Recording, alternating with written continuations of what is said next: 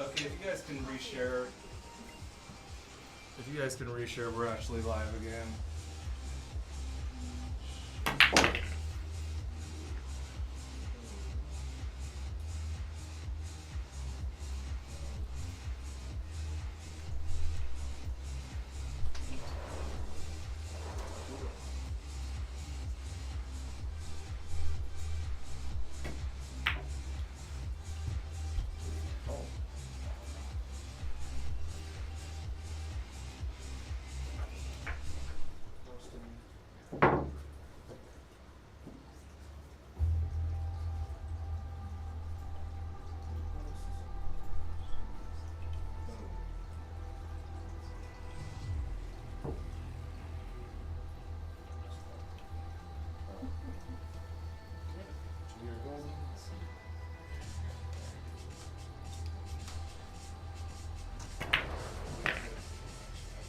You're the first man.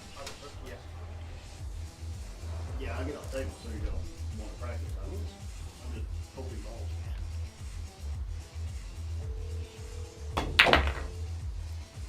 You guys don't mind if we hang out and spectate, do you? Piss me off. This is my angry face. Might learn a thing or two.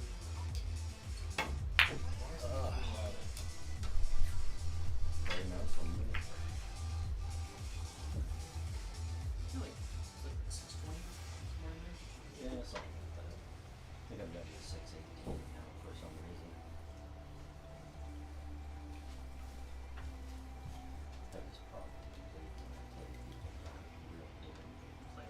No, I coach them into beating all the time. I'll hook them on accident. They'll be like, "Hey, what do I do?" And I'm like, "Kick over here, try it over there," and then they'll beat me. Like, why do you both? Yeah, I gotta get my robustus up. I want to go do one of those MLB stuff, like the one you just finished up with. So I feel like if I can get into like a 550 under, I would be pretty cool. Like my favorite in that.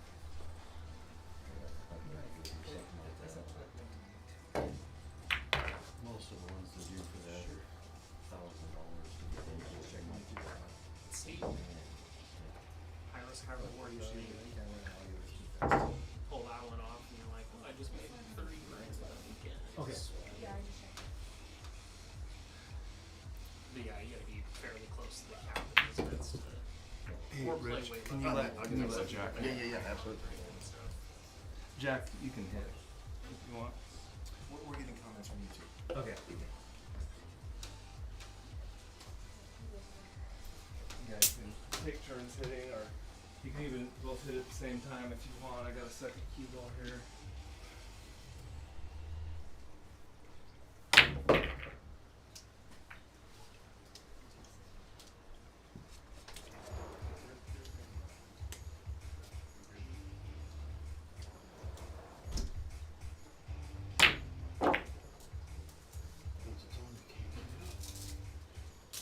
Okay, let's go ahead and start.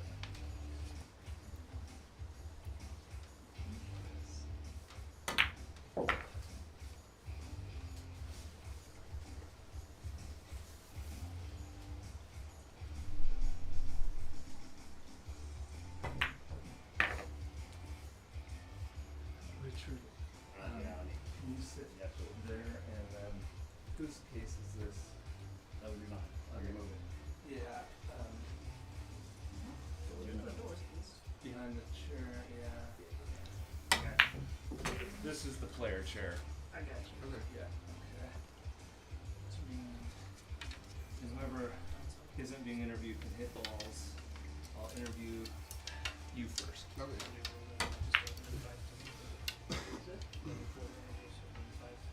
Real scratch. Did you ever go to the Boondog down there, or Luigi's Pizza? Yeah, so it's out the old Luigi's Pizza. No, the only place I went down there was, Green Pop. what's the other one? Largest back in the day? We shot full down there. There used to be a place called the Right Spot. They That, had that was like right down the street. yeah, they had some nice They had potatoes. a few tables. Yeah. So this is done. And you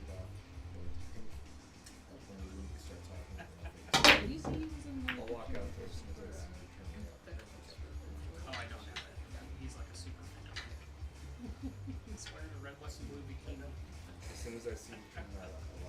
He's such a goober. I have my finger on the button. Okay. Yeah, that was a tough loss. Shaw was talking smack after the whole thing went down. So Sean never stopped talking smack.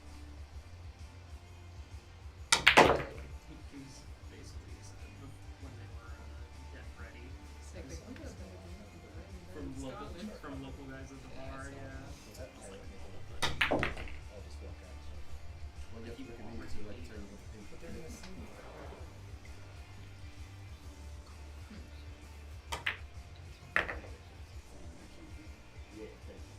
It's gonna be. It's just a second. So now.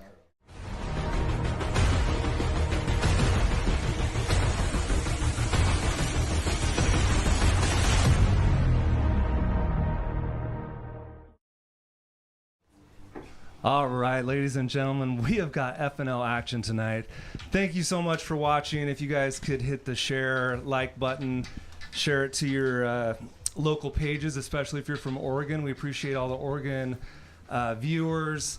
Really appreciate Yohendry Abraham coming out at the last minute. 36 hours before showtime, I didn't know what exactly we were doing. So there was some heroics. We are doing a big raffle tonight. You can actually win these prizes tonight. Mike, the producer, is going to put up the prizes. Couple different things. The Spire Portica cue. Can't thank Steve Dish and Golden West Games enough. It's a great cue. It has the Unilock. We're giving away. You can come to Baldwin's Billiards, get the tour, and get a free 2-hour lesson from yours truly, and get the F&L hat. I'm Lee Baldwin.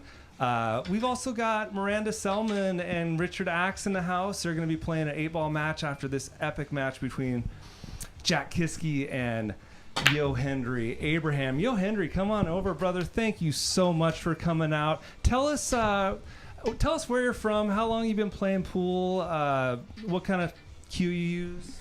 Hey, hi. Hi, everyone. My name is Yo Hendry. I'm from Cuba. I have lived in Portland, Oregon for years. And here I am in this beautiful show. I'm very glad to be here. I hope we get a very, very nice match. We'll see. I use Predator cue with a custom grab. It's a beautiful icon. I love it. Look at this wrap. Just a beautiful cue. Again, $750 a stick. So you had a tournament in Vegas. It was a high entry tournament. Would you just tell us what happened, and would you be kind enough to tell us what you won? Yeah, I really feel great playing that tournament.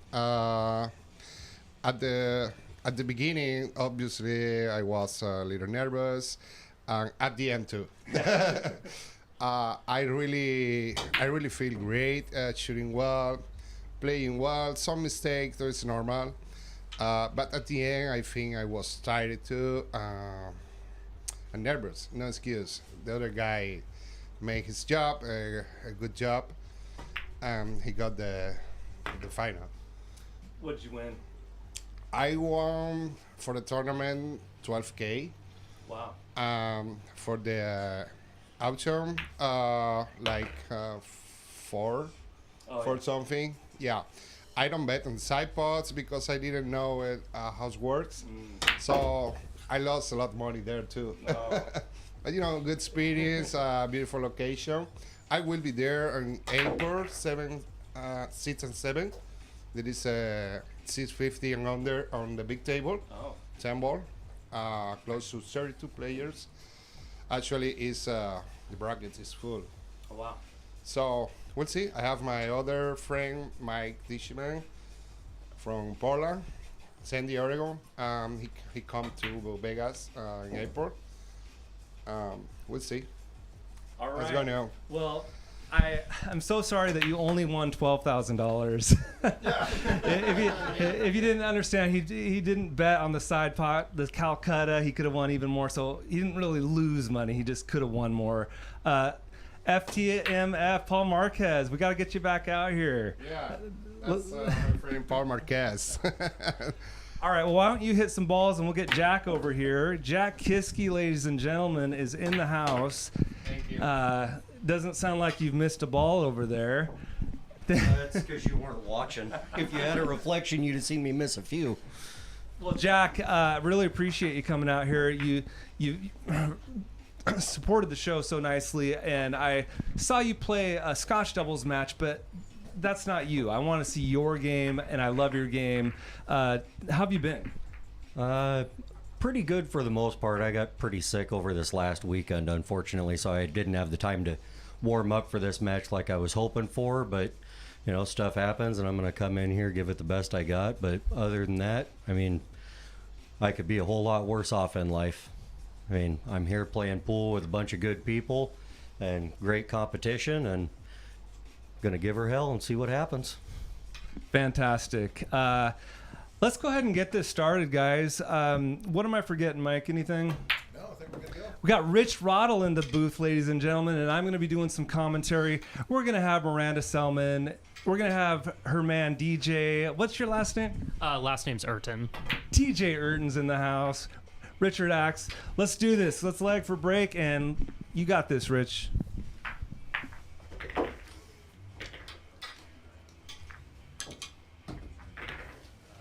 Throw it out there in the chat. Let me know if you can hear me good. Make sure everything's coming through good, loud, clear, not too quiet. All that good stuff as we get ready for the lag. This will be quite the match we have tonight. Race to 11 of a couple of powerhouses. So I don't remember the exact Fargos, but they were both right in the 620 range. So it should be one heck of a show. Yeah, they're playing with a 3-foul rule, by the way. They're playing 9 ball is racked on the spot. So that makes the break a lot tougher. Who won that lag?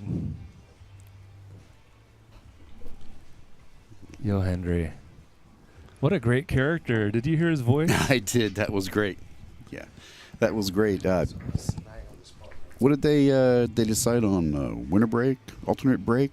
Winter break. And what else?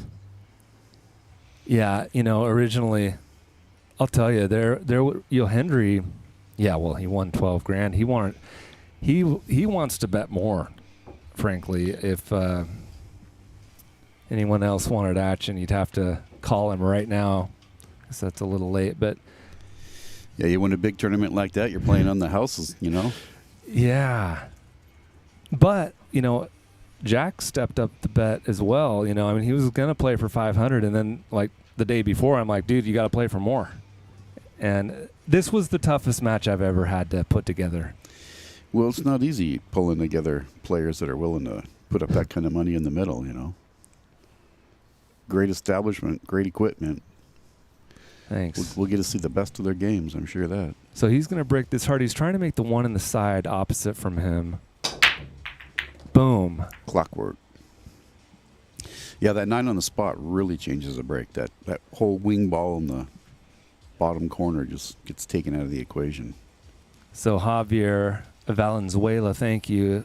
It's a 618 versus a 635. I guarantee you won't ever see me bet 750 on a guy that's that much higher rated than me. 17 points, yeah. Those numbers come hard once you get over the 600 range, too. Right. Yeah, they get more and more different. Every point's worth like a little bit more than the 550 range, you know. Right. Were you able to pull up your YouTube? Yes, sir. Can everybody, I haven't seen anything in the chats yet. Can everybody hear us okay? Oh, yeah, they'd be complaining by now. Throw it out there. Let us know. Nice shot. All right, so we have all the introductions out of the way, and they have started. By the way, you know what? I want to get this chat going. If you guys would please give us your score predictions. I'm doing something different. I will give $50 to anyone. You didn't even have to buy raffle tickets. If you can predict the score for both matches, you got to pick the winner and the exact score right now. And Andrew, yes, he did get second. So now we got Jack with ball in hand. So looks like Andrew put it into the calculator, and at that tournament, he played at a 670 level, which is impressive. Very. So I think he'll try to draw back for the 6 in the corner by the 8. Or will he try to make the 6-9 combo? No, he would never do that. I think he'll go forward and try and put the 6 in this corner over here. I think he was trying to do the second thing, which is I think he was trying to come across the table and put the 6 in the upper right corner. And now he's playing for the combo. Yeah, so, first game, they got to get the table speed down, all that. You get it down in practice, but... Did he get away with it? No. So they are laying perfectly here. Naturally, the 6 brings them right onto the 7. It's a stop and a little draw shot, and hello 9. So let's see what he can do here. By the way, David Scarth, thank you for helping me put this match together. He actually, had a critical health situation come up, and he helped me find Yo Hendry. He was even willing to back a player from Portland to make sure the match happened. So thank you, David Scarth. He didn't have to back Yo Hendry, believe me, but he was ready to. And I'm not seeing the chat in YouTube right now because we don't have YouTube on, so I'm only responding to the Facebook chat. Boom. Gosh, I love this guy's game. I was watching him warm up.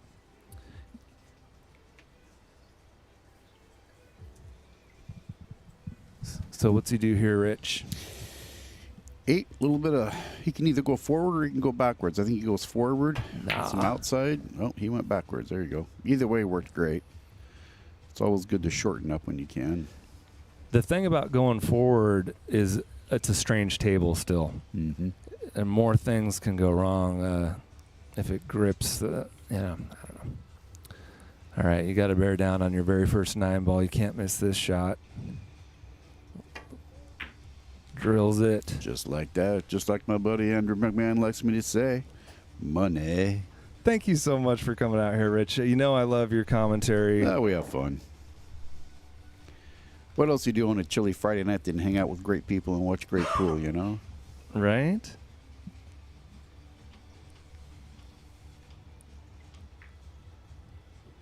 See if I can pull up the comments in YouTube. Okay, it doesn't even show any comments. Yeah, I have it up here, but they're not showing. Well, yeah, it'd be better if everyone just... Oh, well, this was the... Oh, I gotta hit the live button.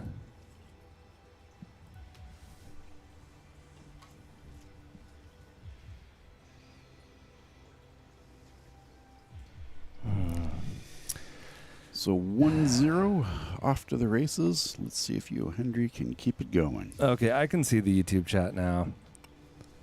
I thought Panda was playing first. You're the only one that thought that. What is going on, dear Lord? Hold on.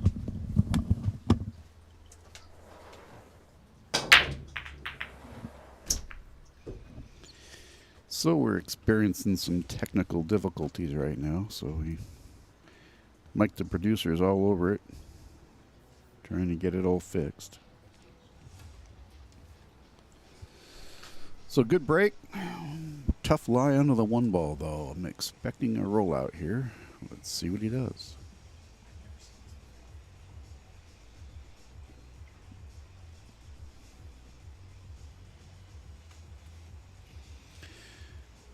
Can someone put something into the Facebook chat, please, to make sure our audio's coming through good and levels are good and clear and all that?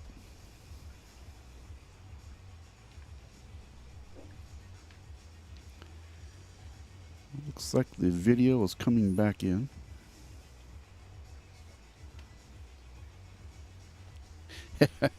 No, Tim, you were not having a seizure. That was technical difficulties there, but they've been rectified. Well, no, they have not.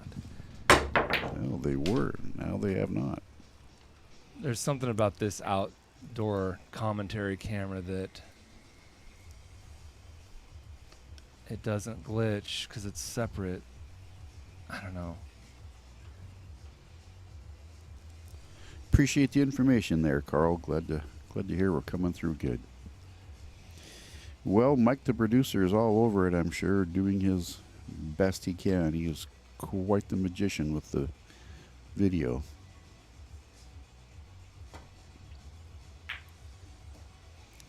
Yeah, you know, this is I'm telling you, it's just a stressful gig. All the way from start to end. You know, we did that 10-man tournament and we couldn't even get the stream going at all. And I was prepared to tell 10 people, "Thanks for coming out. Oh. Nice to meet you all. Now, just if you would just head over to Patrick's, that would be great." Yeah, Patrick runs a good show. I have the pleasure and the opportunity to quite often commentate with Patrick at the Chalk Box. Makes a great bowl of chili, and we have fun. Well, the worst case scenario is we're going to restart the stream, and it's really not that big a deal. I remember watching a big event at Ox, huge event, and Raw Hanna was playing commercials that were copyrighted, so the thing would crash every time he did an ad, and he'd just restart the stream, and all the same people would just rewatch. You know, you had to pay those bills. So if we do have to restart, make sure everybody hits that share button and gets the word back out there. Oh yeah, and then we're gonna change that score to Abraham 1. Yeah, we can't go on much longer like this. We need to restart. Well, now it froze.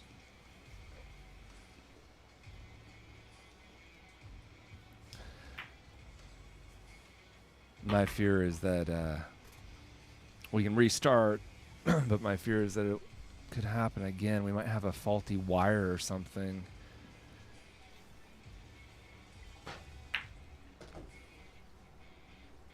Anyway, now he's actually got a decent angle.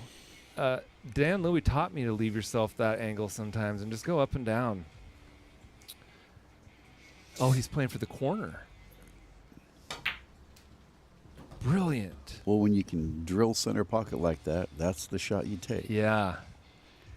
I love it. That was a beautiful shot. He's going to pound this too. He's just going to stun it. Boom. Gonna try and shorten it up for the 8-ball. There we go. That was nicely done. We'll come around, I believe we'll come around 2 rails. Take the 9 in the upper right corner. I think he'll do that, but I think he'll play the other corner.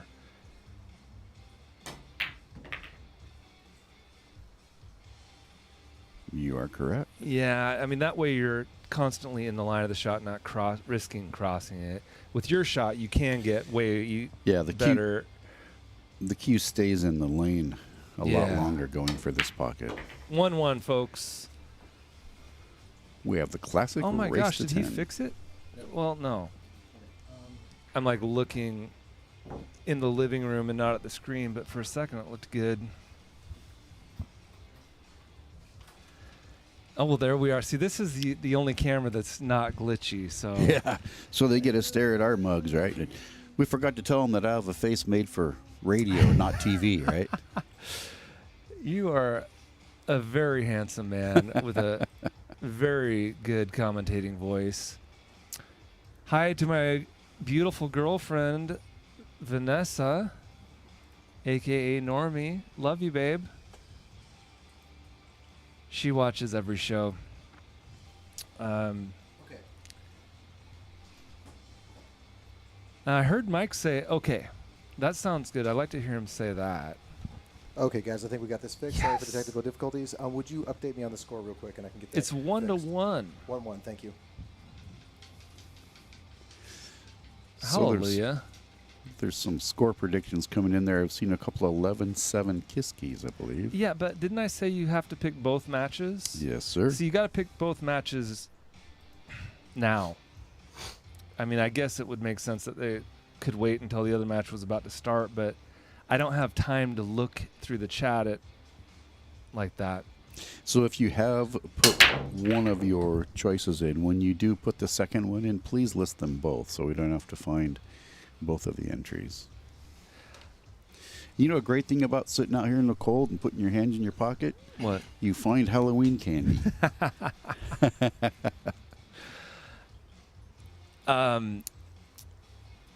Yeah. Yeah, not only go ahead and predict your scores of both matches, but take a little screenshot, send it to me after the match if you won. Don't make me dig. Please. I love all my viewers. You guys are the only reason that we got this going. What's Kiske looking at? He's looking at how to hit the one and stick him. People going to put the one down table and the cue behind. Ooh. Wow, that's an aggressive shot right there. He went for the bank. He's probably relieved he didn't make it because look where the 2 ball sits. Yeah, well, he was in a tough spot. Mm-hmm.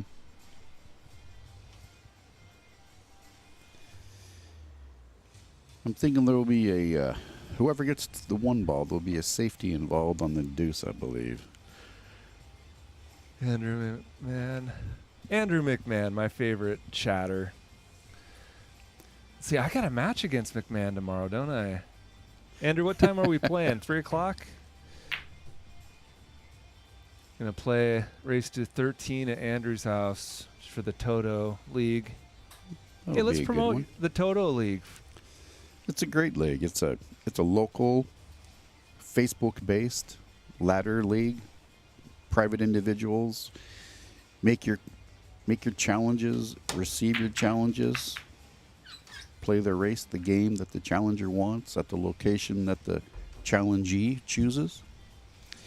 It's just a lot of local fun. Get to meet a lot of people. Get out and see the scenes. And then the tournaments. Yeah, quarterly actually. There's tournaments, and there's what they call the seeding tournament where it it does, but you never know how much until the tournament's over with, how much it reshuffles the list. And then there's final payouts. It's an all payout. There's no fees involved. It's ran by the graciousness of a great Kitsap local cue maker, and pool player, good friend of mine, Kim Raymond. So we all are completely indebted and truly appreciate his efforts there. Yeah, thank you, Kim Raymond. And also thank you, Rich Rottle. Not a lot of people know that he helps Kim a lot with that. I love the league, and I love the shot that Yo Hendry just played. Nice little safety. Yeah, he's got to hit this deuce full, otherwise the cue could carry him off that 5 and climb into that corner. Oh, look at that beautiful shot. Oh, it hung. Wow, I thought the 5 was going down for sure. Yeah, well, looking at the combo, I didn't think it was possible. I was shocked he came as close as he did. Well, the angle the 5 left at, I thought it was going down for sure. So can he cut the deuce back far enough now? Off the camera, it's hard to tell if he can. I don't think so. I don't think that he would risk it. I mean, I think it's humanly possible, of course. If he does, he'll send the 9 for a ride. Yeah, that 5's down in the jaws too. He So could carry him or play the prudent safety like a 630 something would. Thank you, Angela Carlson. That's a nice prediction, and also thank you for your support of the show.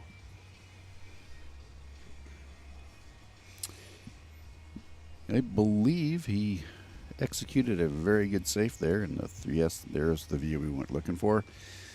So does he masse? Does he grab shorty and get jumpy, or what do we do here? I think I think he's going to masse. Yeah, he is. Good call. That was your first choice. It's not going to leave much separation. It never does. That's the problem. Yeah, if you can get the jump to clear, you have the speed to where the balls separate. But Yeah. It was a long jump. it was a long jump, yes. Now, people want to bet on this. It's if no one's taken your bet, you got to give up a game on the wire. Incentive.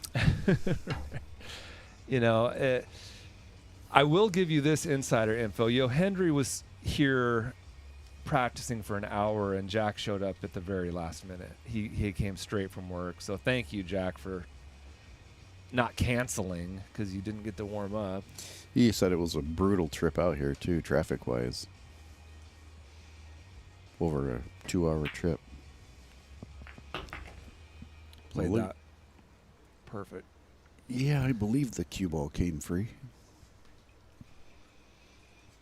Now, the problem is getting from the 3 to the 4 is a complete nightmare. Yeah, I'm looking on the screen. The 4 is against the long rail right next to him, isn't it? Yeah, you got to do low left. So Mhm.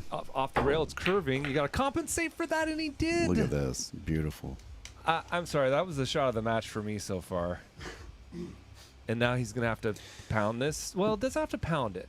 Yeah, Yeah, he'll draw right over Just- for the 7. but he won't hit it soft. I'll tell you No. that. And he does want some angle onto the 7 because he has to get back down for the 8. Right. He'll hit this nice and clean. That's perfect.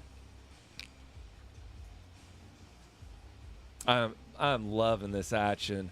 Patrick Nix called me. He's like, dude, this is incredible. We got a total unknown who looks like a badass, and he does. Look at his table presence. He is definitely not new to the game. What we didn't catch in the interview is how long has he been playing? Did you hear any of that? Oh, Not long enough. wow, that was a big miss there. But this will take quite the stroke from Jack to get back onto this 8 ball. This should be exciting. He's got a powerful, clean stroke, so we'll see what he can execute. Yeah. Under pressure, I shoot this into the fish tank. He's got an open bridge, though, so he's going to hit it smooth. That might work. Timing shot. Got away with it. Yeah, he left it at the 50-yard line. Does he go for the bank? Does he go for a distance safe? People need to understand that shot is 10 times harder on a 9-footer than it is on a 7-footer that you might be used to playing at. And I can shoot draw shots on this table once I've been practicing it for 10 minutes. But to come into it cold and, I don't know, that was a tough shot. With a lot of pressure on it. Right. So he did the safe I was talking about, put some distance, got it down table, put it right in scratch shot zone. So let's see what he does here. Yeah, and he left him on the rail, which is gigantic. Mhm. He's just going to hit it as much of as he can and avoid the scratch.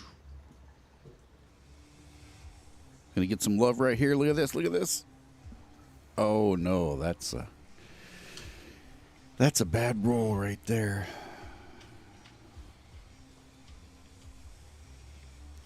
Yohendry says, I think I'm going to take advantage of this situation.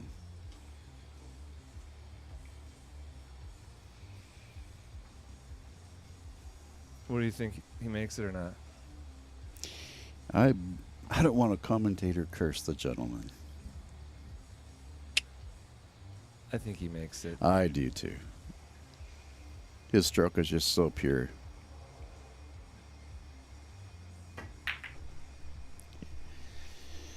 It's a good thing we didn't have money on the line. He played it to And he save. got away with it. Look at that. That's a crippling. So does Jack get jumpy now? That's a quick up and down. Phil Squires, they're playing for 15 hundo. In the middle. $7.50 apiece. You know, I actually rewound that shot to make sure it was a good hit, and it totally was. I blinked right when it happened, and it was shorty jump. We'll see if he can get up and down this quick. Oh, look at that camera angle that Mike's got. Oh my gosh. cliffhanger. Does the 8 go by the 9? I believe it does. Yeah. Yeah, I think he's definitely out here. Yo Hendry's out there licking his chops right now, saying, "Right on, I got this." Yep, that right there tells me that it does go. A little bit of pop draw right here. 9 balls, same pocket. After this game, I would like to do a Spire commercial, just because I'm so thankful to Steve Dish for donating that Portico Q with the Unilock.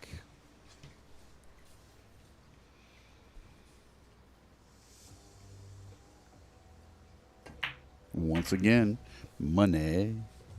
2 to 1. I love it. We've got a beautiful match. What do you think the chance of this going hill? I think they're going to slug it out all the way through. 50-50. All right, now a word from our sponsors.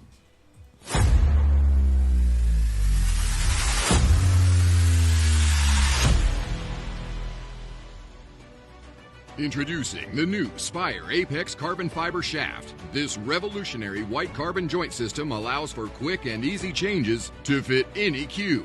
The Apex features the latest in composite tubular process technology and materials at an affordable price.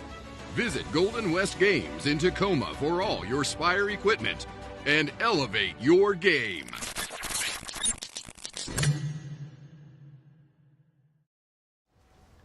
All right, and we're back. Mike, could you get that graphic up of the new Golden West Games location?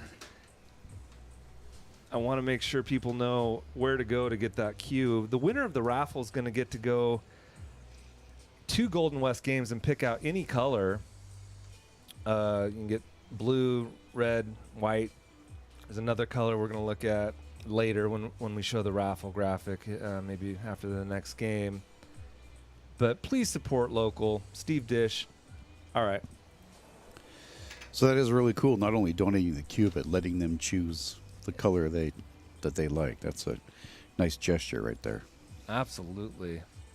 And Steve Dish is not the original owner. So if you had any problem ever with anything from the past, he's just fully taken over everything recently.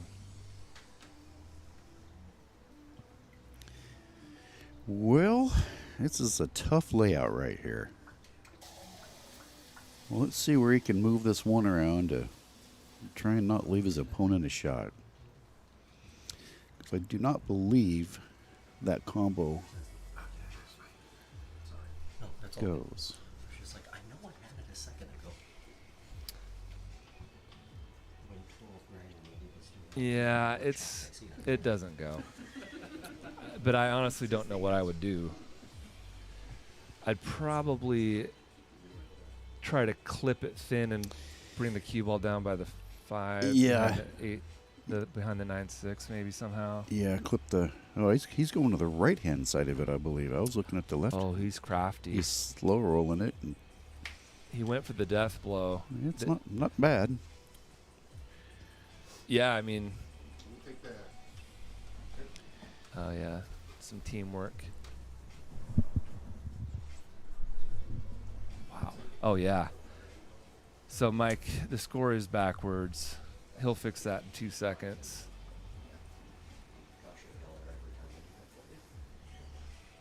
Yeah.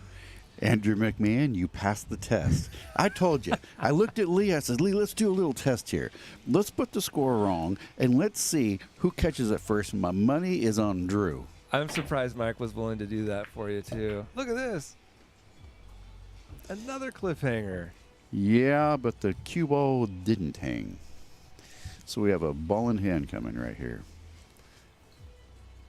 Oh, yeah, he's got the score. He's changing it now. We're all good. Thank you for everyone that if Rich isn't loud enough, if I'm not loud enough, if any of the other commentators tonight aren't loud enough, or if the score is wrong, we appreciate you guys. This is a community event.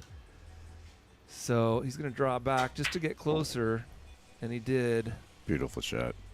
So the 4-ball is on the bottom rail, I believe, correct? Colors are a little bit tough to tell on the screen. So he's got a power gross drop. This is going to be beautiful. And he's got the perfect, he can cut it and easily come back for the 5 just with that left. Oh, he's going inside. This is going to be really nice. Take the 2 rail. Oh, whoa, traffic. So he clears it.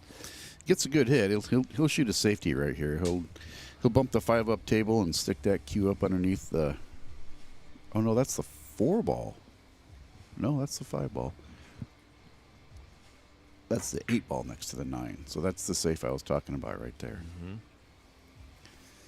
The colors could be misleading on the screen, so apologies if we call a wrong ball out.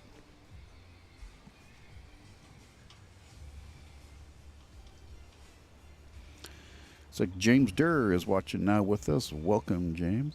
Since I didn't say it, after this game, the score prediction contest is over. If you're just joining us, you can still do a score prediction and win $50 of Lee Baldwin's money. If you're on the nose, you got to pick the winner of both matches. You got to give us your score prediction for both matches right now or before the game is over.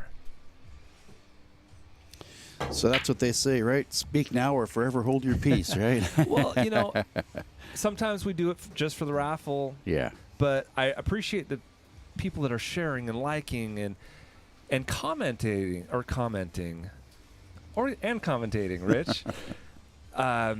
So yeah, cracking jokes, chatting,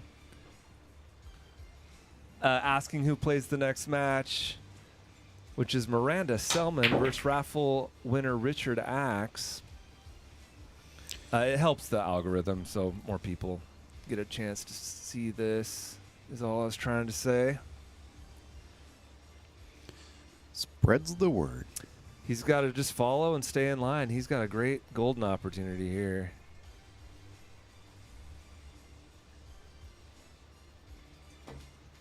You know, I'll tell you something. Whenever I shoot off the rail on those straight shots, you have no idea how much I'm looking at the cue ball and my tip and how simple I'm stroking it. I'm occasionally looking at the object ball, but I'm putting so much focus on that cue ball because when you're on the rail, if you don't hit dead center, it curves instantly. I can tell I missed it as soon as I hit it. I can feel that I didn't hit dead center. Jack's going to play some one pocket here. Oh. 7, 8, 9, same. Oh, okay. He goes that way. You can go either way. Now that's the distance you want to be from the rail. Now I'm looking at the object ball most of the time here.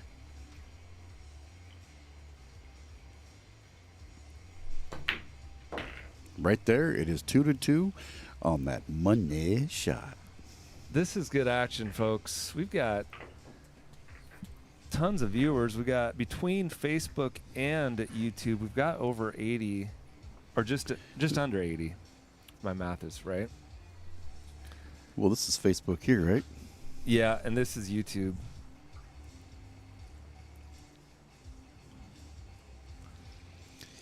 Yep, 80 people on a Friday night. Everyone just get home from work. I'm going to guess that number goes up. Mm-hmm.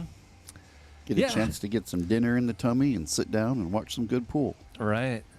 You know, Mike, could you put that raffle graphic up? I had talked about, I want to continue promoting the Golden West Games and that new Portica Q that they've got. There it is. Oh, no. Oh, that's the wrong graphic. We'll do the other graphic next time. All good.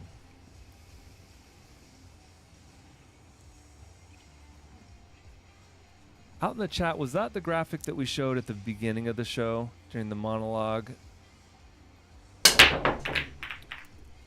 I send Mike so many different graphics to show, but we changed the prizes, you know. There's Justin Kiske in the chat. That is Jack's twin brother. I had the pleasure of covering their Scotch doubles match over at Chalkbox a couple weeks ago. That's right, I watched that. It was good to see Dominic back. He is jacked. Yeah, he definitely has been putting some time in with his game. Yeah, he looked beautiful. I got to get him back on this show.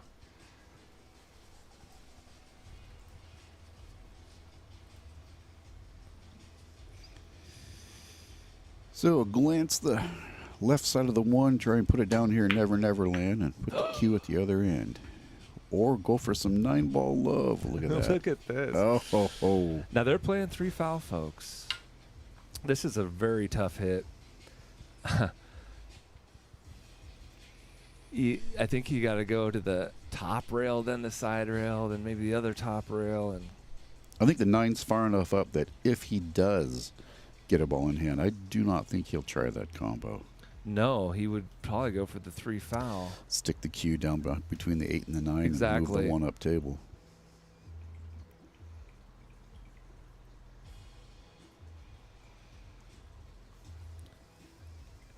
He can see that side rail. I didn't think. Whoa.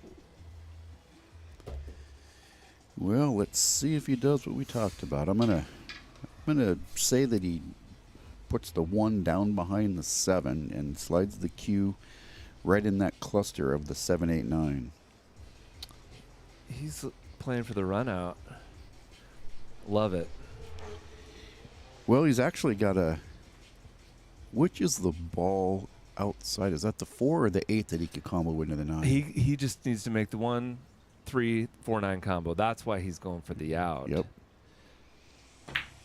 That's the right shot, folks. He is a brilliant, brilliant man. I don't know that I would have seen that. I was dead set on 3 fouling. Well, I believe the 9 ball is off the rail a little bit, so he's got to lift this 4. Oh, he's got this all day long. Nice. 3-2. Is that the first lead for Jack? It is. I was watching the Northwest Cup, and I was like, is Suzanne going to get 3 fouled 2 games in a row to end this? That would... Yes. That's the Portico cue. I'm seeing that on our delay, folks. I realize you've been seeing it for 8 seconds, but you get to pick your color. Win a 2-hour lesson with me. You get to come see the venue. Or if you don't want to come out here and you live in Tacoma, I would give you a lesson out there. Support Ed Hobbs and his TAP membership. TAP League, I'm sorry. You get a free membership. That's worth some money. I mean, league dues aren't cheap.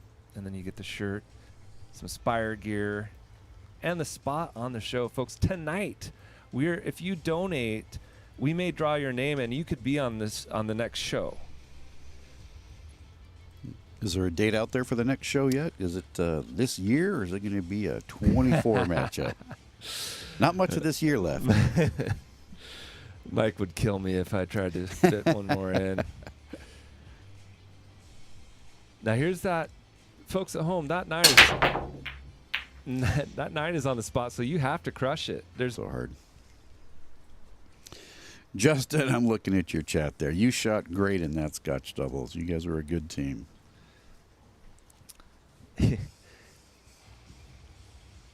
Did he break that hard, or did he break that hard? They call that the sledgehammer, you know. It's like, boom.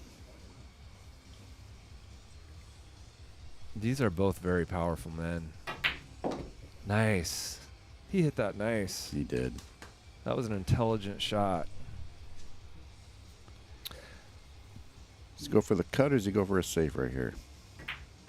Safe. By the way, we have a match with Miranda Selman and Richard Axe after this. And after this game, I'm going to ask you to go get Miranda to come commentate with me. We need to talk about a couple things. And please have some pizza, have some Hawaiian sliders. There's cheese and crackers, shrimp. I want you to eat all you can. That Forelli's pizza is the bomb. That's right on. Wood-fired pizza. Had some stir fry on the way here, or on before I came here, but there's always room, you know. Oh, he broke up the problem. Well, not quite.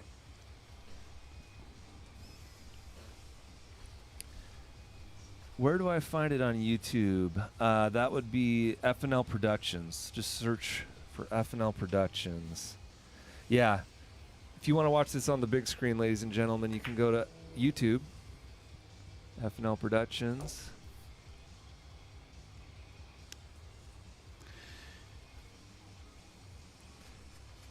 Trey Vineyard, how does one get onto this? Well, there's two, buying raffle tickets helps a lot, even if you don't get drawn. These people that buy raffle tickets, I tend to invite them onto the show even if they don't win sometimes. I mean, believe me, it's not a guarantee. So many different people, but we are doing a drawing tonight. And if you win that, you're winning the $100 entry. If you win your match, I hand you $200. You didn't have to risk anything but $20 worth of raffle tickets. All right, Rich, what's he going to do?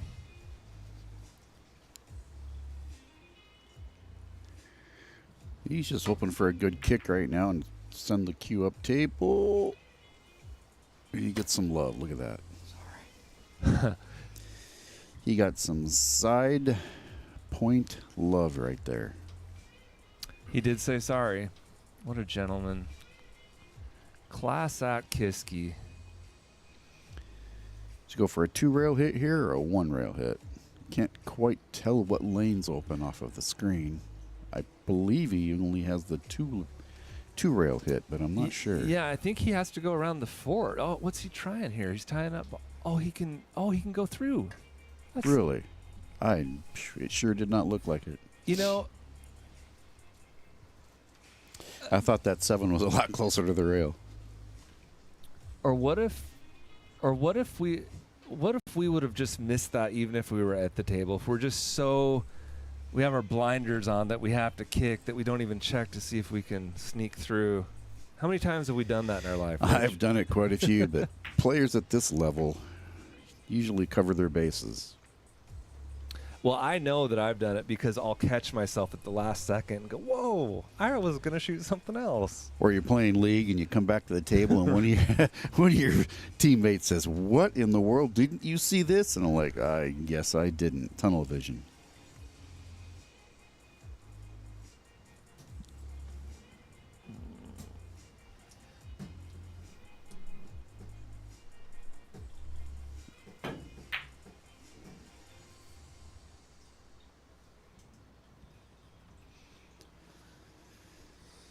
Well, he gets distance.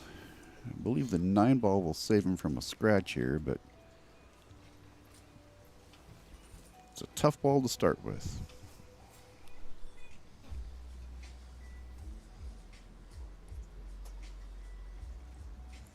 How about those camera angles that Mike, the producer, is giving us? See that 26? That's our 26th show.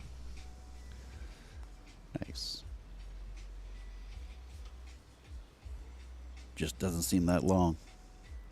I know I played on this show a couple years ago. I played a great player at a table mechanic out of Tacoma there. We had fun. Don McHenry I played. Oh, that's right. And you won.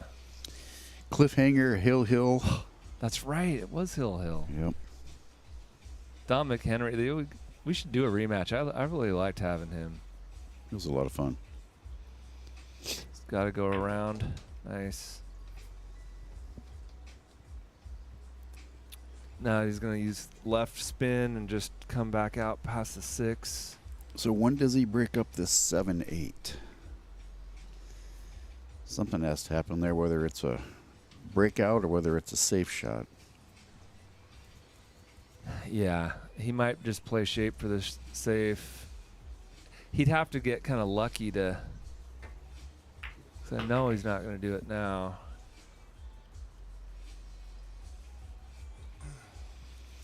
Yeah, this doesn't move him either. It's one of those deals where you try to play shape to where you could get maybe a lucky perfect shape for the breakout, but know that you're probably going to end up playing safe. So you would play the 6 and come behind the 7 and shoot a stop shot at the 7, send it up table and hide behind the 8. I mean, that's what you were talking about.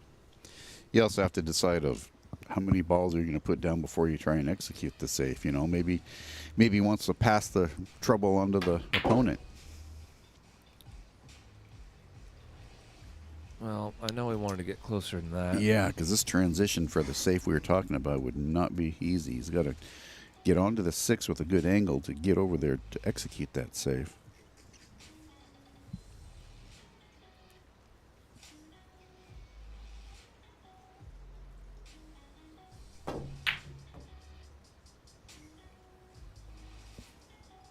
Yeah, he had to hit that hard and go back and forth. Makes the shot so difficult. That's danger right here. Does he try it?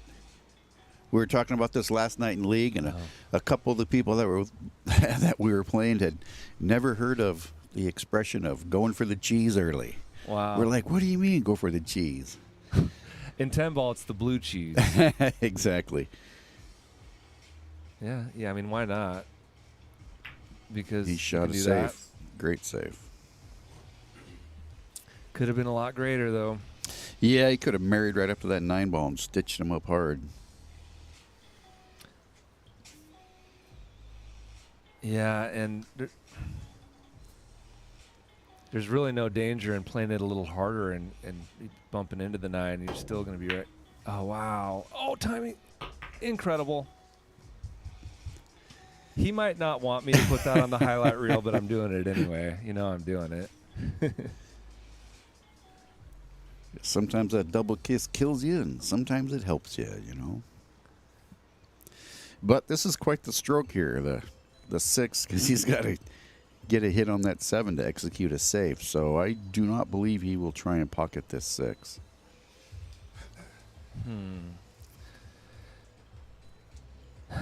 You're right about that. Just because it's so long and cue's buried in right in the jaws there of that pocket. I just don't like being in this situation at all. Being up against the rail. So we all just learned a little something. So that's what I was talking about, is just not try and pocket the shot. Yeah.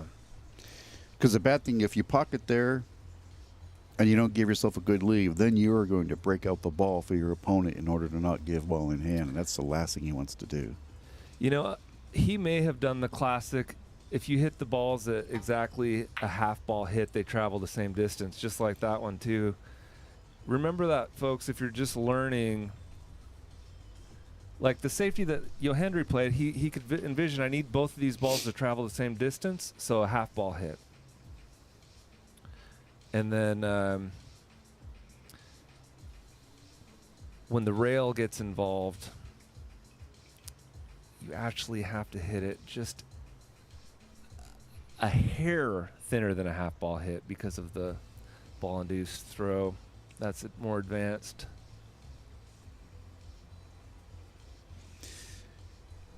Contact induced throw. Yeah, does he? I think he tries to. Yeah. Look at this, though. Oh, it went past. I was going to say he may give him an angle to try for a breakout, but I think that 6 ball went too deep. Yeah, he can make this. Maybe. It's tough. It's a thin cut, right? Mm-hmm. I think it's too thin to where it takes the breakout out of it. Mm-hmm. That's true, too. I think he needed to hit it fuller and then drive the rail to come back around for the 2-rail breakout. But well, and then you got to worry about what if I whiff it completely? What if I hit it too thick and scratch? mm-hmm. He's thinking about all those pitfalls to avoid.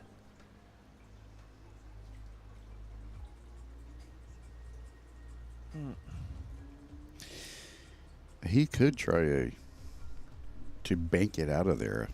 Basically a 3-rail bank on the 6 to bring it up to the left side of the table here. Let's see what he tries. Nope, he's not doing that. Danger. Didn't I mention that particular Yep. pitfall? That was tough. The speed he had it at is like going right there. But if he makes it, he has shape for that safety we've been talking about. Mm-hmm.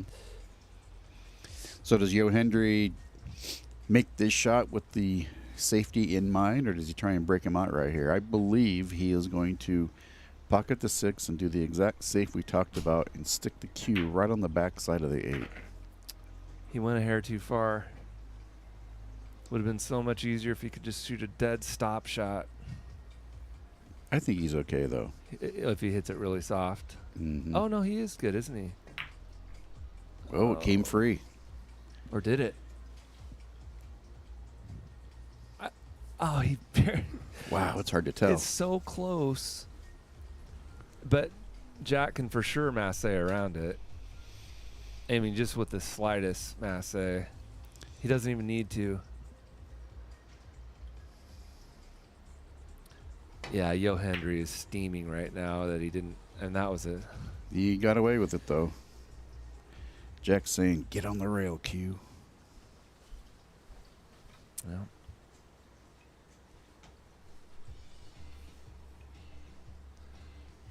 Oh. Yeah. We've got Alexander Abraham Batista. Arriba Campion. That my girlfriend calls me Campion. That's champion. And Oh, right on. they're from Cuba. She's from the Philippines. Probably share some. Boom. That was a nice shot right there. It's going to take another one, though. Banker cut. Cut. And then Arriba, I mean, we know what that means, right?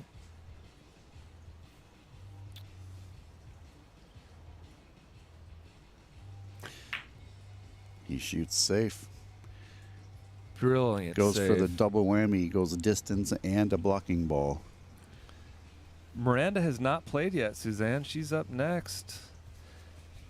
Yeah, the problem with cutting that in is you might leave it hanging. Yep. And sell out. Good old rattler. That was a brilliant shot. I used to cut that all the time and leave it hanging Well, half the time. This was a two-way safe, really. He puts the distance, even if he doesn't put the 9 in the way. He basically gives him a very difficult shot. And if he does get the 9 in the way like he did, it's crippling.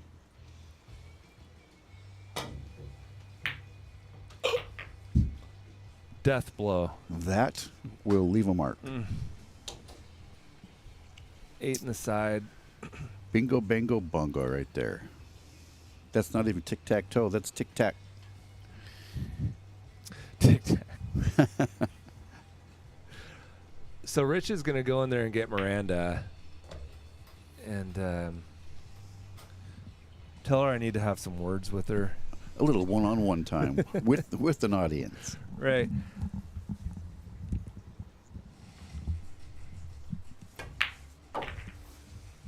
And Yo Hendry ties it up. 3 apiece. We've got action, ladies and gentlemen.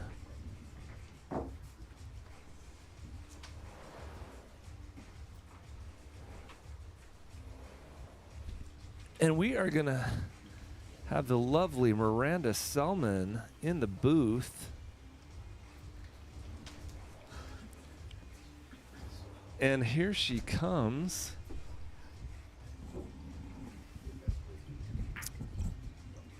Here's your headset.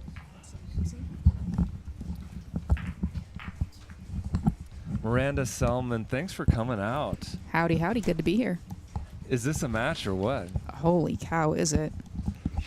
Both these guys have made some amazing shots, and honestly, I've seen them both just get a little bit of bad luck rolls as well, but, you know, that'll happen to the best of us. You're sitting there going, I'm going to make that when it's my turn to play.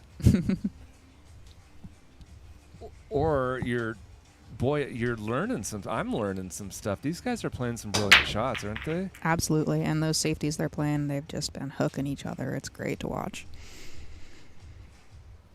Are you able to listen to the commentary at all? Out on the Yeah. couch, I've had my phone on silent, Okay. so I haven't heard anything. You know, if you ever come out to FNL, I recommend bringing your what do they call these earbuds? Some kind of Bluetooth headset so you can listen to the commentary for a little bit, or not. Good to know. So, Miranda Selman, talk about your match coming up. So I am super excited for this. You called me completely out of the blue the day after Thanksgiving, and you were like, "Hey, I've got a match coming up, and I think you'd be a good fit for it." And I certainly did not expect that on the day after Thanksgiving, so thank you for that. I'm really looking forward to this. I think it'll be a lot of fun. This is the first time I've met Richard, yeah. I haven't, honestly, I play pool all the time, but I don't usually play a lot of, I don't gamble usually, honestly, and I don't usually play a whole lot of tournaments because, frankly, I'm up at the absolute crack of dawn most days, so staying out until, midnight on a Tuesday doesn't really work for my schedule, unfortunately. But it's always great to be in competition. It definitely makes you think about things a lot more and approach the game differently, so if nothing else, it'll be a great learning experience. Well, a lot of people that don't gamble feel perfectly comfortable betting it up on the stream because you're in a safe environment. Right. No one's going to pull a move on you. They know everyone's watching. For sure, sure. Me and Patrick were talking about that. I'm like, dude, I've had 50 matchups and not one heated argument. Sure. And Patrick says, well, the public is policing the match, and the players know that they're right. You don't want to get ostracized from the community. And the funny thing is, as the game becomes more and more publicly accepted, especially as we build our juniors programs here in the States, kind of to mirror what's going on in Europe, the gambling aspect of it has to become a lot friendlier and not nearly as cutthroat as it used to be back in the day. I mean, it's great to put some money on a match just to give you something to play for, but at the end of the day, it's still a small community. We see each other all the time, and the last thing you want to do is burn a bridge. I mean, relationships is what makes the world go by, in my opinion, and that includes this. And, the other thing about gambling these days, and by the way, this is perfectly legal. Oh, yeah, no. This is a game of skill. It's not a random game of chance. Yeah, so we're not betting on quarters. Right. They can do this, and my other point was going to be that with Fargo now, it's hard to hustle. Sure. You know what I'm saying? Yeah, it's a pretty accurate system. I know that there's always going to be people in any system who are going to try and play it and game it for their own benefit, but Fargo does a pretty darn good job of catching all that, in my opinion. Yeah, unless you just don't play, right? Yeah, graded matches. Right. Yeah, you're on the road. But yeah, pool is getting so much more respected. You're right about that. I think it's great to see, honestly. I mean, this last Moscone Cup was a great example. It's a tough environment, don't get me wrong, but even just looking at the Fargo ratings going into that matchup, they were, let's say, a little lopsided, right? Mm-hmm. And I think a lot of that has to do with just the different cultures that we have in the pool world in America versus in Europe or in Asia, where it's a much more widely accepted thing, and so many people come up playing it from the time they're young, whereas in America, it's still, in a lot of ways, relegated to bars, so you can't really play unless you know someone at the table until you're 21. Yeah. Speaking of which, actually, what do you think he's going to do here? He's got to shoot that 6 in the corner. I'm giving you 2 seconds to answer. Unfortunately, that's the danger there. How does he get out from here with ball in hand? Ball in hand? Oh, shoot. I say you play a stun shot on the 6 in that corner. And then... that'd leave him the perfect angle, wouldn't it? Mm-hmm, it would. You wouldn't even need to put any English on the 8. Just roll it in. Pretty much. So let's see if he does. You said a stop shot, right? Yeah. I think you're dead right. He'll roll forward 2 inches at the most. 4 inches. And then, it's elementary from here. What I was going to say is, speaking of the juniors and speaking of all ages, let's talk about that new Scratch billiards venue. Yeah, that's exciting. I haven't talked to the owners yet about it, or even really management about if there's going to be a cutoff time for all ages to get out by. I know at 15th Street they run it as all ages until 9 o'clock. Scratch, that used to be Louis G's pizzeria down in Fife on Pacific Avenue for years, and then they closed during COVID, I believe, maybe right before. Anyhow, that was an all-ages venue for a very long time, so I know they had this set up in the building itself to be able to separate the bar. That is a tough shot. You playing the bank? Nope. Boom. Money. 4-3 Kiske, ladies and gentlemen. Back to what you were saying. Yeah, so if we can get an all-ages venue going, I think that'll be great. And I know that there is interest in the King County APA operators were talking about setting up a juniors league up there. I'm sure that people would love to have that set up down here as well. Even if it's just mostly teenagers that play in it, I don't care. I would love to see them out there. Look at people like Savannah Easton. That girl is just running over the nation, keeping up with the pros. She's just kicking butt and taking names, and it's awesome to see. And there's so many other kids out there like that. Around here, we have our favorite young superstar, Daniel Sargentsilio. So many of us have watched him come up since he was just knee high to a pig's eye, and it's amazing to see people come along and their games improve and just the people that they become along the way. We'll talk about the venue, the tables that they have. So like I said, I haven't been in there yet. I believe today is actually the first day that they're open. They have an inaugural tournament going on right now, which is just heck yeah. But I'm looking forward to going in there. My understanding is they have 16 7-foot diamonds and 1 9-foot diamond down there, and it should be a lot of fun. I know they're planning on doing tournaments. Secret Wong has Stick Game Strong tournaments coming up there on the works. Those will be posted soon, I'm sure. It'll be amazing.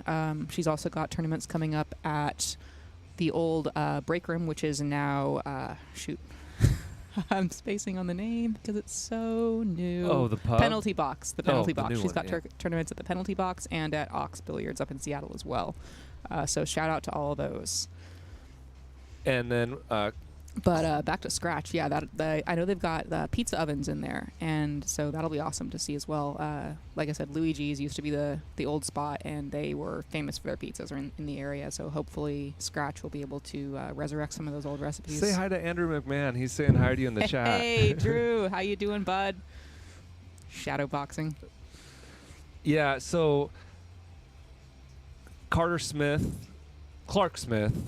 Yes, Clark Smith. And Mike and Ryan, they are the owners of the establishment, and Clark, I believe, is managing it. And Melanie Baker is running the tournament. Yeah, so Melanie and Pedro Vargas were running tournaments down at the Penalty Box. I don't know if they're still doing that, but I assume they are.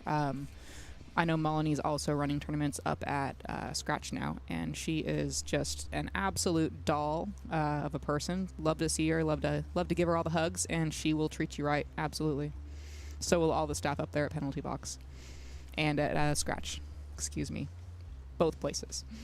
Yeah, it's so important to support the local pool halls, people. If you can afford it, if you're eating out at other restaurants, just eat out at the bar that you're playing your tournament or league at if you can. Or Absolutely. We all know that table time doesn't exactly cover operating costs. So if you can support your establishment, if you drink, go ahead and buy a drink, even if it's just soda. If you're going to eat, please eat at the establishment. And as always, tip your servers, tip your bartenders, tip them well. They do their best to take care of you.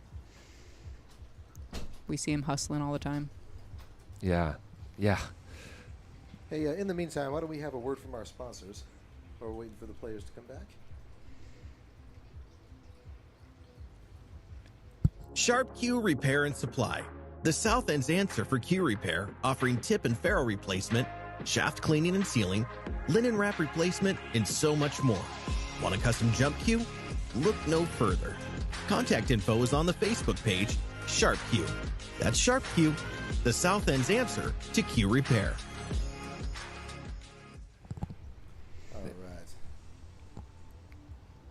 We are back. Just waiting for the players to come back in. Sharp Q and Repair. I love those guys. Stacy Medina. They have been such a huge part of the show. I don't know if you know, but they helped me as a sponsor in I a believe big way. it. They've been a big part of the community down here for a long time. I've known Stacy and Bill pretty much as long as I've been playing pool, honestly, which is a while. Yeah, just an adorable couple. Absolutely. I need to get Bill Sharp back out here. He played on the show once, and he had a cracked rib. Oh, no. But he didn't cancel because he's cool like that. They both, I've seen them both play through a lot of pain through the years. And Stacy has had her back problems, and Bill struggled through a couple things here and there, as well as just regular work stuff. And we all know that'll beat you up worse than anything else, right? Right, yeah. So please support them. You know, get your tip done. He's done my tip. He's done mine as well. Okay. Yeah. But he can repair anything too, and he even made me a custom F&L jump cue. Oh, nice. Yeah. So if you've got a logo or something you want customized, he'll make a jump cue. It's in there. Take a look at it. Also, they're super easy to work with and very flexible on, getting to fit your schedule. So, shout out to Sharp Cues. So let's focus on this game. I think we've covered our bases. He's got a good shot on the one, doesn't he? Yeah, he does. So one to the 2, and then the 3's down there. So he's in line. Both these guys are struggling with the break a little bit, though. Do you see that a lot with the 9-ball on the spot games on this table? Yeah. Well, did you watch how much America struggled on the Moscone Cup?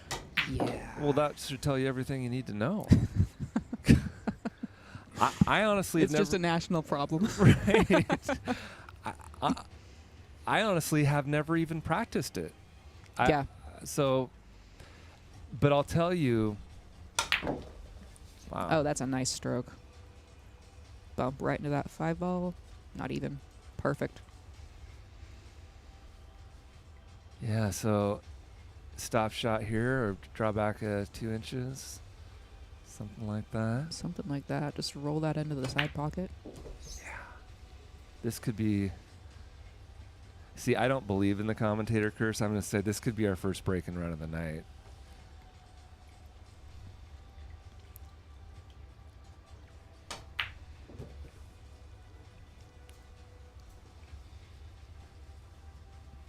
Yeah, I'll tell you. Yo Hendry, so David Scarth was going to play. Mm-hmm. And I had the details set up. I wanted the one on the spot because I didn't want the match to go too long. Sure. There's only so long that these things can go before our stream suffers. And so I had all the details, and when I talked to Yo Hendry, I started matter-of-factly saying some of the details. And he was like, no, it will be 9 on the spot or 10-ball. No way. Because he wants to break hard. He doesn't want to see that Soft break. Yeah. Sure. And I was like, ooh. And I was like, and it's going to be 500 a minute. No. We're playing for some money. He's awesome. That's funny. I will have him back on the show for sure. Absolutely.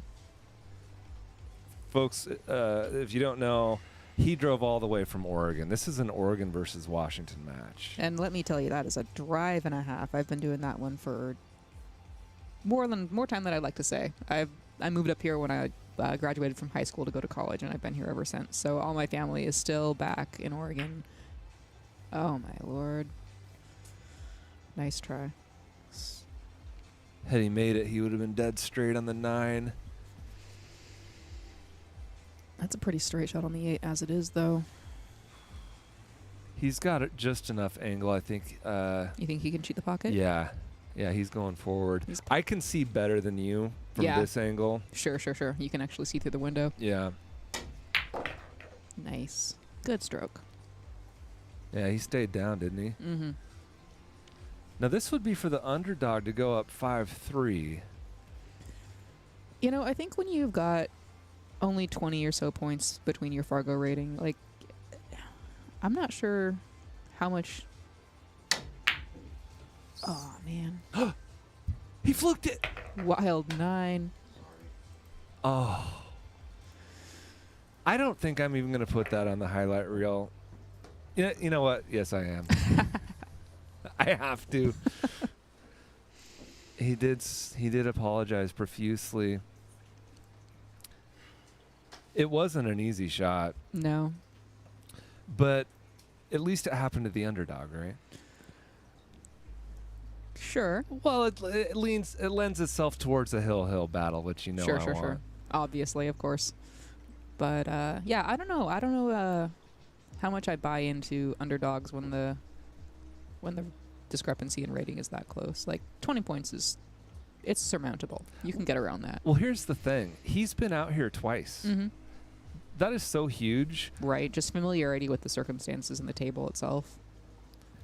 It could be the same exact table as you play on every day, and the room changes you. Mm-hmm. The atmosphere. What do you think of this room? Walking in, was it all that you had imagined, what you'd seen on TV?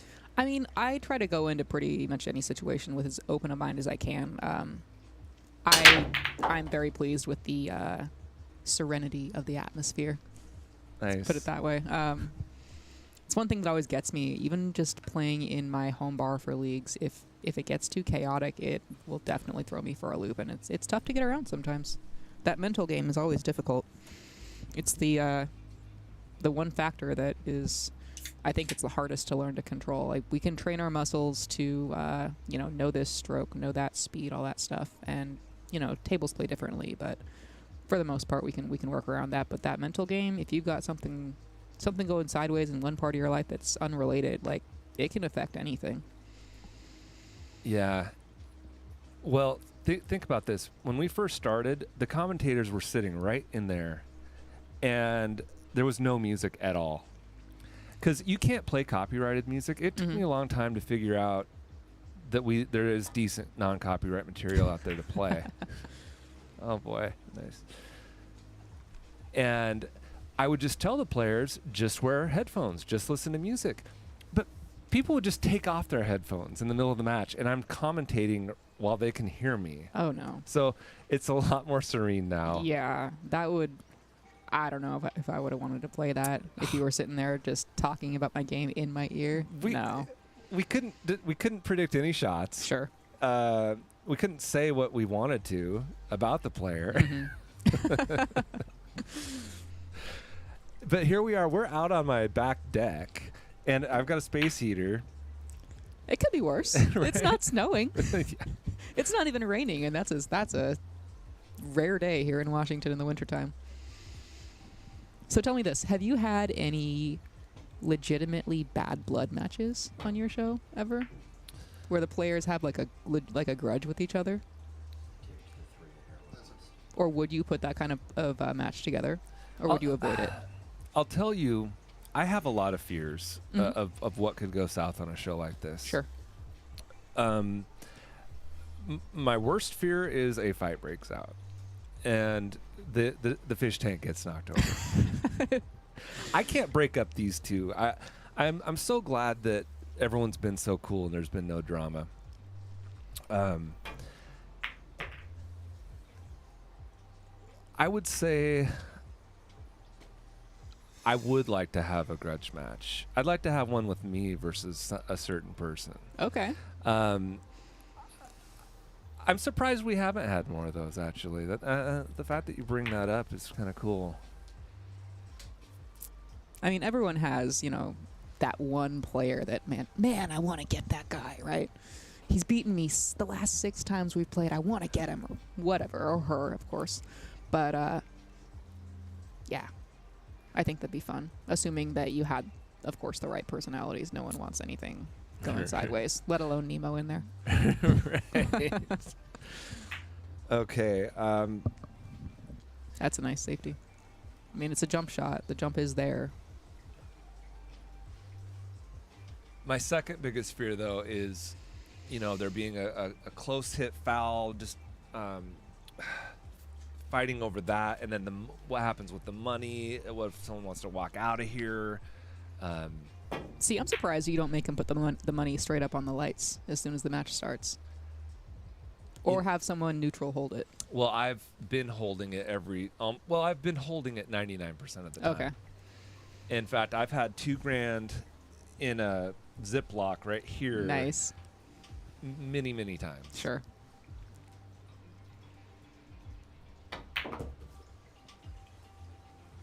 But you got to keep that location a secret. Right? I don't want to get robbed. Tell you one thing, it's not under his hat. Let's see. He's in line. That 6 go by the 9? I think it does. It must. So he'll draw back 3 to 4 rails. feet. I left myself an out there, didn't I? A little bit.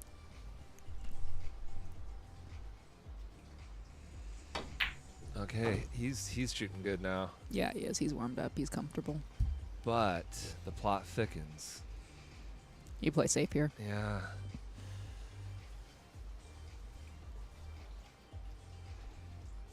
Now, would you play this safe on the short rails, or would you leave the 8-ball up on the top and the cue on the bottom? Well, there's options that I see. I love distance on a 9-footer. Sure. On a 7-footer, I would try to leave the balls on the side rails Mm-hmm.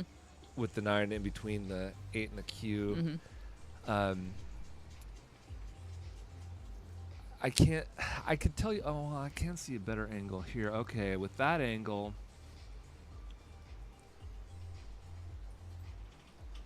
I think I'm leaving a distance. Yeah, I think you tuck the 1 ball as much behind the 9 as you can and bring the 8 up toward that first diamond, right? The cue ball behind the 9, yeah. Yeah, I was going to point at it and you changed the... Yeah, I'm saying bank to the left side of that ball. Or, hit the left side of the 8-ball, rather. Yeah. Yeah. I don't words well always. I apologize, everyone. You're doing fantastic. You know what I'm going to do? I'm going to get your man in here after this game. You can commentate with oh, no. DJ. Let's see what that sounds like. We'll try to keep the smack talking to a minimum. I gotta No hear personal this. attacks. I like variety. I think he's shooting your shot. Just didn't hit it hard enough. You can definitely see the edge of it.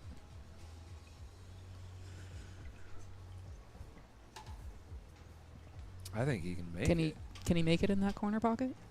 I think he can. I'm not saying he should or Well. will attempt it, but I think he will. Whoa. And just dead straight. Okay, we've got a match, ladies and gentlemen. Heck yeah. I'm going to get DJ in here, ladies and gentlemen. You're cool with that? Yeah. Okay, why I'm going not? to go get him.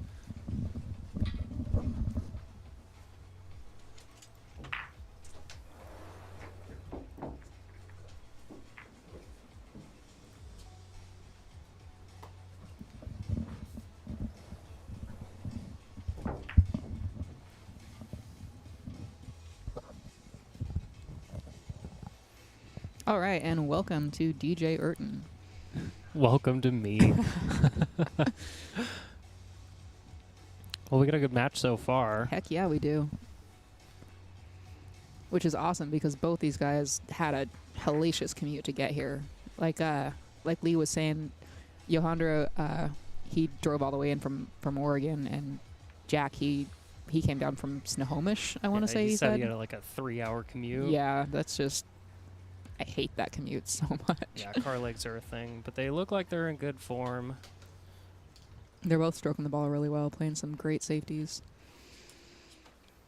Lee and I were talking about how we weren't sure if that 8-ball went clean, that last 8-ball, but he just drilled it center pocket. Nice break. All right, 1 ball's down. Looks like he's got an open shot at the 2. And the question is, where's he going to go for the 4? He play a stop shot there and just take the cut? Looks like the 4 is down first time in past that side pocket. Yeah, it's tough to tell what side of the line he's on for the 2 in the corner.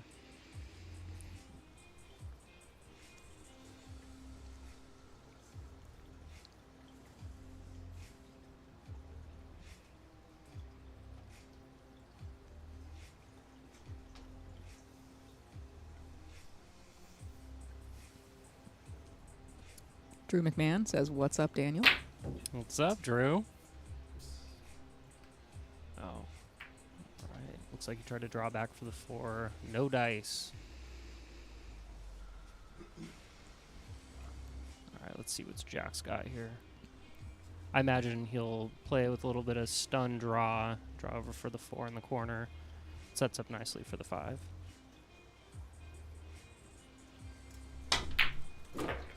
Just like, ooh. Oh no, overdrew that.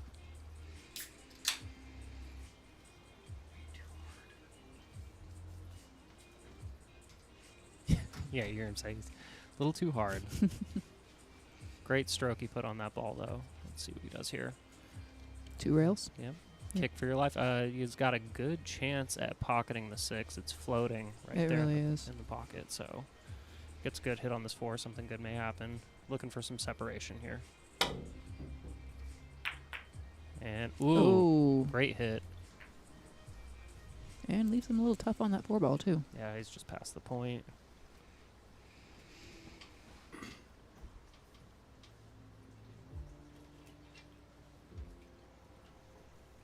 That might slide in. Yeah, Drew that's what goes, she said. What's the J stand for? My middle name is Joseph, so DJ. My dad and I have the same name, so I just go by DJ.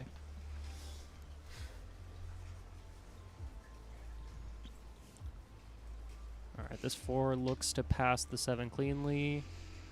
I like him to make this ball slide underneath. Play the 5 on the side.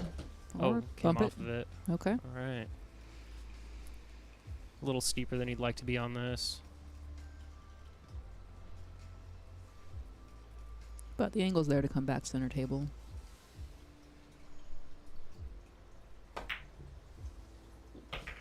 Good shot. Played that with some inside to take the side pocket out of the equation. All right. Looks like it should just be...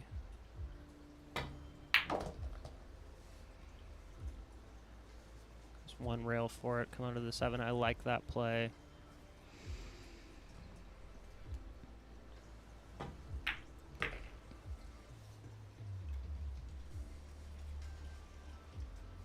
right. Good position to go forward 2 rails.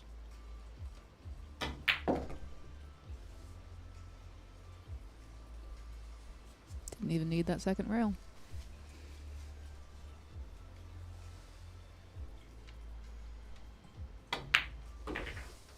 All right, just like that. Nice clean out.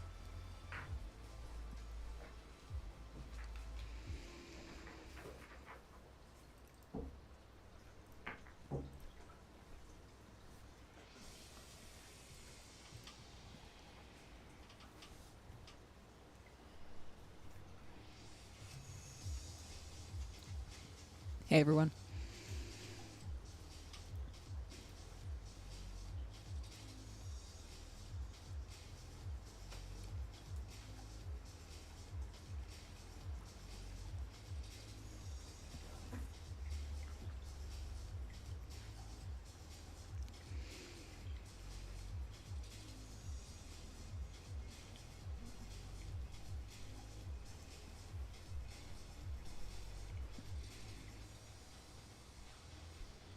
What's going on, Marcello?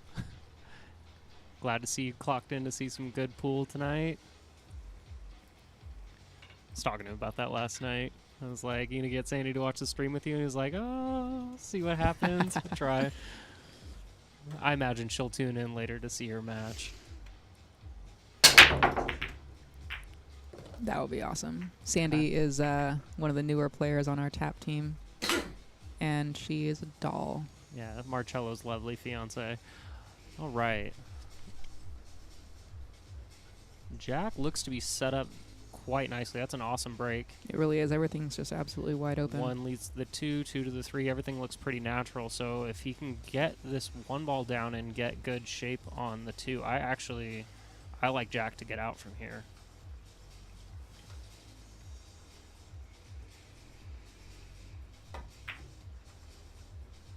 Ooh. Well, he hit it.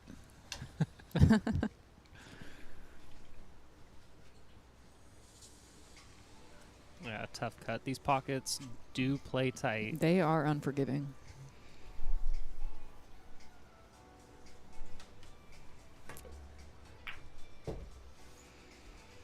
tied it well enough, though. All right, Abraham with good position. And again, this layout looks wide open. Well, we did fall a bit flat on this 3. What do you like here? You like drawing back to the rail and out? There's a 4-ball sitting there. Well, doesn't matter now. It's still a little flat on that. I mean, the cut's there, but... Right, well, the 5's floating on the side. Absolutely, and he's on the right side of that pocket, of course, up on this end of the table.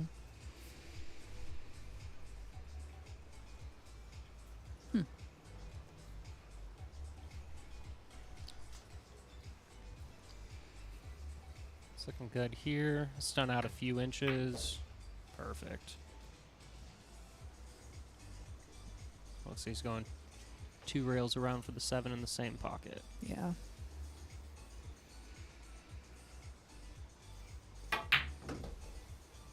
Or just draw the heck out of it. Holy cow, is that a stroke? That is one way to warm up your elbow.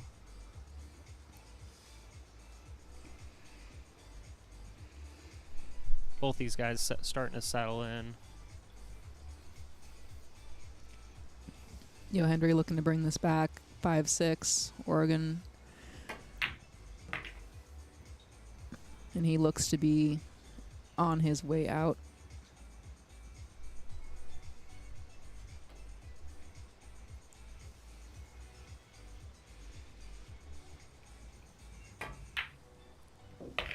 Rock solid, nice and still.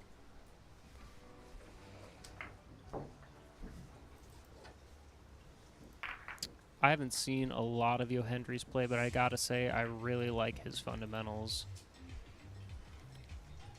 Oh, absolutely. At this level, if your fundamentals aren't there, I mean, I don't know how you'd be at this level without, unless, of course, you're Efren. That's just, that's a given. Oh man, don't question the great one's fundamentals. End up with some hate from the comment section. Right.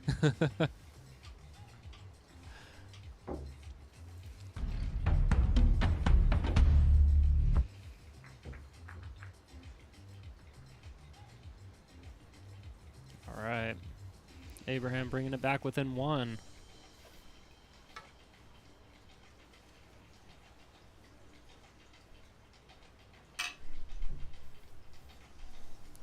This is what we like to see. Yep, nice tight match. Absolutely.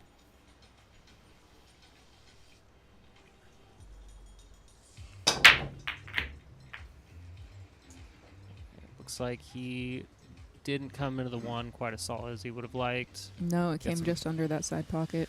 Some traffic here. This is going to be a bit of a moving battle.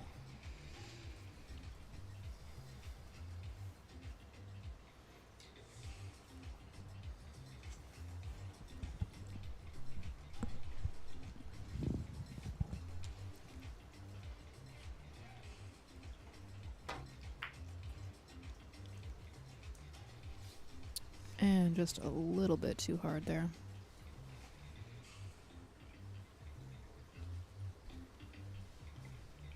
But he is shooting over that template, which everyone loves.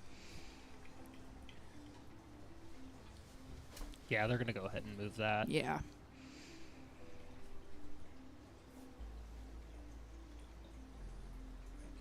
Loving the teamwork. Both guys class acts. Absolutely. I don't care what anyone says.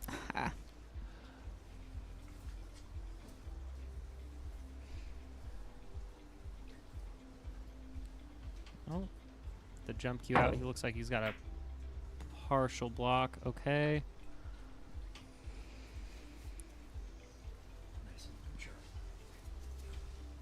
There's a better look for it.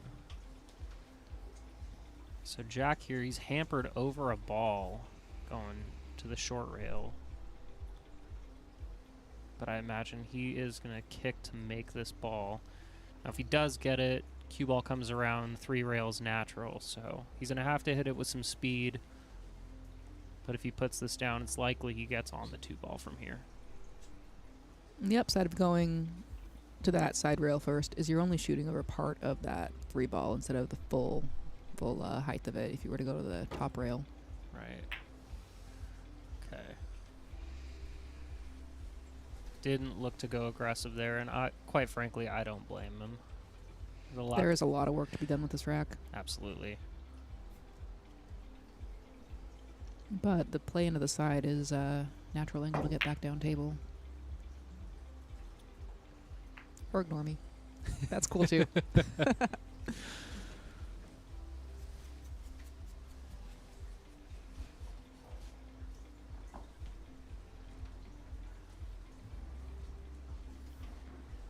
see here. I imagine he's going to try and go thin off the 1. Should check off the 2 and kind of sit right where it's at. Send the cue ball back up table. I mean, that seems like the best play. Oh. Caught it a little thick. A little thick and a little hard also. I think even if he'd caught that as thin as he wanted to, that cue ball would have come around back out to the center of the table.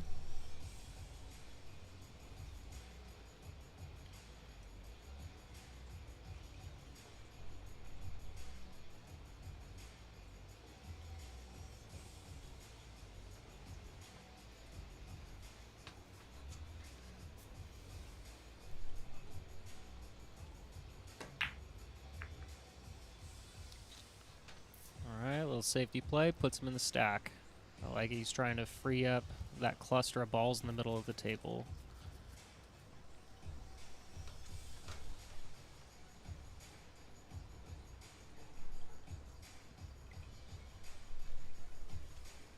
Is he thinking about the jump here, or is he going to kick? Looks like he's kicking. I wouldn't want to jump that on the middle of the table. He's mighty close to those balls to be jumping For over sure. it. That's a touchy one. And it's in the middle of the table.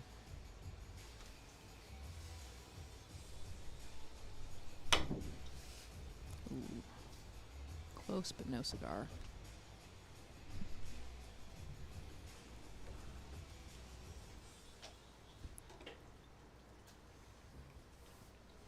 All right, successful safety sets him up on the 1-9 combo.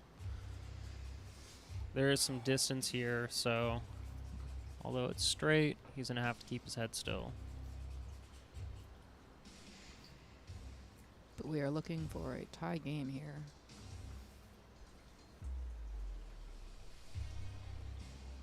I can't quite tell. How close is the 3-ball to that 9?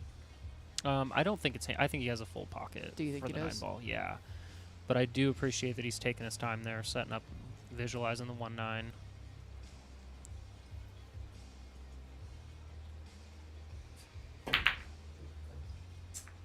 Good effort there. All right. And we have a straight-in shot on the 1-ball.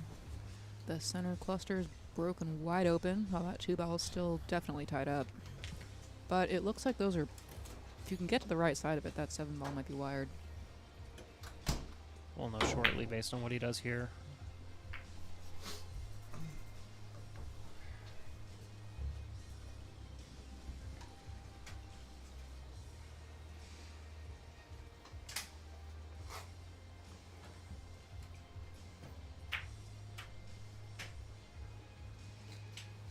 Josh Carlson in the chat, challenging Lee and Patrick for some Fargo Fair matches on the small tables. We'll see what Lee says about that when he gets back in here. Patrick, you can respond as you want to.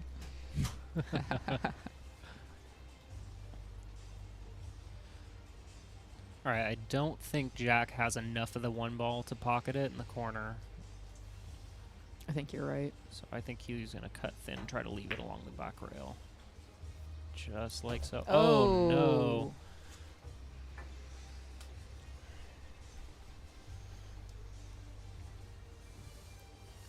All right, well, I guess now is the time to see if that 2-7 is wired.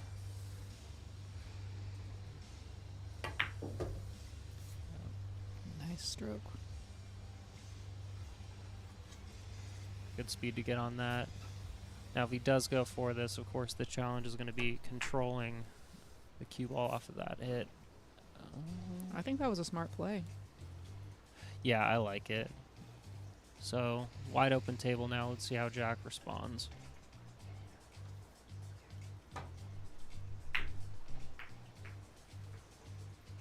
Got a nice rub there off Yeah, the 3-ball. He did. He got the hook.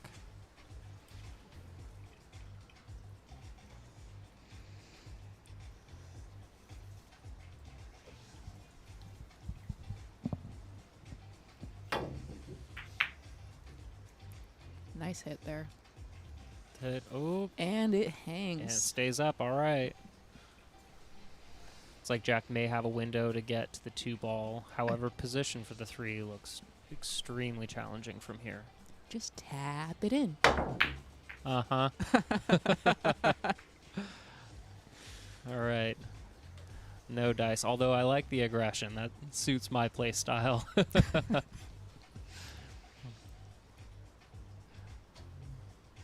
Never back down. Never give in. Exactly. But you do know defense wins matches. And these guys have both played some great safeties. I think that's one of those things that really separates your mid-high 500 players with the 600 and 650 crowd is their situational play, and their defensive execution is just on another level. Their ball speed's really good.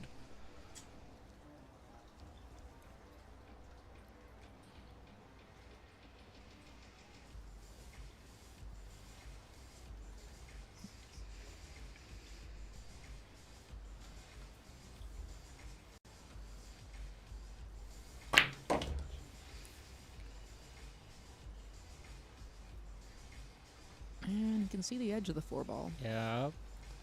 Great stroke on that ball. I think it's going to thin it and go safe 2 rails. That's what I see anyway. A little soft on that. I've noticed both of these guys have they've been coming up a little bit short on position. Looks like the table may be playing a bit slower just because it's cold. Could be. But he did leave him stuck on that top rail. Never an easy shot. What are you talking about? This is my favorite shot. Every shot's your favorite shot. Exactly. Especially if it's Jameson. I feel attacked.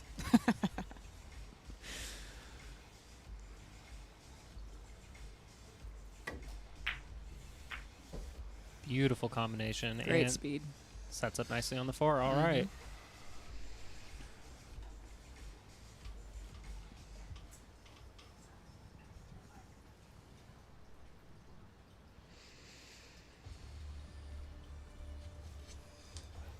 Yeah, the 4 to the 5 back in that side pocket is just nice and easy and natural. It brings you right in line for the 6 as long as you get past the 9.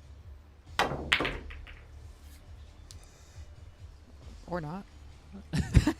Well, I like playing things forward personally. That's my style. But yeah, I'm not exactly sure what Yohendry was looking for there. It looks like he might be trying to play under the 8 to get to the 6. I think you're right. I think that's his idea there. Which isn't terrible. Although he seems a bit agitated. I don't know if that's exactly where he was trying to get. He may have been trying to get around for the opposite side pocket. That's entirely possible. Nice and easy. All right, puts the 5 down, and oof. Yeah. That is a hairy back cut. Okay, so if he puts the 6 down, I like him to get out from here. I kind of like playing the safe though, leaving the 6 down by the pocket and playing up to snuggle up with the 8-ball. Yeah, I don't know. When guys shoot this straight, you know, unless you really don't have a shot, I prefer taking that 3-ball out because they're more than likely. Well, what happens to me is these guys end up getting a good hit, kicking safe, and then I'm right back where I was. I hear you. I just don't like that angle toward the side pocket on the back cut. He's a little bottom outside to twist it in. No. Oh, we get dang, it went. We get deceived. I thought that 9-ball was fat. It threaded right through. Window City. Beautiful. All right.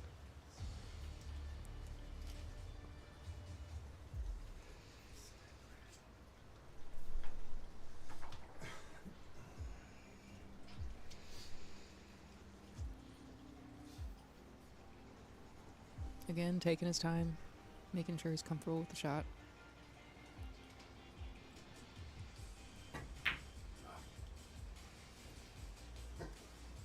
Got a little quick on a stroke there. Yeah, sometimes it's just too straight, you know?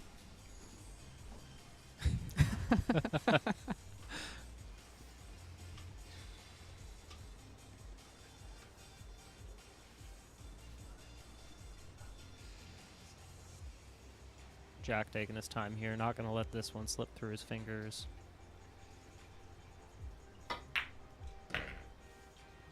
And perfect. Yeah, great speed setting up on the corner pocket. But again, there is distance on the table, so he's going to want to make sure he's comfortable with the shot and get through that cue ball. Just like that. Rock solid. Center pocket.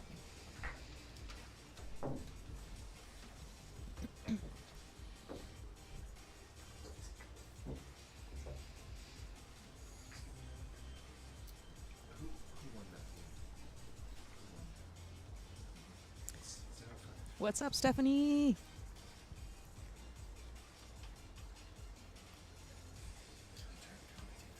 And I've been playing pool with Steph and Drew McMahon for ages. I think they were some of the first people I met when I started playing APA back in, I think, 2012.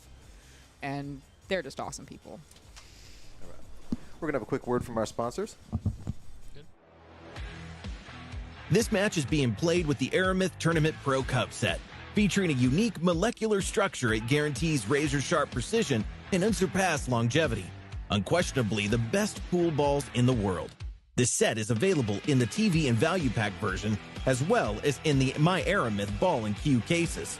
Now you can bring and play with the best ball set everywhere you go. My Aramith, bringing you dimensions to your billiard experience. All right, that was a brief message about our balls. We are back. Now we've got a set of those Aramith tournament balls, and by we I mean DJ. But what's his is mine, and what's mine is mine. So we have a set of those balls. I tell you what, the Dermith compound, it plays perfectly. It's so consistent. It's extremely durable. I've had my set for almost 3 years now, and they've held up incredibly. I mean, after a good polish, they look like new. And that's how we're going to say about polishing balls tonight. If you insist. All right, we're back in action.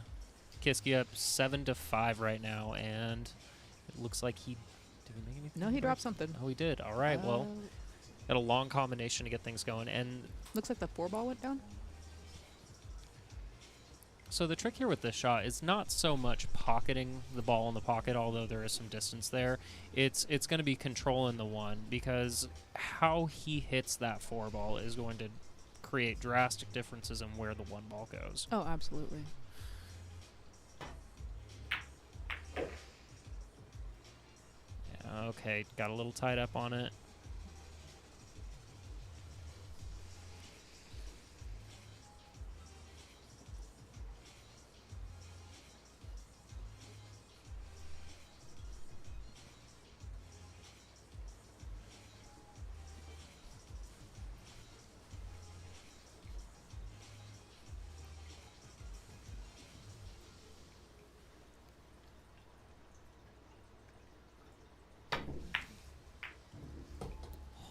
That was a beautiful shot. What was that?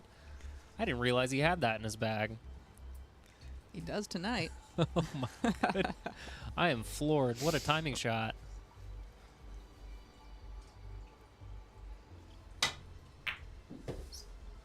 Beautiful stroke. All right. You play into the 5-ball here. Bump that toward the pocket nicely. There's a lot of distance there going at the 5. Let's see how he plays it. I like stunning one rail out. Looks like, yep, he's going to roll forward into the 5. And again, he's hung up on it, yeah. But we just saw him with this kick shot. See if he can do it a second time. I look to see him duck behind the 7 with the 5-ball here. I don't know, let's see. Yeah, I look to see him thin the 5 and then go 2 rails behind the 7. Just like that. All right, well, trying to get up table, and nice. And he's behind the 9-ball. Beautiful. Great shot. All right.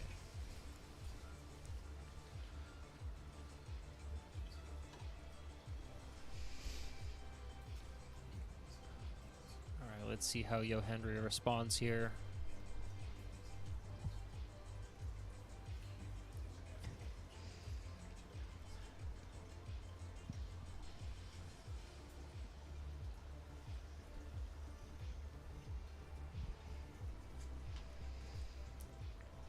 Secret's mind got blown on that one ball. Yeah, that shot melted my face off. He just put a little pepper on it. Just a little pepper.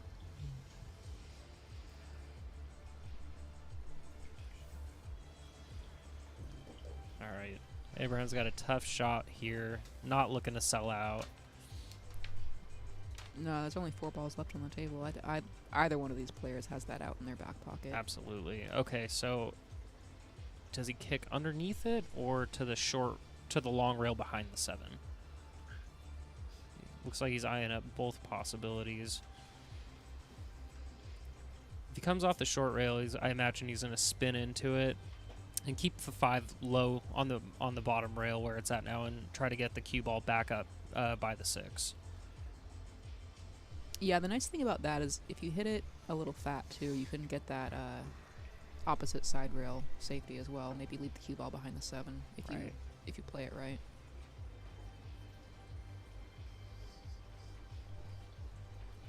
Another option looks like the kick and stick may be on, going 2 rails under the 7. Let's see what he does here. He's going airborne. All right, going for the short cue. He gets a good hit off it, but fortunately leads Jack pretty well straight in. Yeah, and that was the risk there. Absolutely. You know, you want to go full into that ball just because if you miss it altogether, you know, that's handing away a game. But sure. Yeah. Unfortunately, the jump doesn't work out and it sells.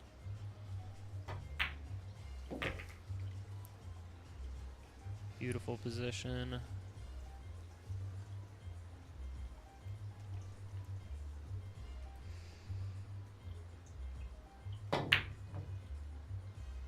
Oh no. Nerves got the better of him there, I think.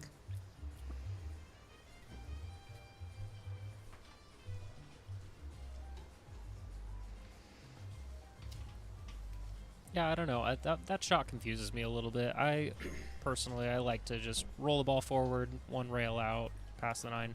I agree with that. But some people are more confident in their draw stroke, you know? And if you practice that and you've got that in your pocket, I mean, you do you, boo. That's one of the beauties about this game to me is there's not a right shot. We all play to our own strengths, right? So Absolutely. what the right shot is for you isn't necessarily the right shot for anybody else. I mean, unless it's straight in.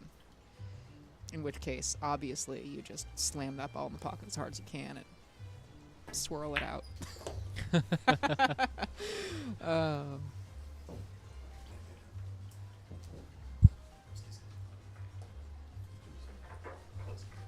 All right, Yohendry gets to steal 1 back. I like it. We're keeping it tight. So 6-7. 6-7 is the score. All right. Going to 11, right? Going to 11.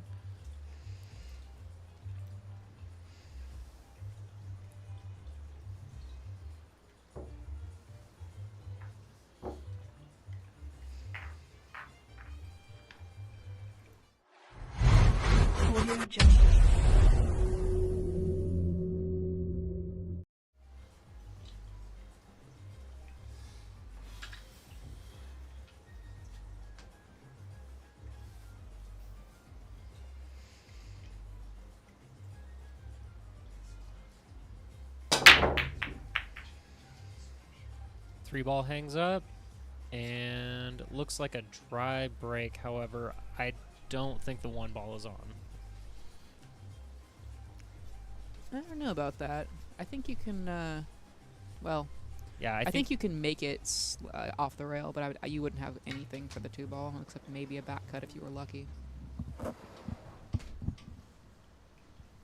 So, ladies and gentlemen, after this game, for the first time ever, Mike Phillips, the producer, and his girlfriend, Brooke Wadley, are going to commentate a game. That's exciting. Mike, the producer, and Brooke. You You guys are doing fantastic, and I will have you back out. Excellent. Sounds great. news.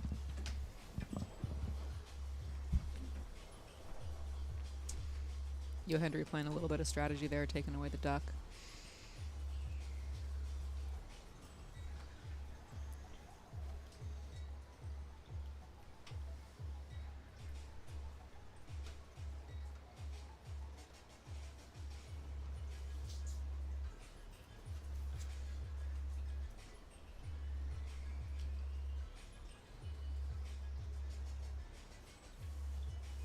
I'm sorry, that was Jack.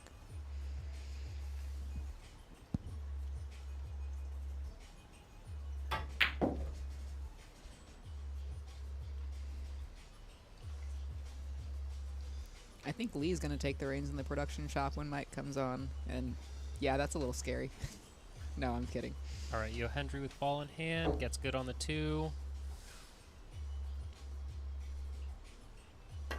I don't see a lot of problems with this rack. The 4 to the 5 might get a little tricky. He's got to get above the 7 ball. And then he's got to get on the right side of that 6 ball. It's down just below the side pocket. Yeah, it looks like it's good for the side pocket, though. No, it absolutely goes. But I think the 7 ball is, it's definitely traffic to get around. Yeah. And there's that 4 ball being uncooperative.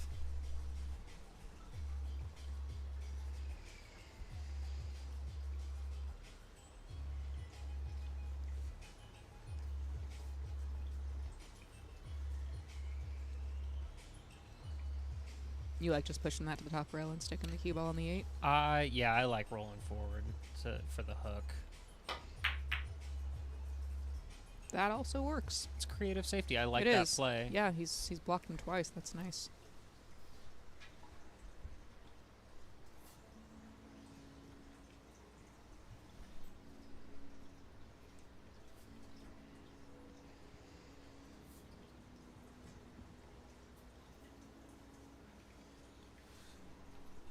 Jack in good shape here. He's got Yohendry kicking at a tough ball. It's out of the pocket. However, if he kicks it 1 rail in, he's gonna have natural shape on the 5. He'll have a shot at the 5 anyway. As long as he doesn't blast it. If he hits it too hard, he can come down below the 8 ball and be stuck again. So this is a speed play as well.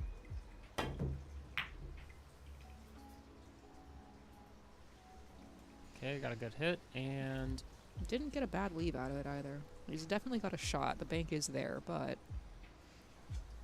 I like him to play safe again here. Get a nice little wall of balls to set behind. for sure. Creating distance. Creating some distance as well. Beautiful.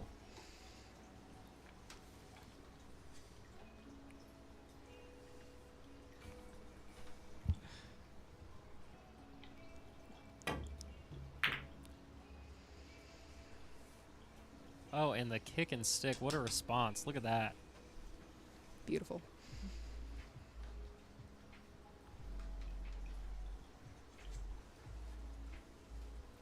Yeah, that's sick.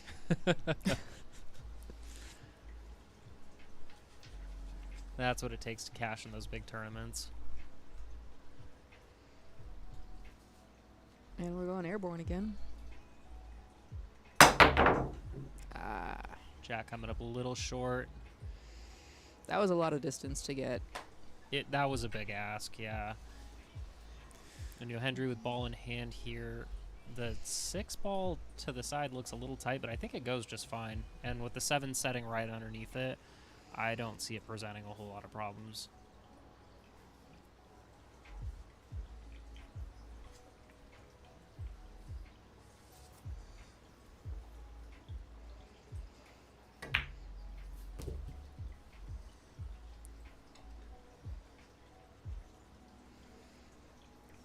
Pretty natural shape to just go forward off the top rail and down toward the 7 to get that 6 on the side.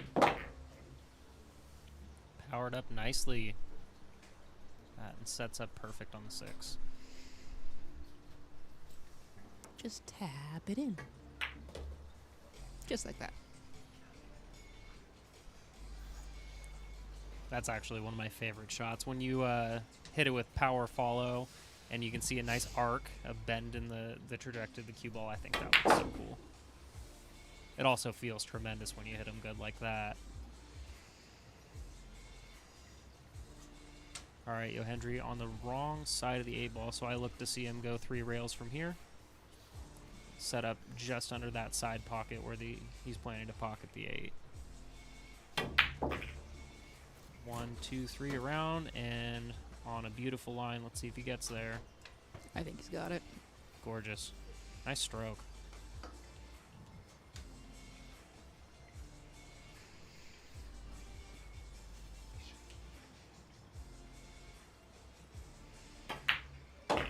Yo Hendry Abraham showing us all how he got down to Vegas for that mock billiards tournament.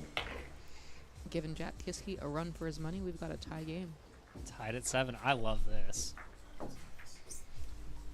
Good pool. Yeah, we got a match here.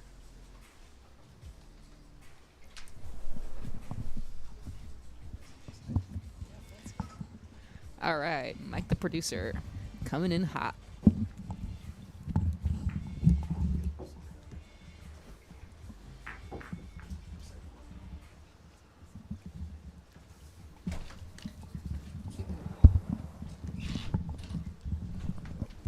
All right. Hello, all of our wonderful viewers. Hello. Oh.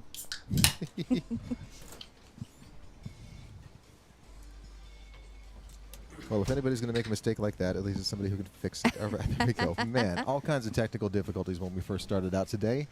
And we got through them, and now we're in a spot where we can have some fun. Lee Baldwin running the cameras for the first time in the stream. My first time sitting out here. This is great. Oh, this is your first time sitting out here, isn't it? Yes, and Brooke's first time sitting out here. This Second. second. Oh, that's right. You have one up on me. Get it right. All right. Not too bad of a break going on there.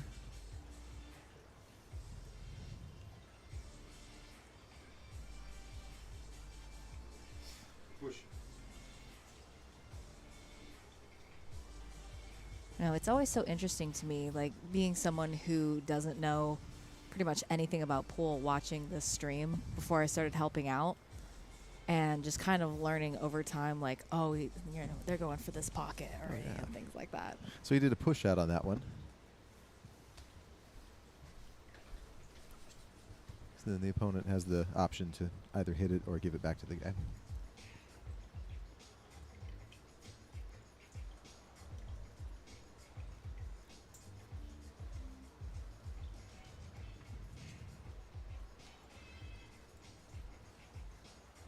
Yeah, you can see just a little bit of it, just enough.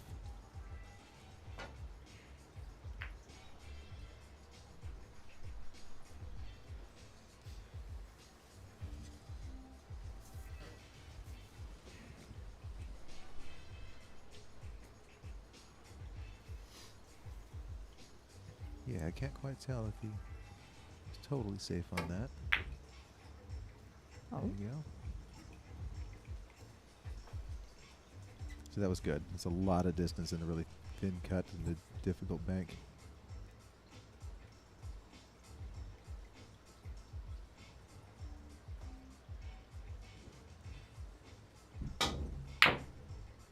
Look at that sink. Nice shot. He was on the rail too. That makes it exceedingly difficult. See, I always think I'm pretty good at pool privately, and then as I play or I watch you guys play or I try and challenge you, and I just immediately get shot down. That's what it was like back when I used to live with Lee. I got my butt kicked by him on the regular. But it got me to a point where I at least know enough about the game to know which way to point the cameras. By the way, nice job on the cameras, Lee. This is fun to watch.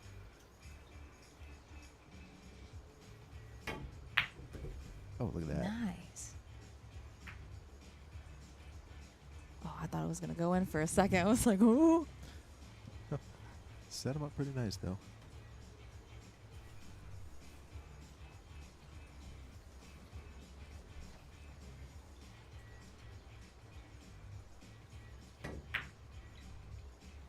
Oh, nope. Yeah, 9-foot table. That's a long way to roll.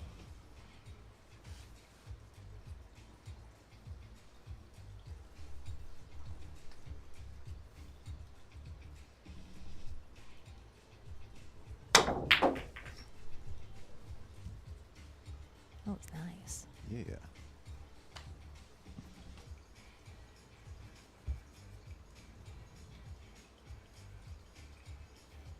That 5 is pretty well locked up. Blocked. Yeah, he's got to kick it.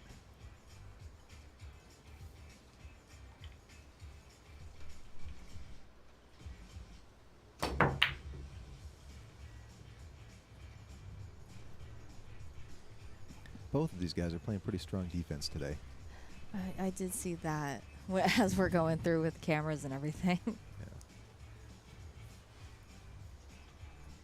So I know as far as myself for the answer on this, but I know for some people they might not. What got you guys started on doing FNL?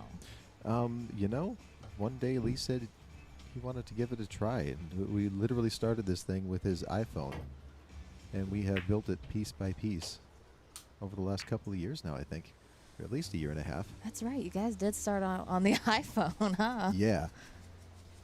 We've tried several different things. It's been our goal to try to improve at least one thing every stream. And I remember when you guys first really started getting, I started getting into watching it, you guys updated your cameras. Yeah. That's when I was sitting there like, ooh. Ooh, that was a nice save. Look at that. Ooh, It's okay. thoroughly blocked. Okay.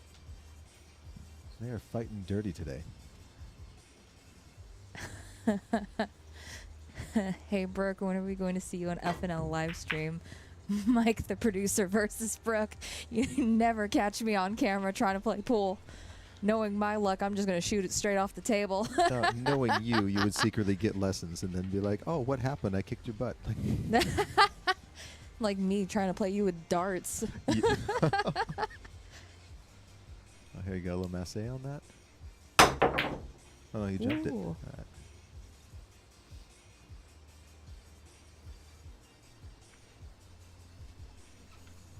Yeah, I think the only thing I can confidently say I can kick your butt in is air hockey. It's pretty close. We are closely matched on that. All right, so we left him just about in the jaws. It should be pretty makeable.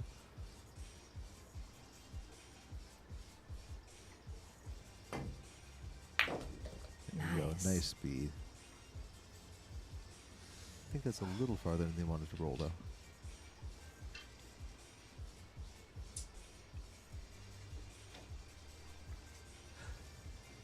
Now, with myself not knowing as much about pool, like, how are you able to kind of predict the shots? 9-ball is super easy because you go in order. 8-ball gets a little bit trickier. You kind of have to have a feel for the player and you know the scenario on the table, and it's ever changing. Okay. But at least with 9-ball, you know that they're going to be hitting the lowest ball first. As long as you can count. Yeah, exactly. And you get used to which color is which pretty quick.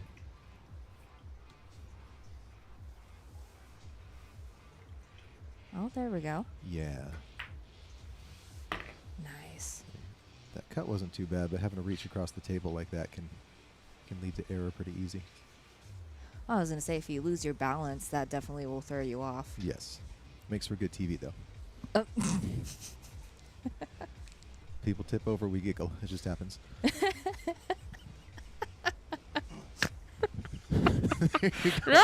I got you to snort on the live stream. You're welcome. Yeah. Oh my God. There we go.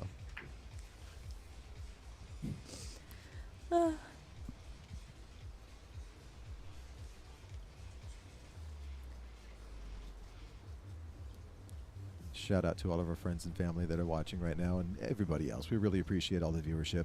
There would be no point in doing this if nobody was watching. Exactly.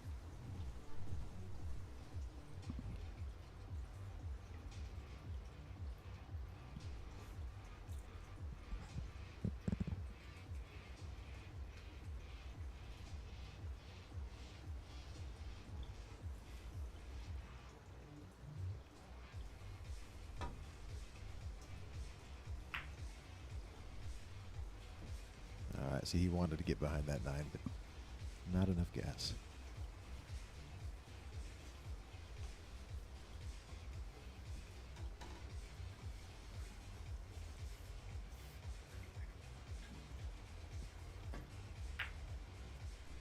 Nice.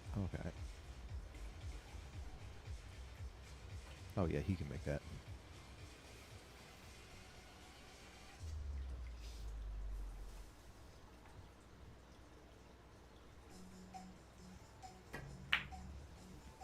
Beautiful. Well, this has been fun. It's been nice to see this production in action from a different angle for once. Really enjoyed that. Yeah. Can't think of a better commentating partner either. Stop. You're all dressed all fancy for the occasion. Guaranteed you'll be doing the drawing later, promise. Oh, no doubt. Yes.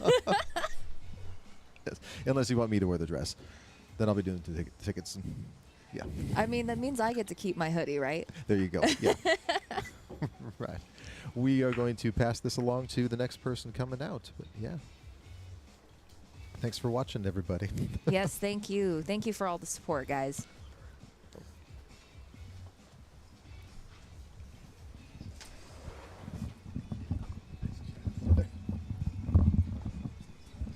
All right, Lee Baldwin and Rich Roddle. We're in a little rotation where we can all thaw out. It's really not that cold out here. Wow. Kid's got a sledgehammer break.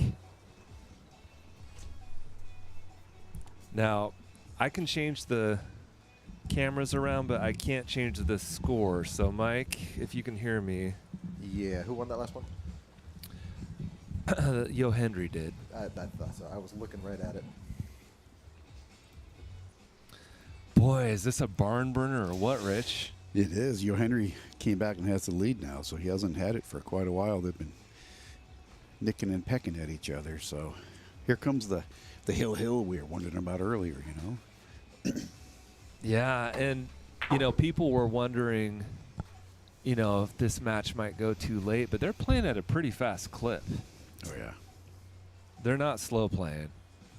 Yeah, we're looking at just over 8:20, and we started at, just after 6? So The night is young. yeah. I bet you they're done by 9 at the latest. That's a guess, obviously.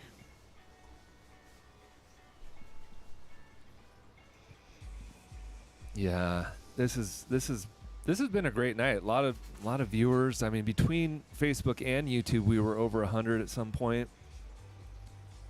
which is really good.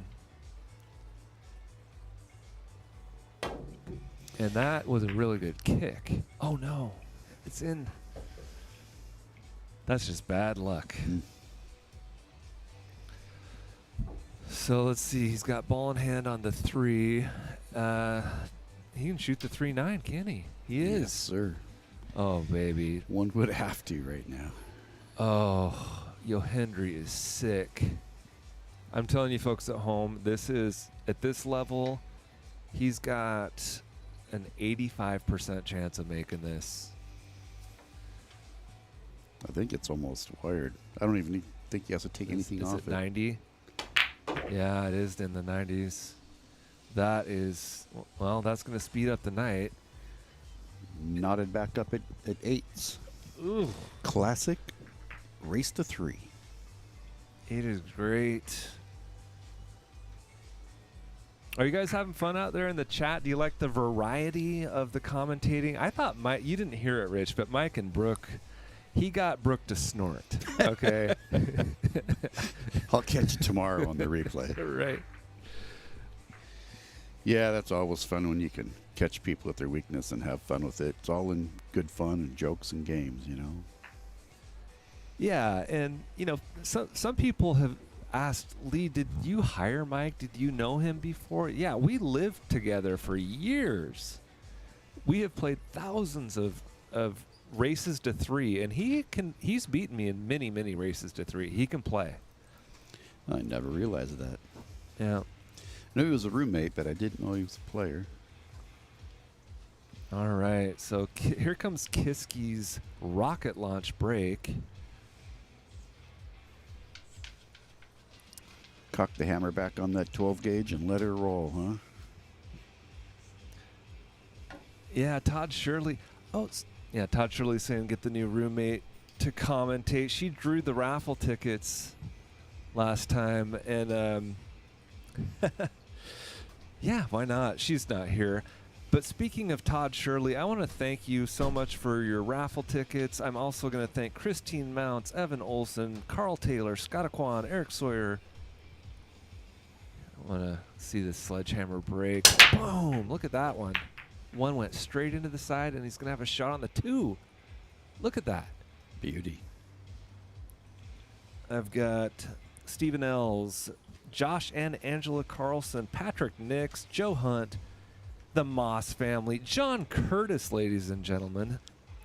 About $100 in tickets. That's how he won his spot on the show. He'll be on the next show. He was, what was it, last week or so, he was matching money on Chalkbox as long as somebody, they were talking bad about Andrew or something? Yeah, we were just he's rolling. a character. I can't wait to meet him. Yeah, that was good times. All right, 8-8, and you're faced with this. Yeah, Daniel, that's what we were talking about. As you start inching towards that, that hill game, as soon as somebody gets on the hill, it really starts to tighten up. But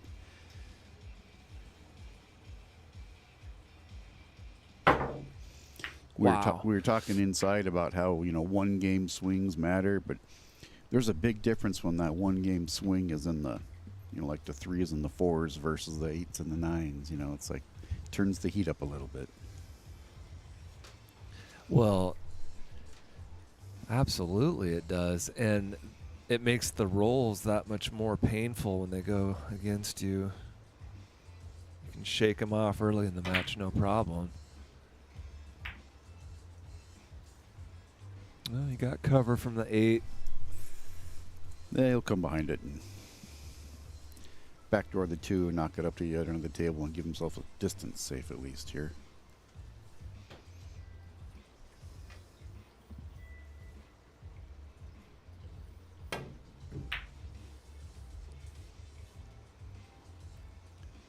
Oh my Or gosh. not. Boy, that was misfortunate right there. And he can just roll it forward, and he'll Yeah. have that window between the 4 and the 6 for the 3. That And is the 4 is right next to it, so wow. That was actually a bad roll. Yes. Yeah, the 4 to the 5 is probably the hardest transition on this table right now. I see that. Well, the 6 to the 7's no picnic either. Not saying it's harder, but that 7's in a pretty tricky spot. But if you get good on the 6, very manageable.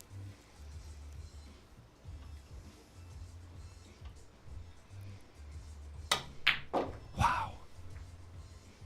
Wow. Did you see what just happened there? Yeah. This will get him to the 4, or to the 5, I mean. Yeah, he drew it back into the 4 hair. It'd be interesting to see how much he can hold this.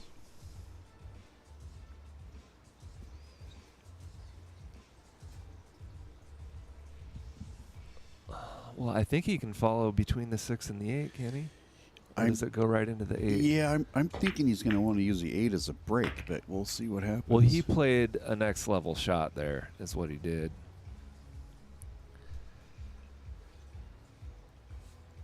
That was well thought out. He came out of it golden, so this angle bring him right back out for the 6, and the 6 to the 7 transition is no longer a problem. Yeah.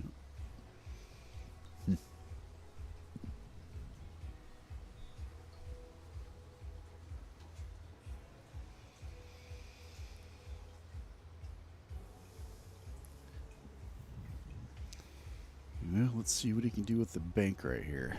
Is he bank it or does he play safe? He plays safe. Goes himself for distance safe. Stick it behind the 9. I want to thank all the new Oregon viewers. You know, we just had that Northwest Cup recently. This is an Oregon versus Washington match, you know. Kiske from Washington. Yohendry from Oregon. I'm actually a fan of Oregon been there. I've traveled there just to enjoy it. A lot of Oregon bands that I like. Speaking of the Northwest Cup, you have to wonder if Ed Slade and Cuppy are watching tonight. Well, I just wanted to say I loved the respect that both teams gave each other the whole time. There was no in-your-face celebrating. Didn't look like any anger or bad blood between any players at all. Probably just good friends and good competition. Yeah. And hello to you there, Mr. Okwon, my teammate.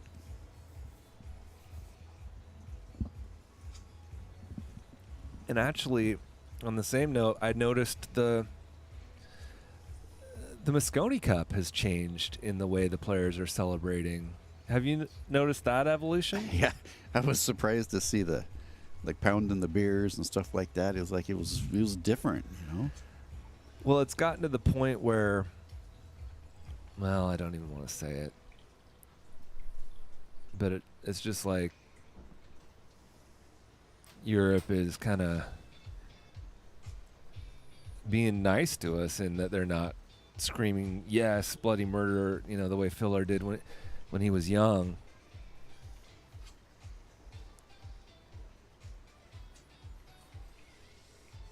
But that was a trippy Moscone Cup, putting Fedor Gorst up 3 matches in a row, and he felt the heat that Shane has been feeling all these years. It's not only the pressure of the game, but you have the pressure of the teammates. It changes so much. Yeah. I know I tend to play different in a team setting versus a solo setting, just because you don't want to let your buddies down. Right. You've been, by the way, hi Scott, thanks for your support. Lee the Bullet Baldwin. I don't know if you caught me drinking a silver bullet. Taking it really easy, by the way. I'm just enough to where I'm not shy. Okay, now the 6 to the 7 is ideal, except for the distance.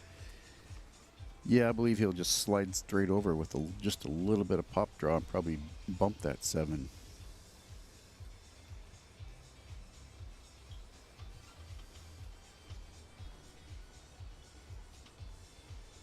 I don't think he'll bump the 7. Think he'll draw free of it? The more I look at the angle, the more I think you're right. But I think I could be right as well. No, you were right. And it hangs in the jaws. Jaws, where's the soundtrack? That's what you need here. Dun it, dun it, dun it, dun it. We actually went to Vegas and we went to the Shark. It's a 1.2 million gallon. My girlfriend, if she's still out there, she remembers I did the Jaws music as this 6-foot shark was coming right at us. How could you not? Exactly. Right? It's a great song, actually. Or I guess was that a song, but 76, wasn't it? I think it was 1976 or something like that. It's one of those movies that you can just keep watching and they never get old. Yeah. Well, that's about perfect angle right there. 1 rail and 9 in the lower right pocket. We've got a couple of sharks in the house. These guys are playing outstanding. They're getting better as the night goes, aren't they? Mm-hmm.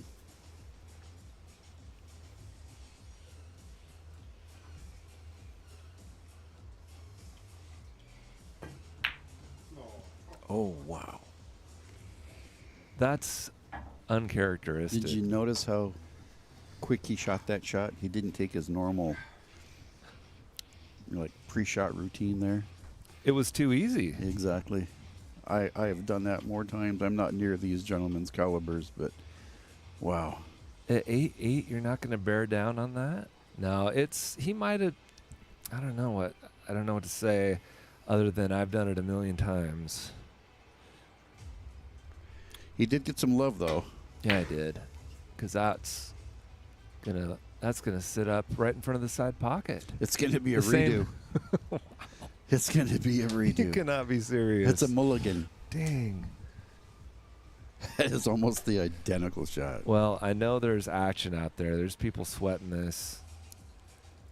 And if you're a Yo Hendry fan, there's no way he was ever going to miss that. No. He did rub that near edge on the way in, though. Wow. And now, dun dun dun dun dun dun dun dun dun dun dun dun. All right. We've got it. 9-8. 9-8. Speaking of playing under pressure, you know, Rich, you came out here. I appreciate you.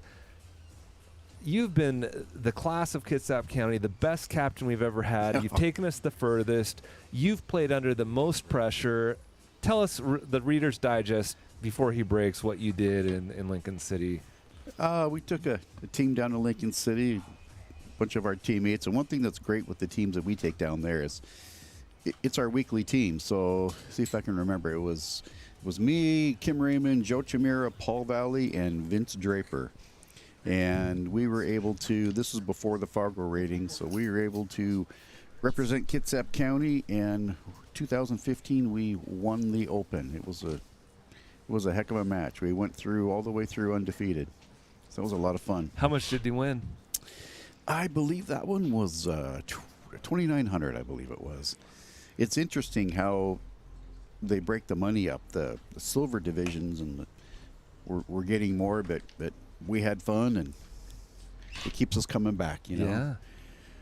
And you were on a live stream.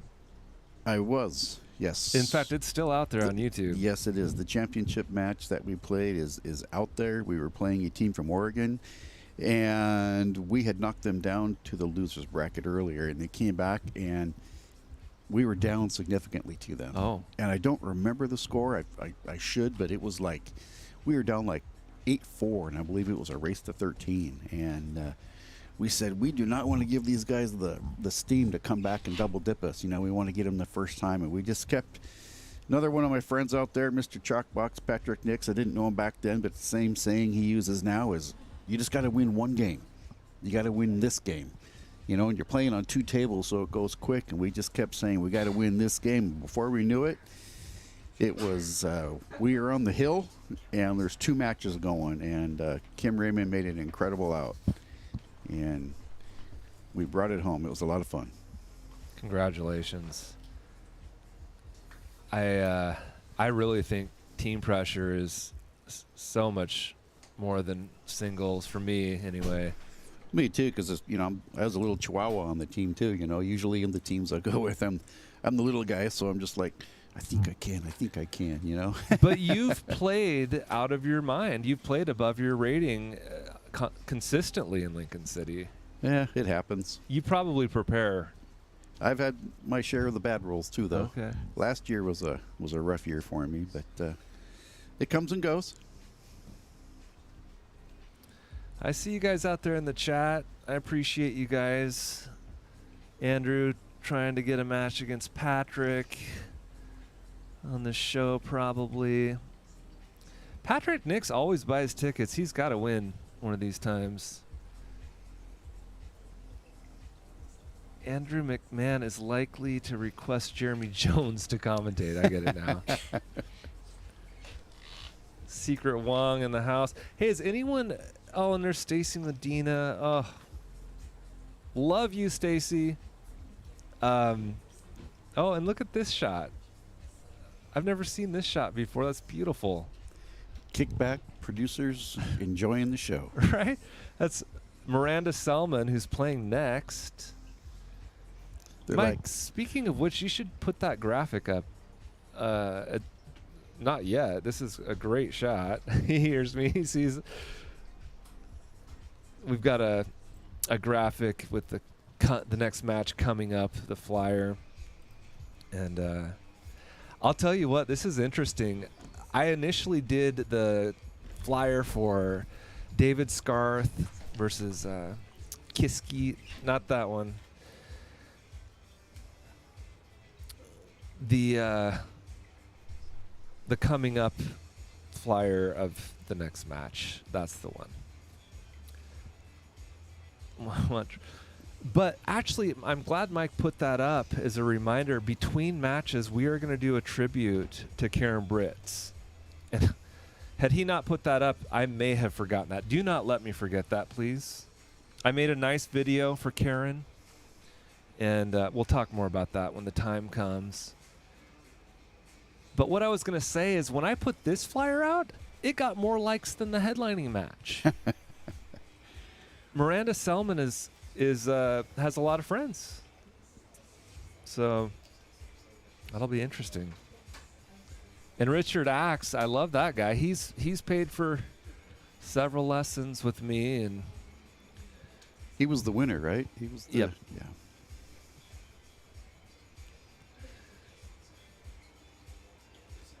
Yeah, Stacy, we love Miranda. Taking a small player break here. Yeah, they are. Oh, he they're coming came back up to in. me and did the break sign with his hand. Hey, there's Cassandra in the chat. Oh yeah, she's welcome. Cassandra, are you at that tournament at Scratch? I bet you that'd be so cool if they had a screen with this playing right now. But I bet a lot of people in between matches are watching it on their phones. I would hope. You know, what else do you do at a tournament while you're waiting? When you've got this tight action here. I remember one time they were trying to broadcast out of break room, and there were so many people watching that they were literally pulling all the bandwidth away from the live feed. Cassandra's the penalty box. Well, anyway, again, to promote Scratch in Fife, brand new pool hall opened up. They're doing their first tournament right now as we speak.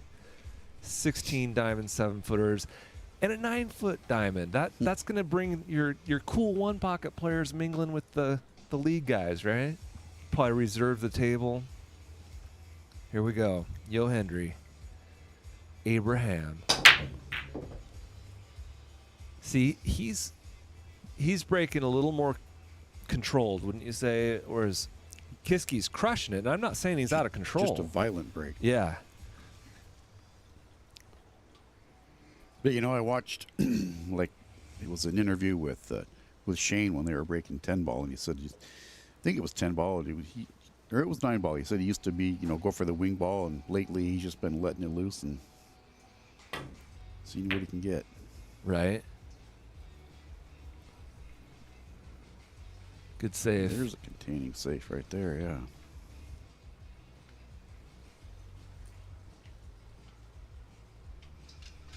Old Patrick and Andrew, man, they're just stirring the pot out there. It just keeps climbing. Yeah.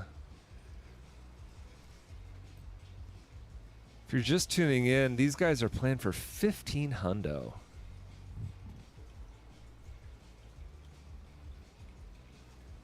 Wow. Patrick Andrew and says, Patrick talking about playing for 2K? Is yeah, that what I Patrick just read? says if you want to play, it's going to hurt one of us. We're going for it. They've been moving up. Secret Wong Lee, I want a rematch. Yeah, we played League against Secret, and she broke and ran on one of my players. And then she was down to the final 2 balls to break and run the second one. And then I played her, and I played scared. I swear to God, I was intimidated. But I barely won, so she wants a rematch. That's when someone's hot, when they're hot and the balls are falling, you got to respect the game, Well, I was looking at the tournament at Envy, and she beat Joe Tamura. It's a race to 1. Race to 1, yeah. But here we go. He did go for the cut. Yeah, I saw that match. I watched that match. He made it. Wow. Remember that was the same shot anyway. You saw that match. Oh, yeah, because I was playing the loser. Oh, wow. So I figured, what are the chances? And yep, here comes Joe. Well, the thing about 8-ball, and Secret can shoot, let me tell you. Oh, yeah, her I blew it. I adjusted. Her son was watching her, so she played extra good. But in 8-ball, I'm just good enough to make all 7 balls, and then Secret. Anyone can torture me for the rest of the game. Well, the worst run you can ever make in 8-ball is a 9-ball run. Good old break and run and scratch. Yeah. So he is going to play. He's trying to see if the 5. I don't think the 5 goes on the side, but if he's looking at it, it's possible. Think he'll try and slide over and clip it right here? If it doesn't go. I don't think it does. Tough to tell from the camera angle, but he's looking at the tangent line. I think he's going to slide over with some low outside and clip it. And you need to hit the top side of the 5. Just bump it, and then you make it in the corner by the 6. Well, there's options here. Just like that. Oh, unlucky. That combo doesn't go. And there's no easy safe. He might thin the 5 and just roll forward 6 inches. That's the first idea, but I guarantee you there's better ones out there. The combo is there, but it's not a high percentage. Oh, you're right. There is a gap. Mm-hmm. On this shot, you need to cut it more than you think you should, because there's contact-induced throw from the cue ball to the 5, and then there's another contact-induced throw from the 5 to the 6. So it's double the throw, and you need to I give people lessons, and I set it up, and I write down a prediction and that they're going to undercut. And then I just teach them overcut more than you think, overcut more than you think, especially when they're close together, because there's no forward roll, so it grabs the 6 even more. Guys, I'm telling you, set this up, cut it more than you think you should, and you'll have a happy... That'll actually help slow the 5 down for him also if he cuts it extra thin, because it'll slide down towards the 8 versus going over towards the rail. It was so difficult that he played the better safe than I had in mind. Yeah, this is the better percentage, especially when you're looking at scores of 9 to 8 in a race to 11, you know. Yeah. Yeah.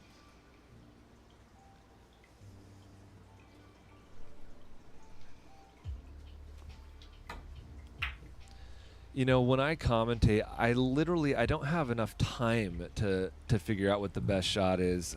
I'll tell you the first idea that comes to my mind, but if I'm at the table, I'm going to need another 30 seconds to figure out. Well, the views are different too. We're looking at a camera, you know, even the highest quality cameras, you know, they distort things, and they can make you look at shots differently than if you're sitting right at the table. Kick and stick all day long. Leave the 5 at the other end of the table. Or make it. Look at this. Or hang it. It's down. It's in. It's down. What's he do with the 6 ball? Does he reverse bank it? I say he plays safe. I think he puts the 6 on about the center diamond on the end rail and rolls the cue up table. Well, I think you can actually go for the bank and play safety speed. So if you miss it, the 6 is on the end rail. Yeah, he played your shot. Yeah, I don't like doing that because you never know if something hangs, and I think this was much safer. Not only did he get distance here, I believe he executed it perfectly, putting the 9 right in the middle. David Scarth loves your commentating. Thank you, David. Rich is carrying me out here. Nah, we're just out here having a cold one and having fun. Oh, he missed it. So tried for the rail first spin shot. Wow.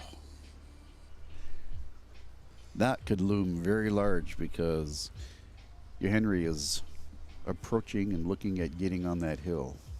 He's going to stun at one rail. Well, I mean, he just gave away the answer.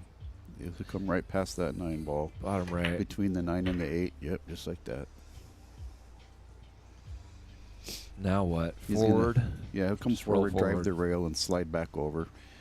Put himself right about where he is, even maybe a little bit further closer to the 8 than he is. Just like that. And he's perfect. Shot. Stop shot, and he's out. Pull it back 6 inches. Yeah. And that'll put us at 10-8. Oof.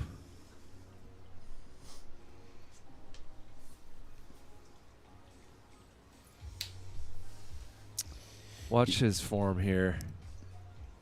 He is so disciplined. Look at that.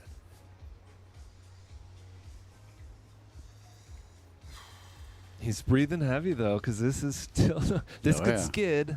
This is Yep. why we use the town chalk, ladies and gentlemen. Don't want this to skid. Money. 10 Hill to 8. Kiske had a 2-game lead, didn't he? He had the lead all the way up until it's 7-7, I believe. Yeah, I think he was at like 7-5, and then, if I remember right, he missed a shot, and I was in there standing next to Mike, the producer, and I was talking with Chris Axe, and I says, "Wow, that's a big swing." It was like 8-5 versus 7-6, you know, and it's like, ooh. Yeah, you made a good point. The swings are heavier towards the end of the match.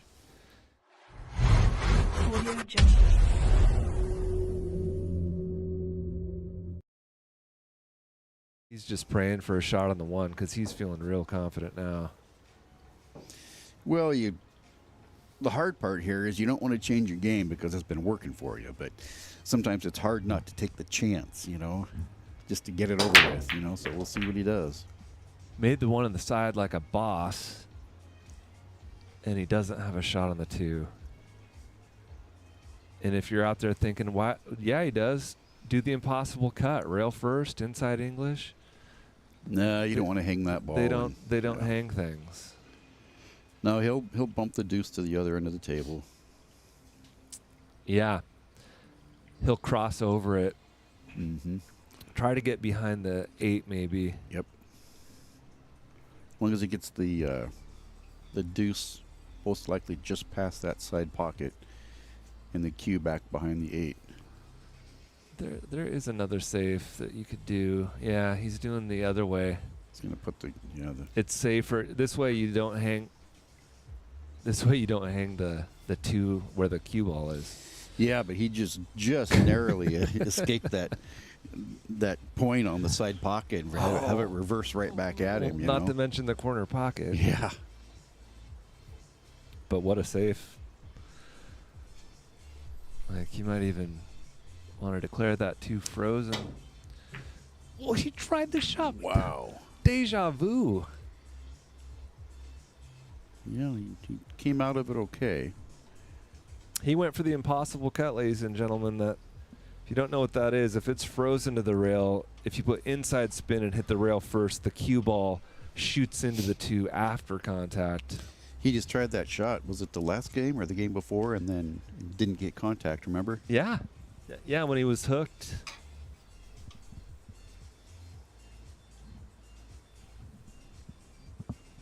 I think I know what you're talking about, where he could have kicked at it. Maybe I don't. What a shot from Yohendry Abraham. 6 ball right in line, I believe. Yeah, we'll see him jump. Yeah, he's going for the jumper. Going airborne, ladies and gentlemen.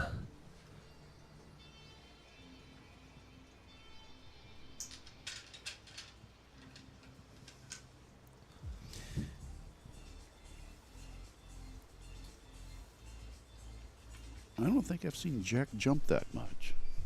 It was interesting. He uses a jump break. He doesn't have a dedicated jump cue.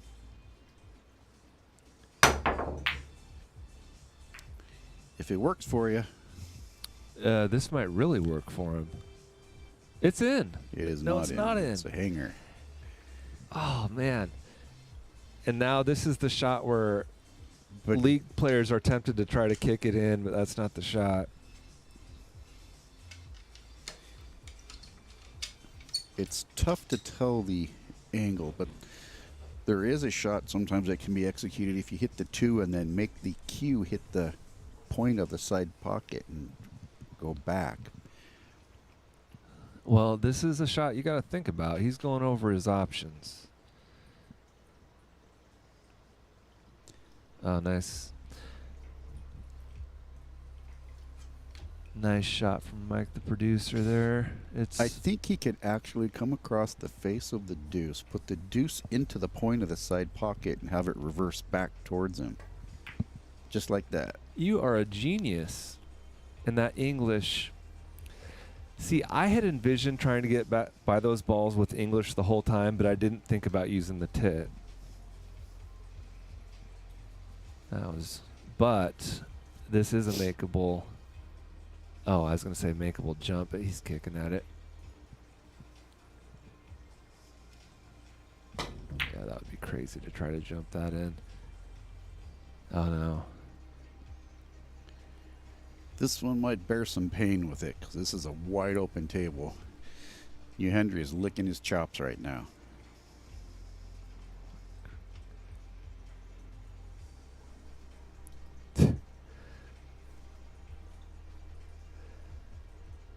Yeah, it's getting serious. He wants to end it now. So what's the transition to the 4 ball? Like, yeah. All the way down to the other end of the table. So it's just a good draw stroke right here. He's playing the 4 on the side. Oh, I thought, yeah, you're right. I thought that was an 8, and I thought the 4 was down by the 9.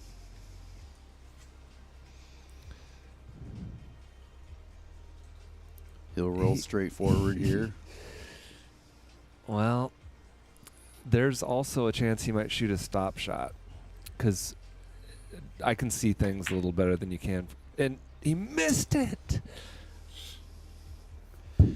How far down did the 4 get, though? Does the 4 slide into the side pocket? Ooh. He can make it in the corner without scratching. Cuts in the corner.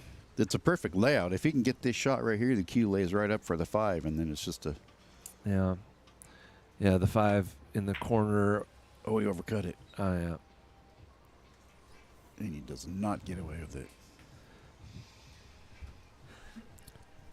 Yeah, there's some pressure out there because Yohendry missed a straight-in shot there into the side. And we love it. I mean... So there's more pressure on Jack, but you know Yohendry's also feeling it too, because I've seen it happen so many times to where the... Look at this, it's a scratch. I've seen it happen to where I just need that one game, and then they get another one on you, and then they get another one. It's like the momentum switches, and the pressure almost switches to be more on the person that is in the lead. So true. So do you end up playing the 8-9 combo, or do you try to get short side on the 8? We're going to find out.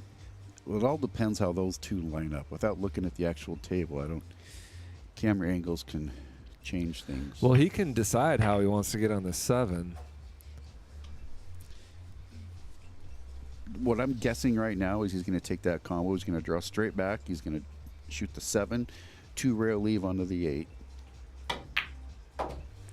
Yeah, I like the combo too. The problem with trying to get short side is if you end up thin, you might end up thin on the 8 and the 9.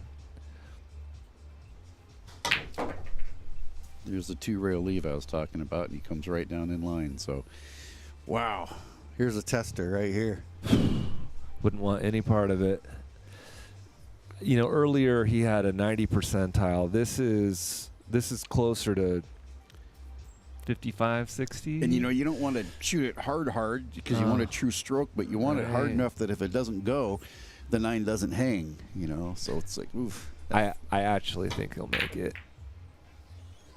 in the side. Does not, but he gets away with it. Yeah. Well, no, the cue came further down than I thought it was going to. Yeah, this could be it, folks. He's one good shot away.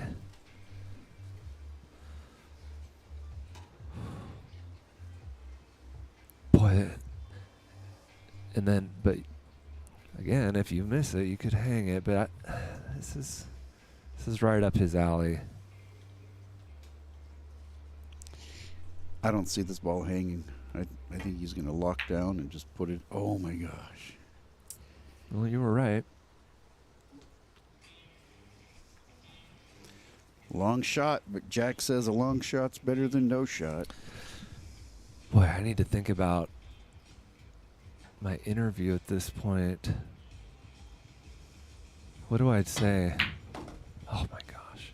Give me another game, Wow, Jack. you I really need turned to that think about things. That was great.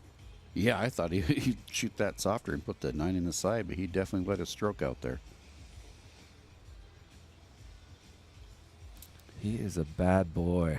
That bad boy's Is he jersey on. Back cutting or forward? Nope. Back cut, and he missed it. And he got away with it. No, he did didn't. not. Out comes he thought about conceding, but he didn't. Out comes the couple of valiant warriors right there. I hate to see Jack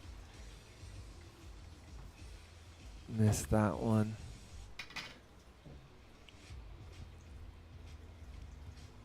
So was there any 11-8 predictions? I don't remember. Great question. Here comes Yo Hendry to take down 1,500. Money.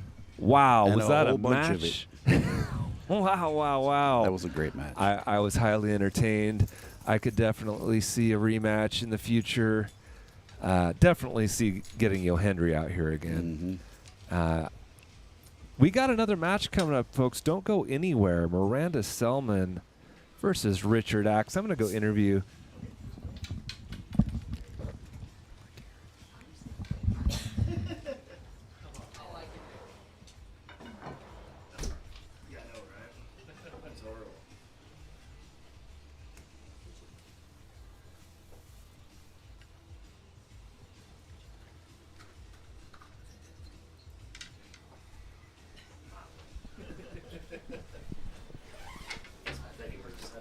Incredible match. I can't thank these guys enough. Two warriors going at it. Some incredible shots. You guys have got my respect. Yo Hendry, brother, congratulations. I'm going to give you a little chest bump. Bravo. I love your game. I love your table presence. I love your accent. Thanks for a great match. What did you think about it? Thank you. Good match. I think we got a little war until the end. Just a little nervous, Bob. So it's what it is. But good match. Well, all your fans in Portland are loving life right now. I'm going to give you a high five. That was a great performance, brother. I want to have you back out. Did you have fun? Yeah, sure. Nice place, nice location, nice table. Anytime that I can come again, I will. All right. Thank you so much, brother. I really appreciate it. Jack Kiske, come on over. I loved your game tonight. There was some really high highs and a couple lows, but you're a badass, and thank you for coming out. What did you had a nice lead there. You were shooting good, and what'd you think?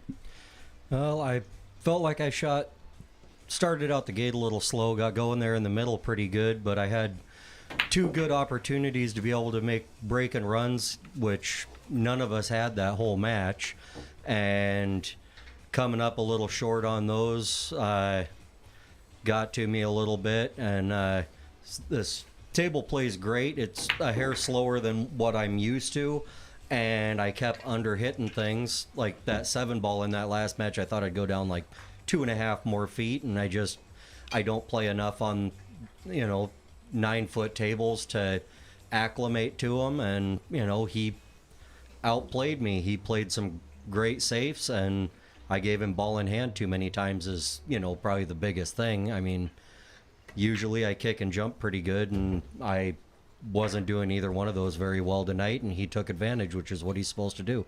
He's a great player. He shot a great match. I'm a little disappointed at how I played, but it was a good time coming out and playing, and I enjoyed it. Well, thank you. And I did, tell people in the commentary booth that you showed up 15 minutes. You came straight from work. You look tired, to be honest with you. So you might have a better game next time. Well, that 4:30 wake up is little rough to have to turn around and come all the way out here, but I mean, I'd do it again for an opportunity to come play another match. I mean, I'm not here to make excuses. He outplayed me, and he adapted to the equipment better than I did. He's a great player, and he's a hell of a competitor. Well, you are a class act, my friend. Let me shake your hand. Thanks again for coming out. We're going to do a tribute to Karen Britz next while the other players are getting warmed up. I made a little video for Karen, and stick around.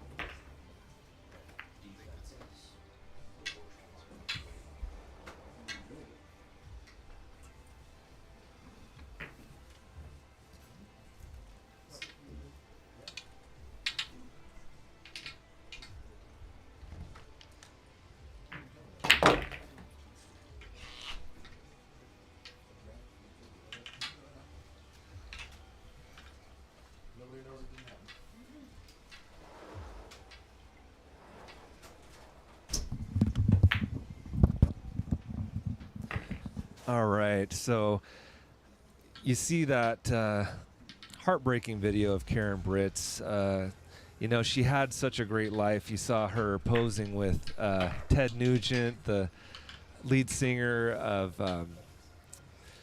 a couple other different brands, or I'm sorry, bands, I should say.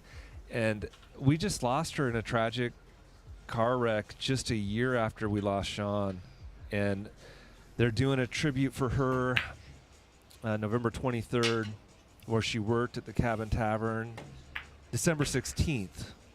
Oh, she died on November 23rd. Nice save, Rich. I appreciate you so much. And we couldn't have lost a better one. You knew her. Yeah, she was a great person. I'll tell you what really made me appreciate her is when Sean was sick. For those of you folks that knew Sean, if you've had a table worked on in the last 30 years, Sean was the man. And man, she just took incredible care of him, and she loved him so much, and it was really great of her. Yeah, they were Sean McIntosh, and you saw that beautiful painting of Karen as well as the one of Sean. They were Kitsap County pool royalty. You know, everyone loved them. I stayed the night at their house so many times, and Karen was just the sweetest lady. Me and Sean would play pool all night. And you know what? She could play too. She could bank better than me. I'll tell you that right now. But she always had a smile. The warmest hugs. I cannot believe that we've lost her. We love you so much, Karen. Yep, she's taking care of Sean again. Amen. I love it. And thank you all for, you know, supporting Karen. We want to help with this fundraiser and get her a nice funeral. So that's actually in Shelton. Tomorrow. Oh my gosh. Again, nice save. Wow. Okay, well, let's get that countdown, Mike. We're going to move on to the next match soon, folks. Thanks for sticking around. And thanks for the nice comments in the chat about Karen as well.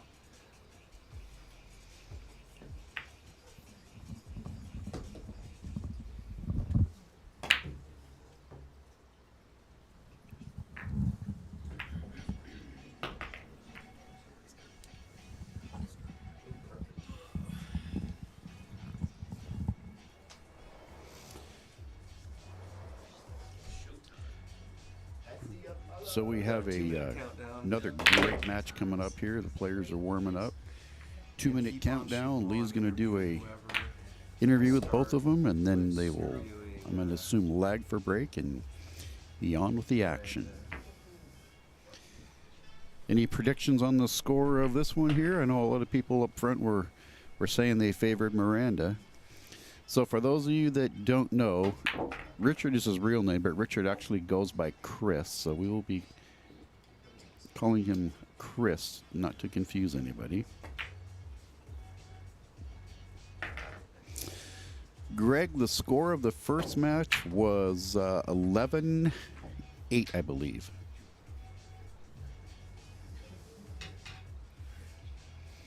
I saw some 11-7s in the predictions. I don't remember if I saw an 11-8. Feel free to correct me if I'm wrong. Correct me. So Chris and Miranda are warming up, and we will see how they perform on the 9-foot stage here. I want the scratch option there. You guys discussing rules? Scratch option? No. No, she was saying she wanted the scratch option. I want to do a passion with it. So I believe they are playing 8-ball race to 7, if I remember right from the flyer. So they'll get a chance to feel the table out and use some calculations in 8-ball. That's the interesting thing about 8-ball. Personally, I prefer it because there's different ways to look at different runs, and Well, I can't exactly say the usual. it works for some people, and some people prefer rotation. So. That's a good one, I like. All right, ladies and gentlemen, we have got more action for you tonight. Thanks for sticking around. We have got Miranda Selman versus Richard Axe. We're playing 8-ball, race to 7. Let's have Miranda come on over, if you would. I want to give you a high five on your commentary, first of all. That was fantastic. You and DJ crushed it out there. DJ, we'll have you back out there too if you want to stick around. You're going to stick around for her match? So, Miranda Selman, tell me about what do you think was your greatest win or your best tournament that you can remember to date? So I think easily the one I'm most proud of is Lincoln City 8-ball last spring, back in April. I went down there and I had actually never played Lincoln City singles before. And I think I went in a little bit underrated. I went in as a 385 and snuck into the top part of the bronze division. And I played really well. I had some great opponents. They played some amazing shots on me, but I was fortunate enough to scrape out the wins and made it on the A side all the way through and wound up winning my first singles division. So that was pretty freaking awesome. Wow. Can't ask for better than that, really. No. And I didn't, I've never done that, so I'm jealous. Congratulations. How much did you win? Enough to buy a break cue. Let's see your break cue. What do we got here? It's a BK Rush. I've got the sport wrap on it. One of my teammates has had one of those for years, Cassandra Bryant. So I fell in love with it, and it hasn't done me wrong yet. So congratulations. Let's get Richard Axe out here, the man that won the raffle. He has been a supporter of my lessons. Thank you so much for that.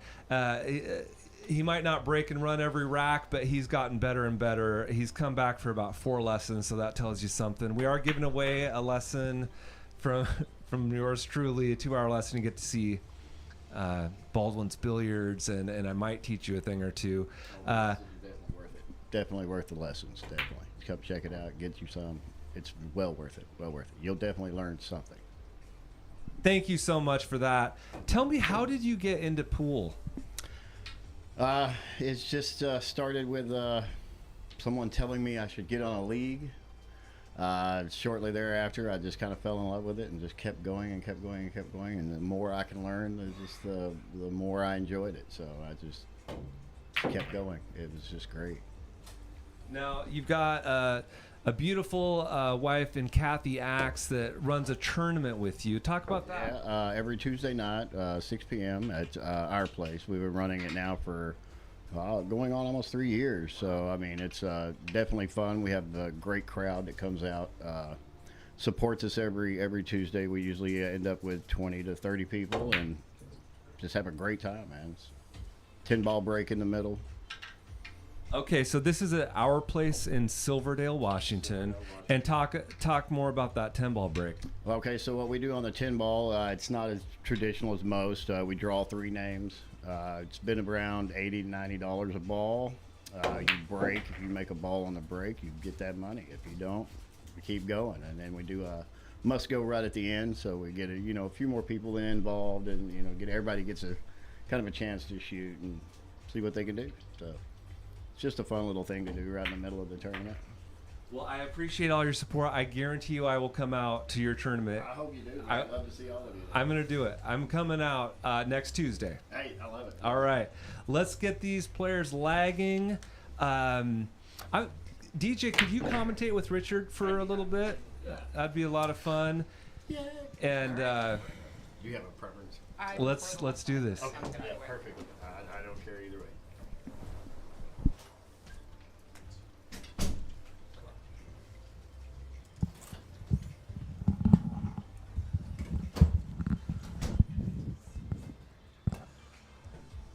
All right, guys, action underway. Got Miranda and Richard lagging for the break.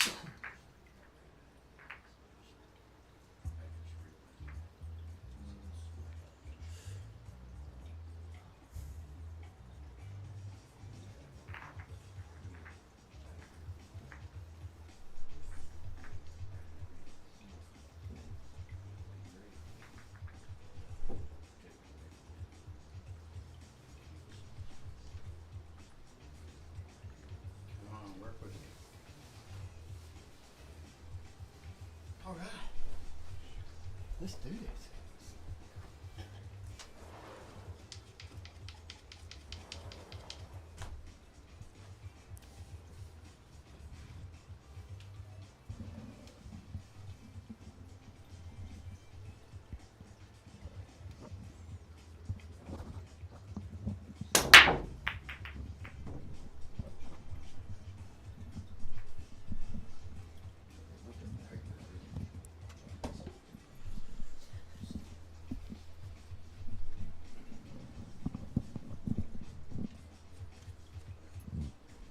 So I had to step out for a minute there. So what did I miss? Not a whole lot. So looks as though Richard broke dry. Miranda's looking at a pretty wide open layout. Did they talk beforehand? Is it alternate break, winter break? So to my understanding, we're playing BCA rules. Winter break, race to 7. And we're off.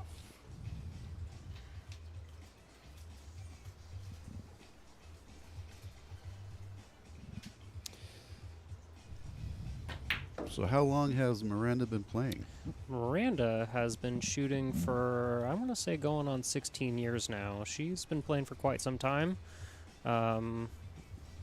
She used to play a lot out of Malarkey's. I guess she used to run their local tournaments out of there when Clark owned the place. So she's probably got a fair amount of experience on a 9-footer then. She does, actually. Her stroke rivals mine on a big table, if I'm being honest. Yeah, they can be intimidating, but longer shots, but more real estate to leave yourself into. So it's a little bit of both worlds. And so much more satisfying when you pot a good one, you know? So once again, Richard is his real name. Chris is what he prefers to be called. So let's see how Chris can do this. What's he have for a layout here? Well, I believe it's the 15. I believe he could put that ball into the side pocket right now and then carom his ball and free that ball off the rail. Let's see if he does it. That looks to be the play. Although He's drawing. That's a little away from the point, though. So he's going to have to catch it pretty full.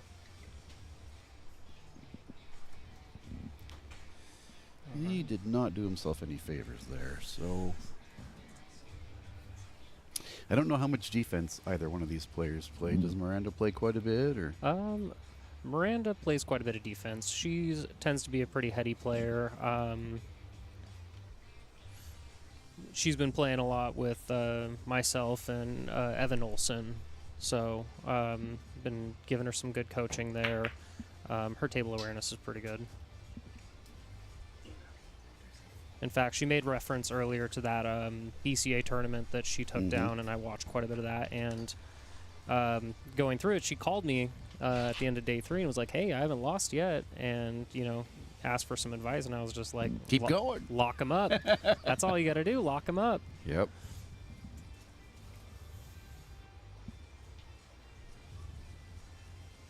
However, one thing I will say is I don't think Miranda's done a whole lot of gambling, so we'll see how the nerves play into this match. So do they have 200 in the middle, or? Yes, they do. Okay. I didn't know. I know that's the standard off, from winning the raffle. I didn't know if they added anything to it. Right, that is the top prize on stream, correct? Correct. Okay. But a lot of times, people choose to add more to it. Sometimes people don't. I mean, the one time I was on, we didn't add anything to it, so. All right. It looks like Miranda's looking to get in behind the 5 and kind of free up that cluster in the corner. Yeah, they lined. I cannot tell. She might be able to make that 3-ball combo on the 5 if she gets the table again. It's hard to tell. It's right on the corner there. Yeah. The way the table sits, though, this is a tough out for Chris. I'm gonna think she probably gets another chance at it. That 12 ball is looming large. If he gets to the other end of the table, it's going to be tough to get in there, you know. If he gets down to that ball, it's going to be quite a headache, especially if that one stays. I think he's going for it right now. No, he's not. I saw him stroking at that angle, and I looked at the actual table, and I'm like, what? That 10 doesn't go by that solid. That's why I thought he was shooting the 12. So let's see if she tries to get onto this 3-ball combo here. She may even choose to pot the 7 and just run into those balls hard and free him up. You know, and that may be the play here. It looks like she's got a good angle to do just that. Because that 7 is just barely, or I'm sorry, that 5 is just barely up the rail. It's not a guaranteed make there.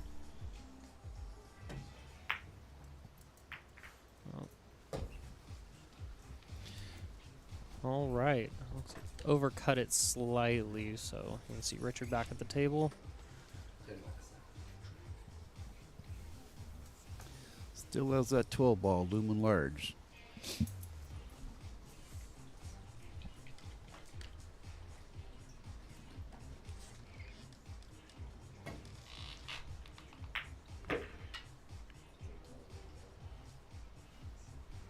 Here's his chance right here. If he can pot this 11. If he can, even with a little bit of inside to kill the roll, and then he'll have the 12 ball next. But let's see what he can. Looks like he's cutting up the rail. Wow, he's going for it now.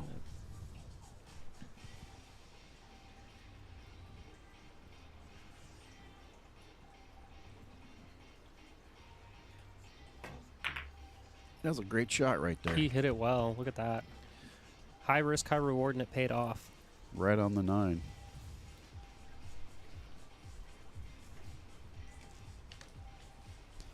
I'd pull the 9 down and back out of there. He looked at the 11 hard, but that 9's his worst ball right now, and he's dead on it.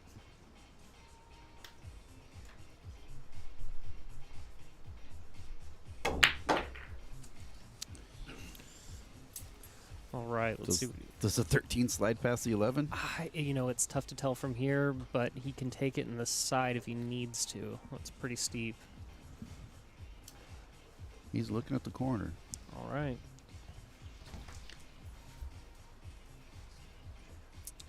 He's been shooting pretty crisp. He doesn't want to fire this. He needs to stay on top of this ball, not roll down. He's been firing everything pretty crisp with draw. Yeah, see, that was the follow I was talking about right there. Yeah. Well, they're laying there for Miranda. 3 gets her to the 4. A little bit of inside. 3 gets her right to the 4, and then she's off to the races. Other end of the table.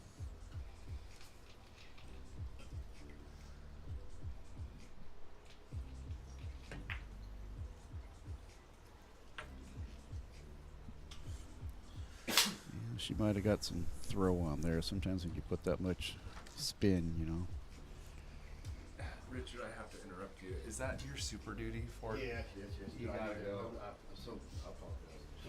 We got a temporary timeout here. We have a vehicle we need to move out in the. So sorry, guys. That guy from Oregon's trying to get back to Oregon. Yeah, we have an Oregon player itching to get back to Oregon, and Chris is blocking him in his spot, so he's out to move his vehicle. You know, I can't blame him. That's quite a drive to take on in one night. Oh, yeah. Depending on what part of Portland he is, he's looking at, 3.5 hours or so. I think I'd be looking at Motel 6. Yeah. He played great tonight, Yes, he did. Yep. Jack held the lead for quite a while there, and he had that one transition game to where I don't remember what the shot was, but I was back there with the producer, and it's like, wow, that was the difference between, I think it was 8-5 and 7-6 right there, and it's like I think that kind of like put him just a little bit on, not necessarily on tilt, but it got him on edge a little bit, And you could see it down the home stretch. I think Jack was starting to feel it there toward the end. So here comes Chris back into the room. So let's see if he can just, I shoot this ball, I shoot He can either shoot rail first or just use some outside to try and put the 11. He wants to place in one pocket here. 11 in the same pocket as the 13. Yeah, I personally I like just playing the ball with a little bit of outside. You know, economy of cue ball is always a good way to go. Oh, He bumped it. yeah, I got a bump on that. So he's pretty thin on this 11. I think it still goes. I think it goes. He's going to send the cue ball for a ride, though. It's fairly thin. It's fairly backwards.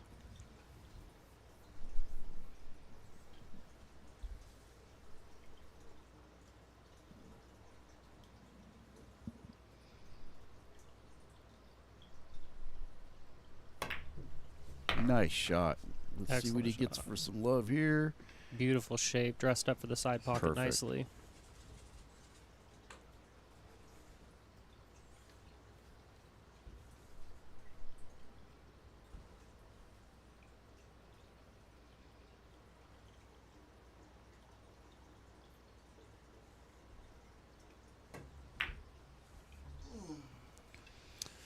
He misses his first chance at drawing first blood, so let's see if Miranda can make him pay.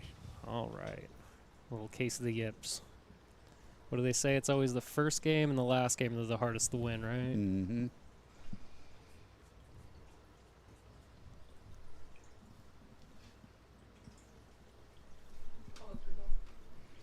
Patrick Nick says, Yohendry will be home before this match is over. Well, I don't know about that.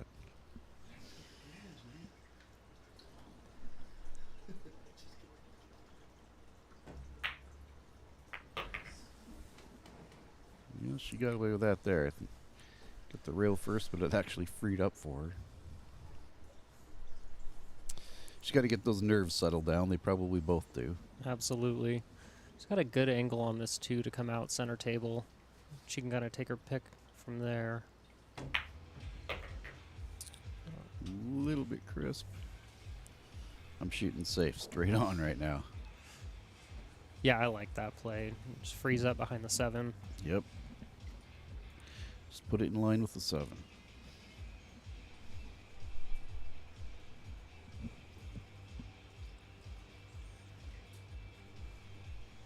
I'm looking at the actual table. I don't know if she can do it with her rail, though. I think she actually has to do it with draw, which is not nearly as dependable. She's looking at the cut on the 6.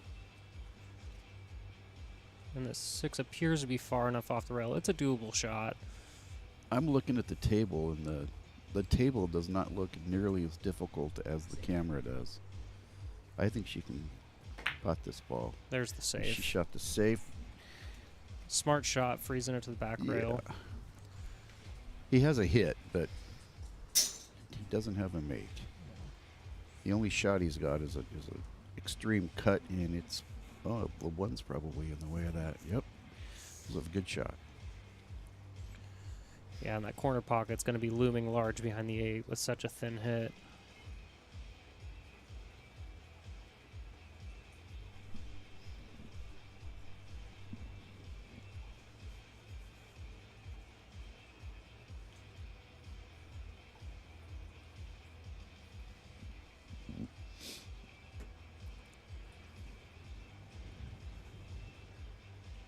Did he just call the bank? Is that what I saw him call? He doesn't have a window through there. I believe he did. Oh, you could see more of the 8 than I thought. Yeah, he almost banked it in the side, though.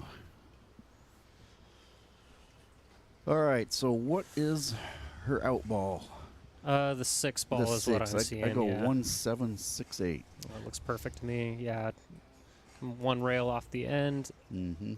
Kind of gives her some insurance. If she rattles the 1, it leaves a tough shot on the 8. But yeah, I look to her to come down about center table for the 7 on the side.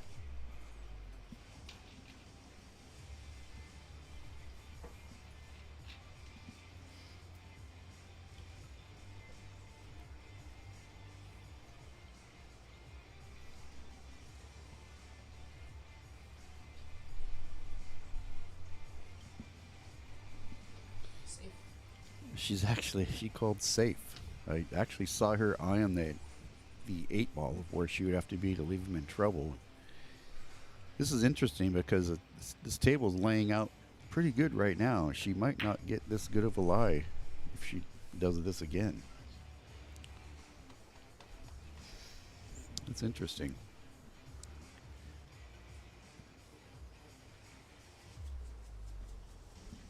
So he has the... You see the edge of the ball there? Actually, I'm looking at the actual table. If he does have the edge of the ball, it's not much. I think he's going to kick at it.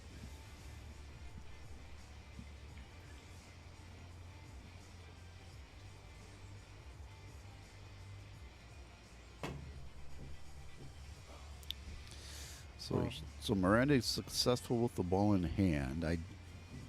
I'm not sure if this out is easier than her last one, but it's what the path she chose. I think the 1 to the 7 was actually easier off the first lie, but she's going to go 6-1-7, I believe. See, from here, I like rolling forward off the 7 for the 1 ball and just maintaining an angle to come back for the 6 in the corner. That's the beauty of 8 ball, though. Looks like she bumped the 8 ball just a touch. I apologize. Nope. She doesn't have much angle here. I hope she can shorten up this next shot. She's going to do it with spin, I guess. Yeah, see, I personally think that first lie she had when she shot that extra safe was an easier out than this one. But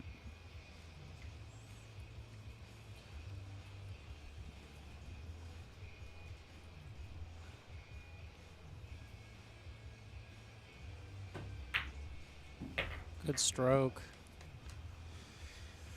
yeah, this is one of those hero or heel shots, you know, because one of them's going to get 8 ball shot right now. Now, whether she puts the 7 on the way, let's see what she can do. She does have a nice natural rolling line to get on the 8 ball.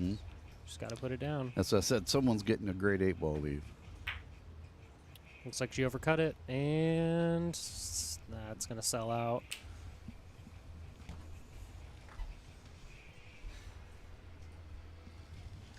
That might be nerves. I personally just think that was one extra safe. I think she had natural rolling alleys that first time around, you know. But I would agree with that, yeah. All right, so Chris with the first game in the books. Gets that first blood. Money.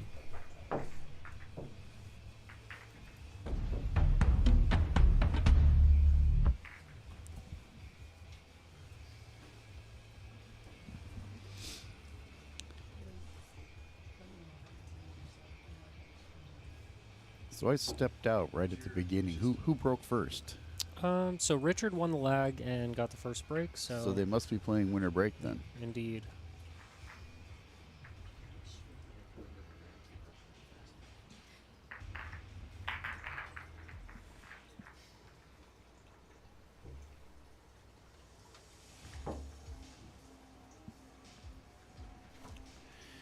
Well, she'll sit down and try and calm her nerves, and just like I said earlier, you know, you just have to win the next one. That's right. Doesn't matter how big the race is or how short the race is. It's a whole bunch of little races to one. I break it down with the shot. I'm just like, I'm trying to make this next ball. Yeah.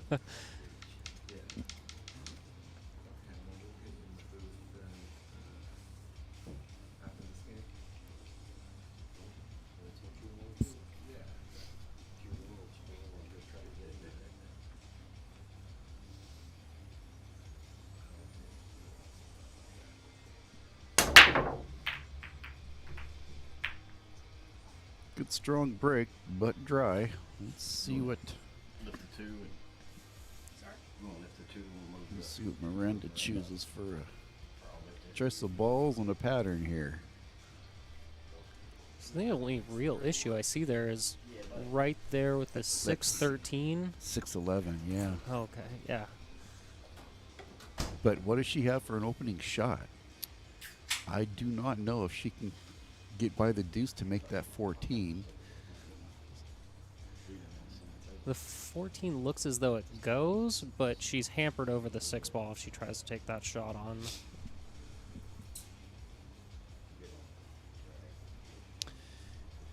Yeah, but I think that's probably her best shot. It's a treetop shot, but I think that's probably. She's not completely treetop. She does have a bit of a stroke at it, and then that gets her out onto the table. But she's going to have to work on that 11 ball sooner or later.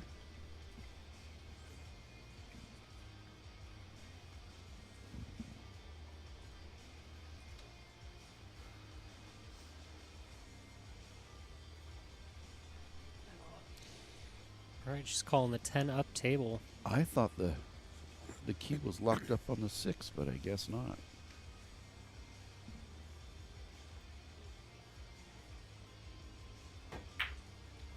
She gets it. Now she's got the 15. And it's just like we talked about earlier, the 11's the only trouble here. Yep, and from experience, it's best to deal with that early on in the rack. Yeah, don't shoot all your balls and then all of a sudden there's no breakout balls left. But she really doesn't have one to use on it yet. She might be able to get a good angle off the 15 and do it using the 14. And another option, if she pots the 15-14, oh, never mind. Say she can get up underneath and freeze on the 6 ball. That could be a possible solution as well.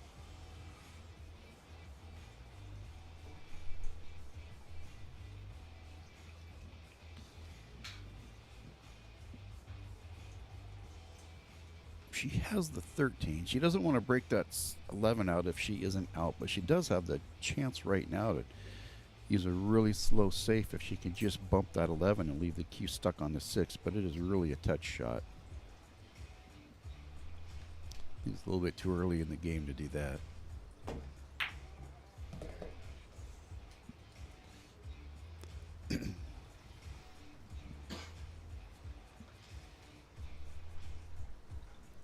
She might be able to get it right here off the 9. It looks like it does carry natural into that too.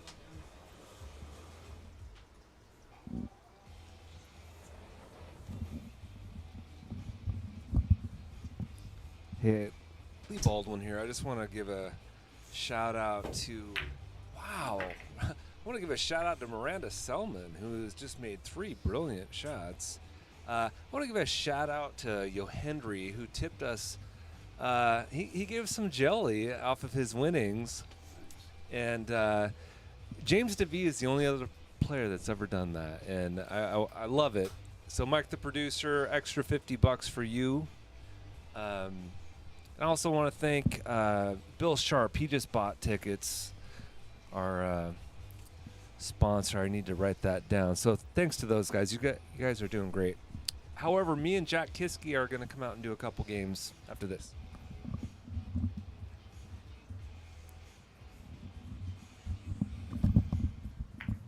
All right, looks like Miranda's going to go ahead and break that 11 off now.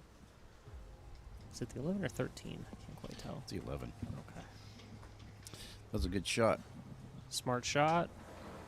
She may have left the deuce, but it's not an easy shot. No, it's no gimme for sure.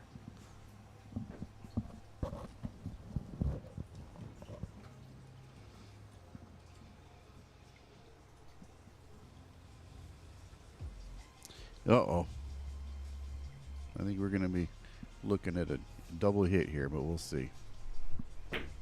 Oh, it was actually a good hit. Nice shot by Chris right there.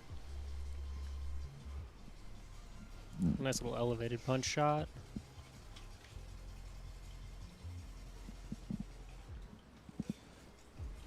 Did well and put her on that back rail. It's going to make it hard to work from there.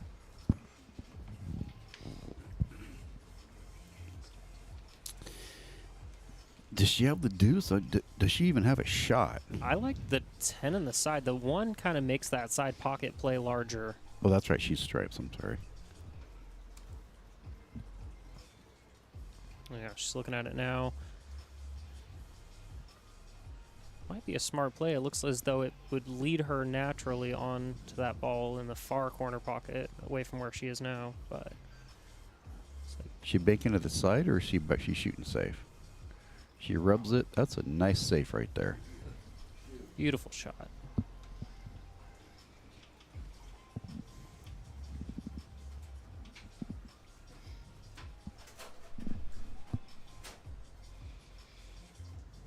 Chris says, man, I'm shooting out of all these holes here. He calls the 7. He's got plenty of balls down there, even if he doesn't hit it the first time. If he might get 2 rails and get a hit, he's just trying to survive right here. Yeah, he's looking good to get a hit out of this. And Right he through threads the everything. needle. Right through everything. So let's see if Miranda can make him pay here. Well, she has to start with this, I believe it's the 12 ball? Yeah.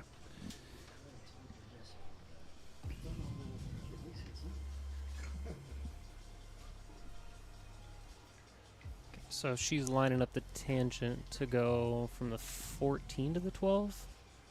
Yeah, I don't know if that's the 12 was the one down on the end. The 14 is over by the 2. Right. I would shoot the 12, a little bit of angle, and a little bit of outside low, and just curl right down for the 11. Then go the 11, 8, or 11, 10, 8. I would agree with that. Yeah. I think she's setting herself up for having to go back and forth too much here with long leaves.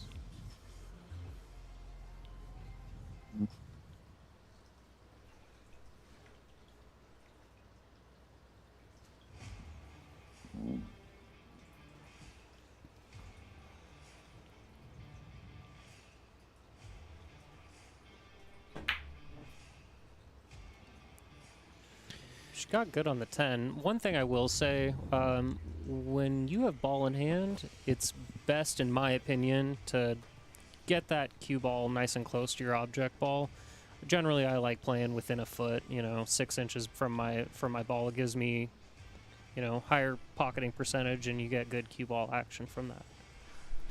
Well, not only that, but your treble balls, because this 12 down here really only has one viable pocket to go in, and it looks like it might be partially blocked as well. Yeah, it was thin, so I think she should have set herself up with like you're talking about, perfect cue placement and try for that ball. But Chris just hung with 7 and left her the shot on that ball.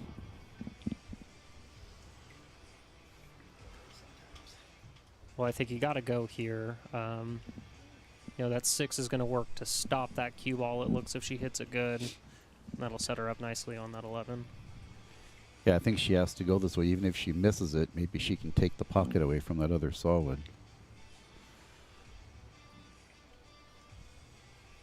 But she's looking at going down table.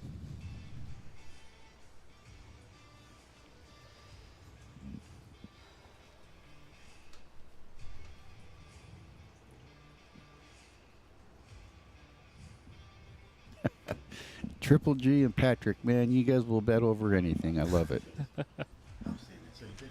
Triple G saw all the defense that Miranda was shooting. He says, I bet Chris fouls first.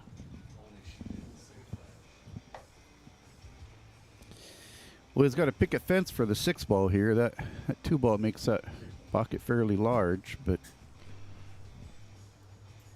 I'd have to look at this right now because he's got that deuce in the side, but I don't know if it goes by that. Well, it might not go by the 1. Put a good stroke on that ball. Mm-hmm. I shoot the 1 and then shoot the 5-7 combo right here. Absolutely.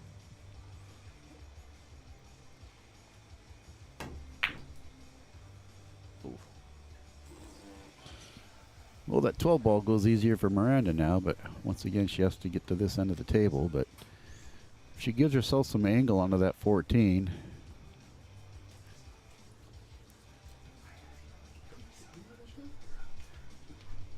pop that 11 and bring that cue off, I don't know, maybe 10 inches or so, 8 inches, and use the natural roll to come right up for the 12.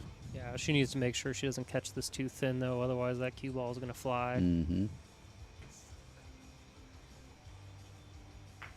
rolling ball. And She went on the short side of it. yeah, she's pretty flat on this one. Yeah. Well, this is kind of the type of shot that, in my opinion, you make the ball, you do the best you can, and you take your medicine. If you try and do too much with that cue ball, sometimes you don't make it. It's a good stroke on it, and That was a nice shot. yeah. She sinks this. She's got a nice natural angle to come back down to the center table for the 8. She's got to stay still on this shot, though. Not overshoot it, too. It's be really easy to shoot this ball too hard and get in Never Land, 50-yard line. Yeah, I don't think she would have liked that.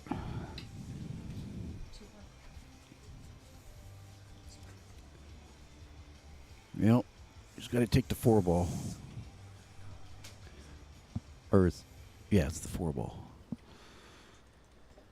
Take the 4 and then the 3 or the 1, whichever you get from there, or even the 7. The 7's buried in the jaws there, so there's your safety valve for however bad you can leave yourself.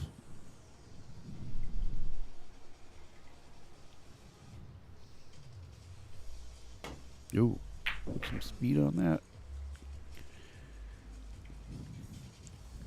Did nicely there. Dressed up nice on the 3.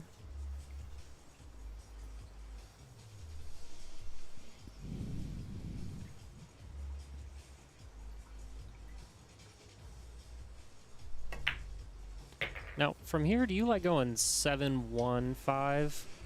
Well, I didn't mind that, but I'm not sure if he left himself good there, because I think the 12's in the way. I think he's going to take that combo again, but the bad part there is you don't shoot it soft enough, that 5 can squirt down the rail on you, and it doesn't become your friend very, very fast. Yeah, I would have slow rolled that and then slow rolled the combo. Now he's got to shoot out of the corner here, and everybody's different. I do not prefer these because the cue ball is just so unpredictable. I agree. There's a lot of variables involved. Just like that, it died on him, Yeah. so.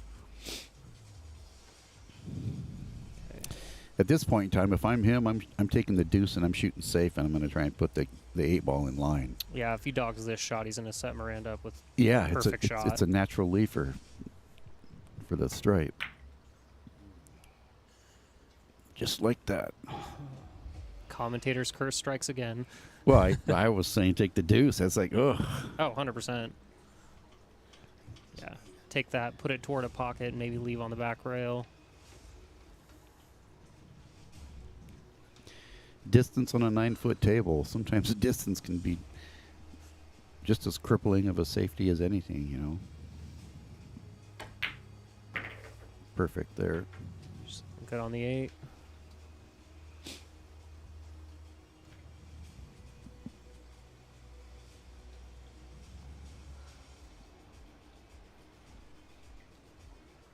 Right, Miranda looking to take one back. Let's see if she can put down that 8 ball.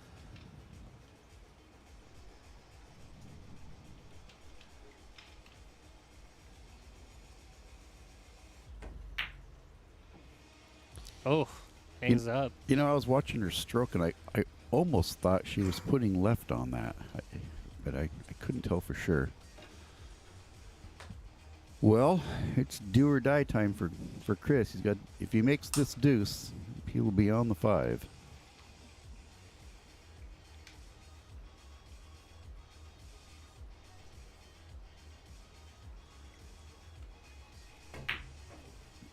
No, sir. So close. That's the difference of that 9-foot table versus a 7-foot table. That on a 7-foot table, he probably makes that shot. Absolutely. Just a lot more real estate out there.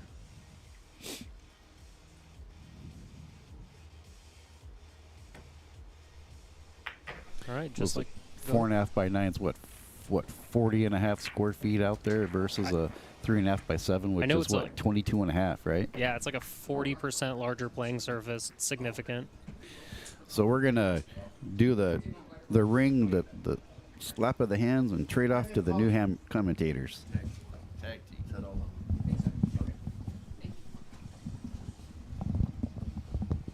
right, ladies and gentlemen. Hey, great commentary, you guys. We got Jack Kiske joining the booth. And yours truly, Lee Baldwin, the host of the show. You know, I gotta remember, there's people out there watching that this might be their first time. They don't know exactly who I am, or who you are, for that matter. This is the gentleman that played the first match, Jack Kiske. I thought you played outstanding. You had a commanding lead. Yeah, I guess we've already gone over this, haven't we?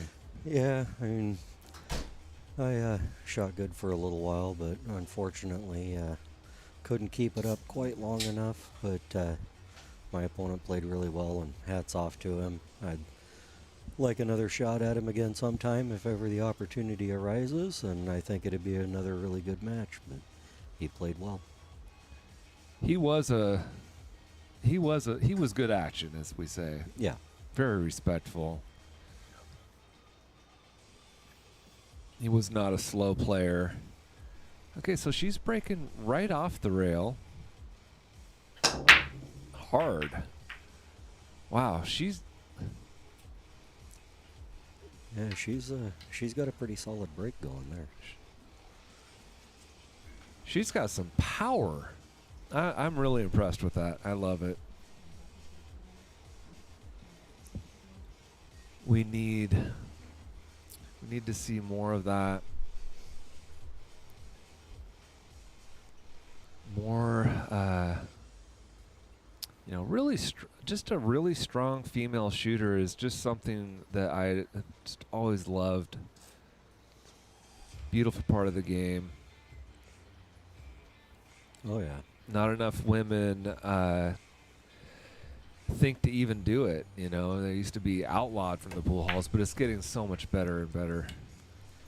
Yeah, I know a couple of women that play real strong nowadays, but it would be nice to see a few more of them get into it. I know a few women that have a little bit of an aversion to play in the game because they seem to have this idea that it's a guy's sport, and it's definitely not. There's nothing about this game that is going to give a man an advantage over a woman, especially since the template racks, because the only thing you could really say a man ever had an advantage of was you having a more powerful break, but especially with the template racks now, that's not the case. And you know, she's a perfect example of that because she smashed that break good.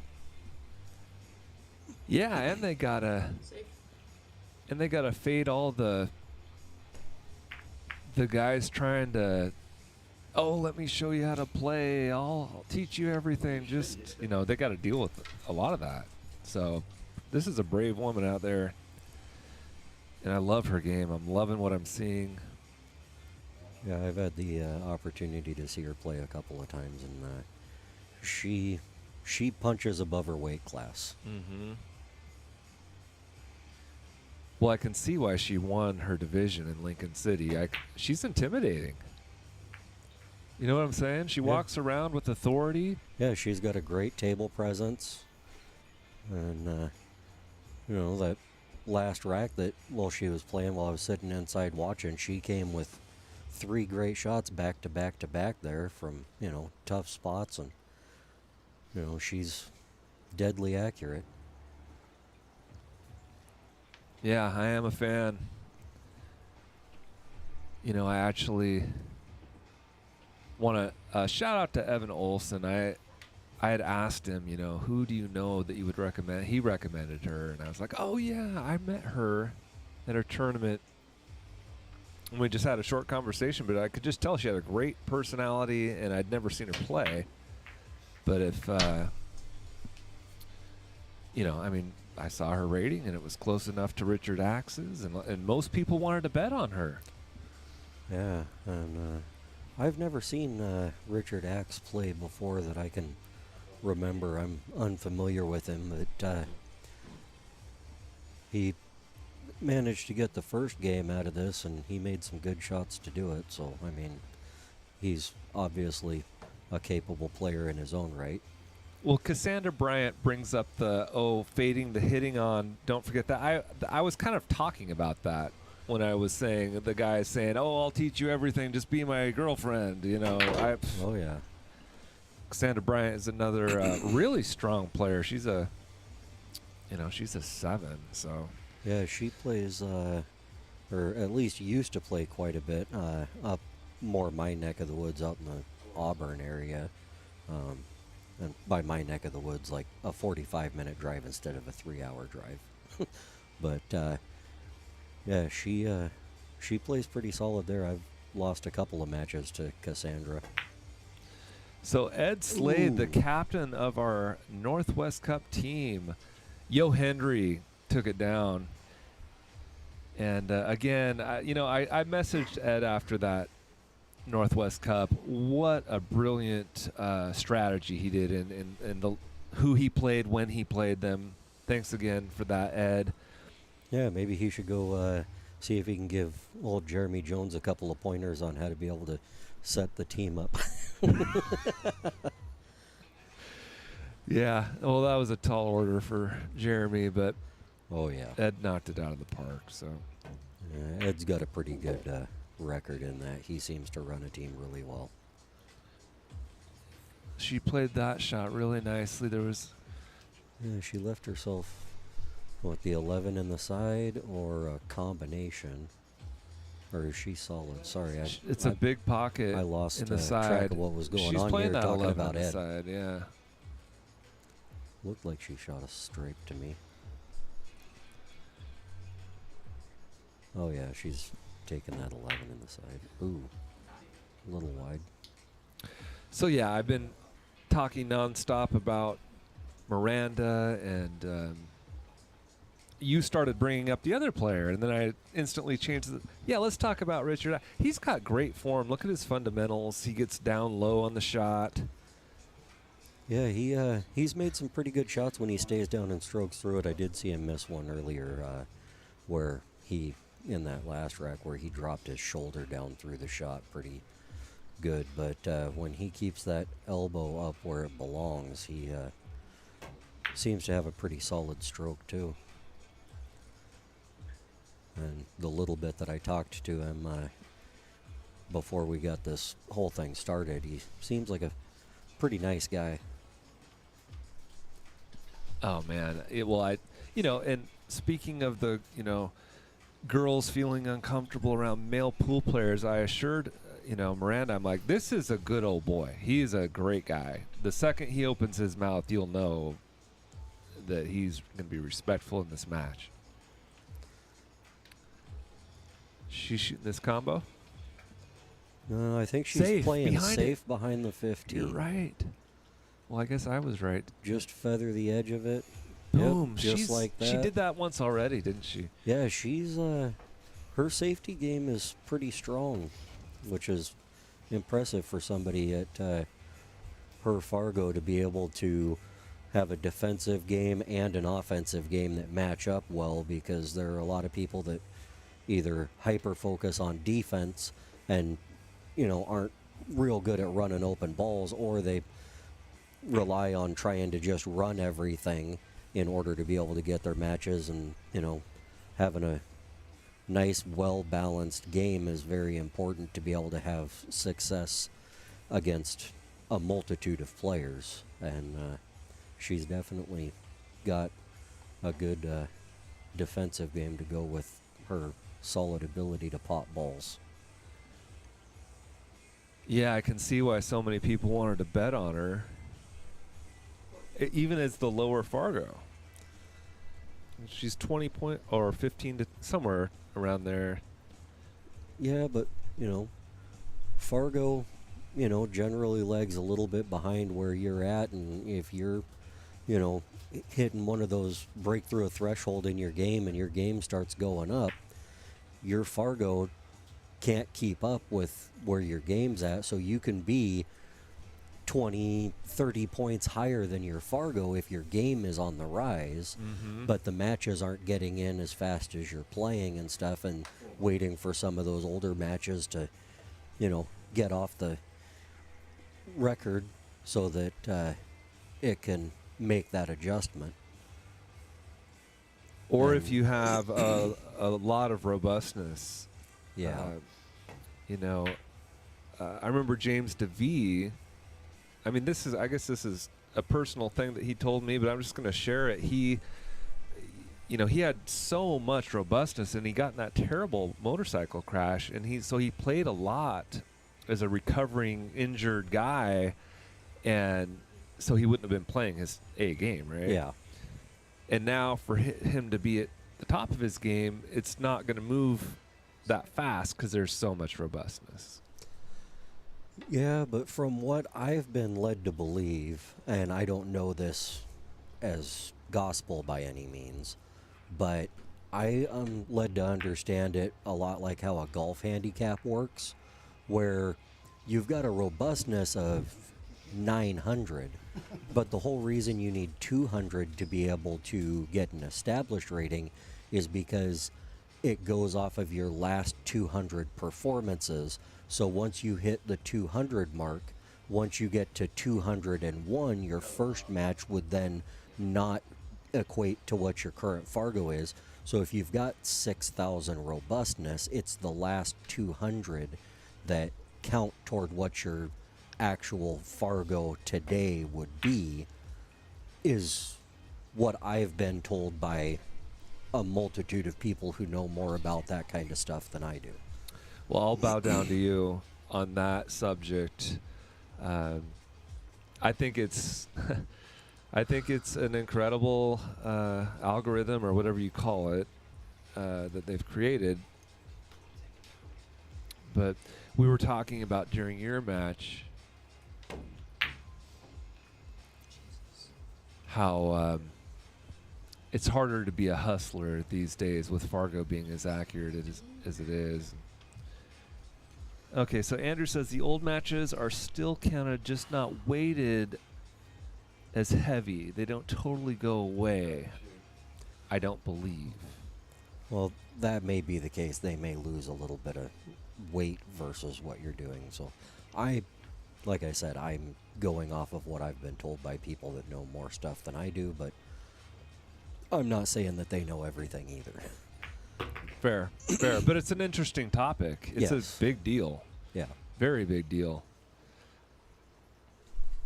Like, I'm at a 599 right now, which some would argue is the ultimate rating to be the top of certain tournaments, but I work Sundays, so I don't really get to play so I'm not sandbagging is my point. But I've gone up to a 600 and back to a 590 something 3 times now. I've struggled with that myself. And the truth is, I want to be a 600. I really do. If I'm going to give lessons, I should be a 600, right? I'm not sandbagging to get into those 600 and under tournaments.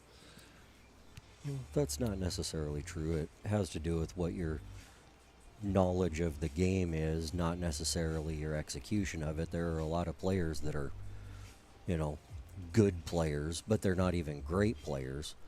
But they understand the game at a level that is far beyond their capability. So just because you yourself can't execute the shot doesn't mean you can't teach somebody how to be able to make it work. Good point.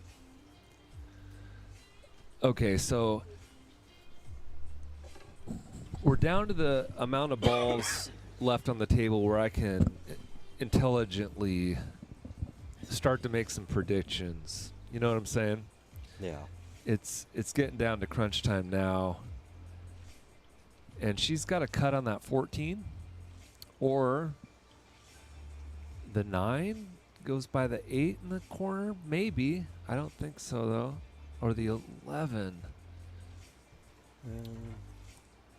If I'm shooting here, I would be probably taking the 9 ball if I'm going offensive, but she could come off of that 15 and lay up on the backside of that 10 ball, I believe it is. It's hard to tell on this screen. It is the 10. But, yeah, she could come off of that and just play a safe back there, try and give herself an opportunity with ball in hand to be able to have a little easier start here. Well, and you're solving a problem too. The 15 ball is considered a problem ball in up the middle of the rail like that. Well, she's shooting down toward the 15. She may be. She's shooting your shot. Oh no, she came off the 10, trying to do something similar, but it came back and double kissed. But I don't think the double kiss sold anything out here. Well, she played a good safe, is what she did. Yeah.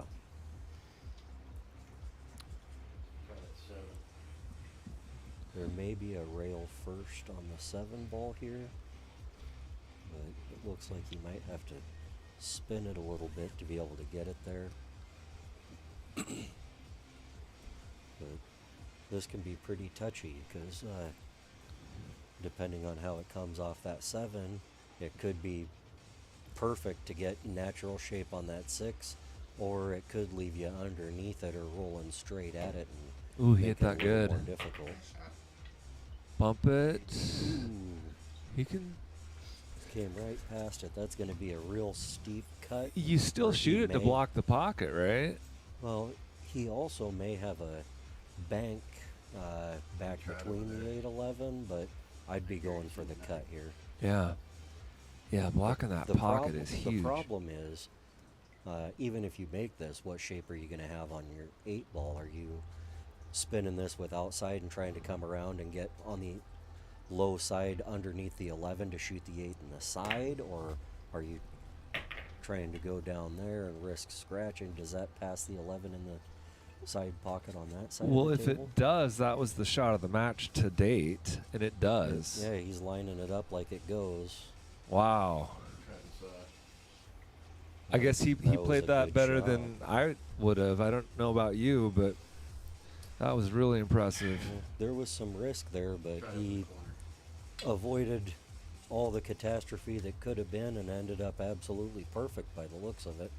All he's got to do is stay down, put a good stroke on this one, and he's back in the lead.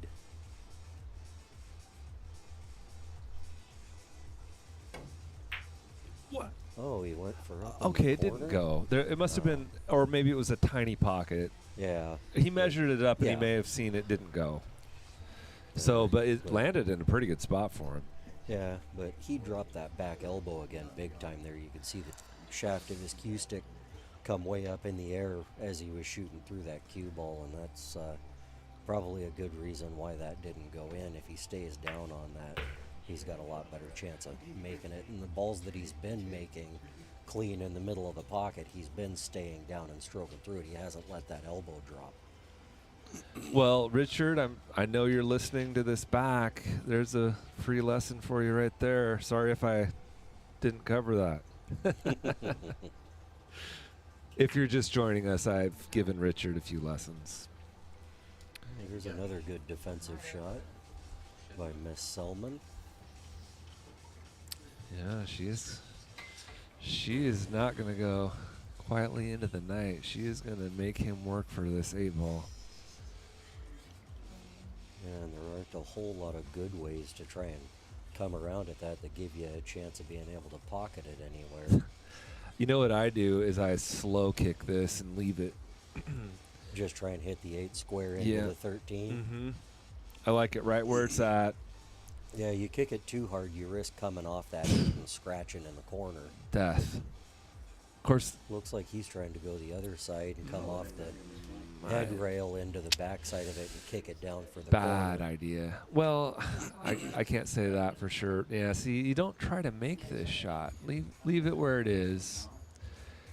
Because not only is he giving himself a way more chance to foul here, which I think he will, just based on what I'm seeing here, yep. Yeah. You're leaving the 8 to parts unknown. So, Richard, that's a free lesson right there. Just slow kick. You like the slow kick against your opponent that you're playing? Yeah, and if you can flush it up and hit it square, you've got a good chance to be able to have the 8 ball cover up your opponent having a shot at that one stripe that's at that end of the table, and force them to take a long, tough shot down table with your 8 ball then being much less impeded So even if they do play a safe back, you've got a lot more options to try and get back to it. Yeah. She put a little inside spin on that, didn't she? Yeah, a little bit of high rate. She stroked it good too. Question is she going to try and shoot this into 3/4 of a pocket past the 8, or is she going to try and take the 14? Ooh. Whatever you do, don't miss. Oh, she. Oh my gosh. I think she'd have been better off just slow rolling that with a little bit of top instead of trying to hit it with low. But All right. Richard Axe goes up 2-1, ladies and gentlemen. and the plot thickens. Boy, it's not even that cold out here with this space heater. No, it's a. Can you hand me a cold one? I'm getting too hot. I need to cool it down a little bit. It's nice out here. Yeah. Yeah. Mike built this. I actually put shingles on there. Speaking of shingles, I just got my house re-roofed. Yeah, 15 saw the grand. pictures. 3 grand to clean out the attic. There was mold up there because the ventilation, I had to fix all the ventilation, get rid of all the insulation, put all new insulation in there. Re-roof, 15K. Ooh. Yeah, That's- I'm eating ramen. Seriously, not joking.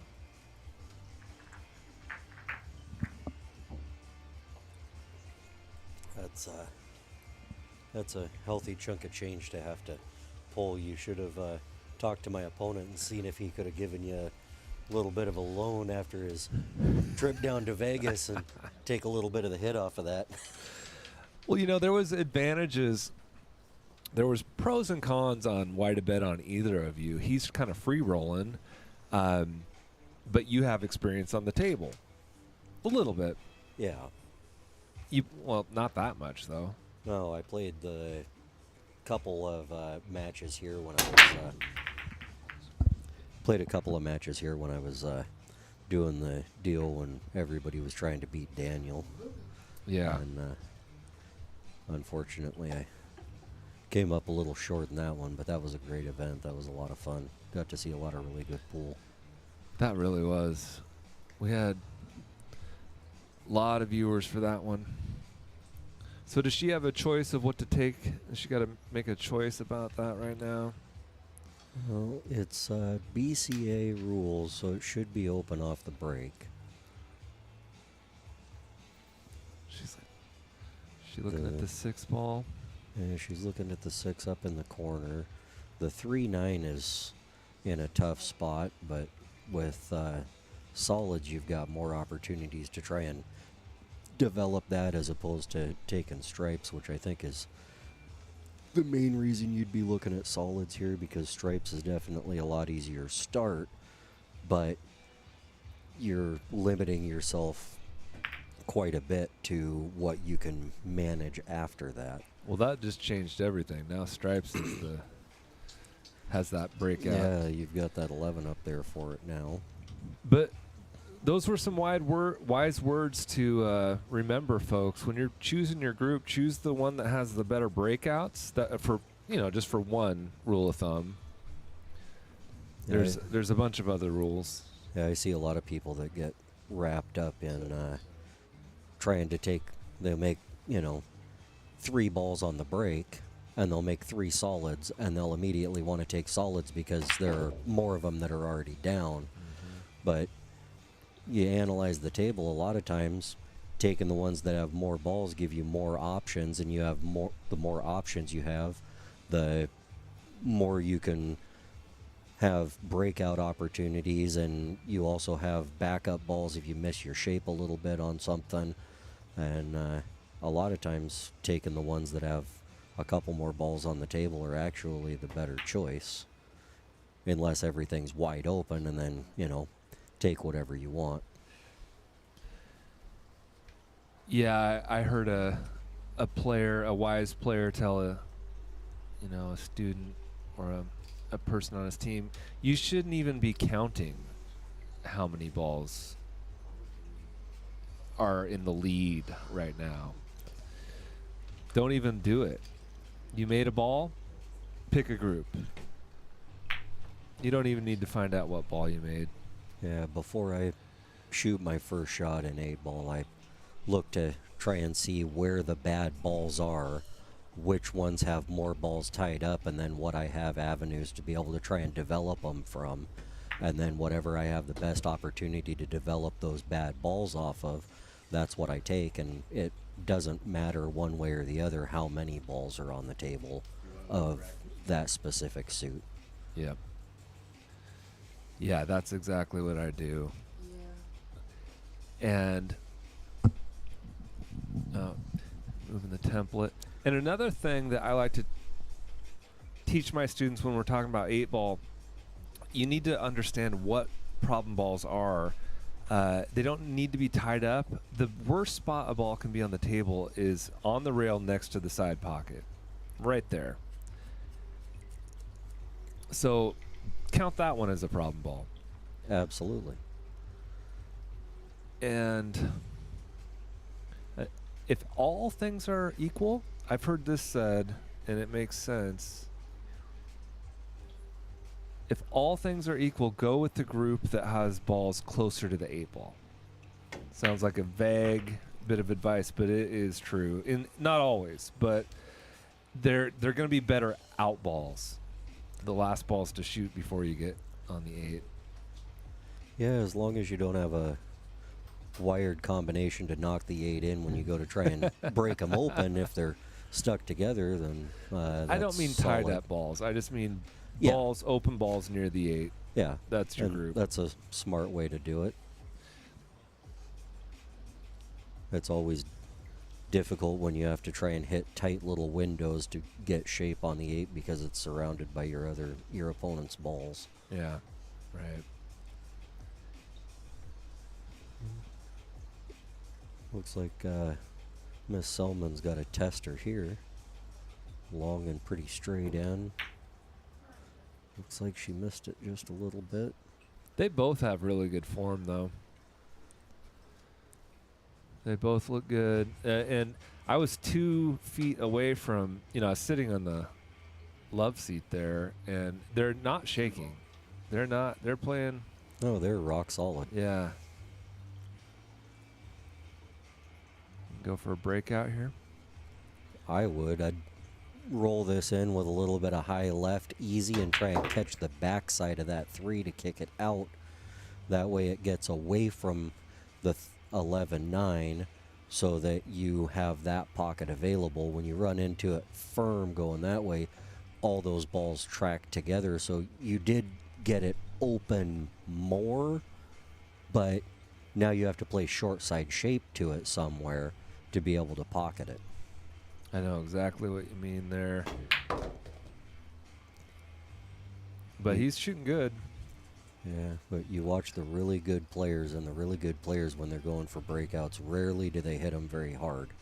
They look for an angle to be able to come into it, to dislodge their ball and get shape off of it, as opposed to just trying to hammer into it and hope that they get good. Well, I totally get what you're saying. I remember coming up, I would try to break balls out hard. He popped up out of that one big time. The other problem is you can break out a cluster so hard that it becomes another problem in another cluster across the table. What do you don't do that? Yeah, you can knock it open from where it's at and tie it up with something else pretty easy if you're not paying attention. Now, Triple G makes a good point. Chris doesn't, he plays smart. Chris doesn't get the same types of competitive opposition Miranda does across the water. And that is so true. Yeah, I could see that. I never really thought that much about it, but it's probably a little harder to be able to run into a whole lot of pool players out here. It seems like they'd be scattered out a little bit further because you've got a lot of smaller towns over here as opposed to, you roll into, Seattle or Bellevue. There are, quite a few people playing pool, but around here, there probably aren't nearly as many opportunities to get a lot of good reps in. Unless you know somebody that's, maybe got a 9-foot table sitting at his house. Well, if there's one thing to be said, though, about Kitsap County is we are a tight-knit family. It is a much smaller community, but it's a great community. And actually, Kitsap has won more matches against Tacoma in these FNL shows. That was a pretty solid shot right there. However, I remember when we were first starting the show, some Kitsap players felt like I should just devote it to Kitsap. I started my pool career in Tacoma. I played my first 10 years in league in Tacoma. I played on Eddie Matei's team, Mattia. I watched Ed Hobbs gamble. I gambled. I lost so much money to those players in Tacoma. They were my family. But I spent the next 10 years just staying over here. And it was kind of like my coming out party. I was like, remember me, guys? I got good. and please plan my show. And it's been quite an experience. Yeah, this is a wonderful thing that you've done here to be able to help develop the pool community and being able to bring people from, not just, across the sound, but, people from other states in to be able to play people that they normally wouldn't. So you got an opportunity to, play against a lot of different opposition that on your normal, weekly or monthly tournament schedule, you're not running into those guys. So it's always nice to be able to shake things up and play some people that, whether they're better or worse than anybody that you're playing, if they play different, it's going to force you to develop, your game differently to be able to combat the way that they play.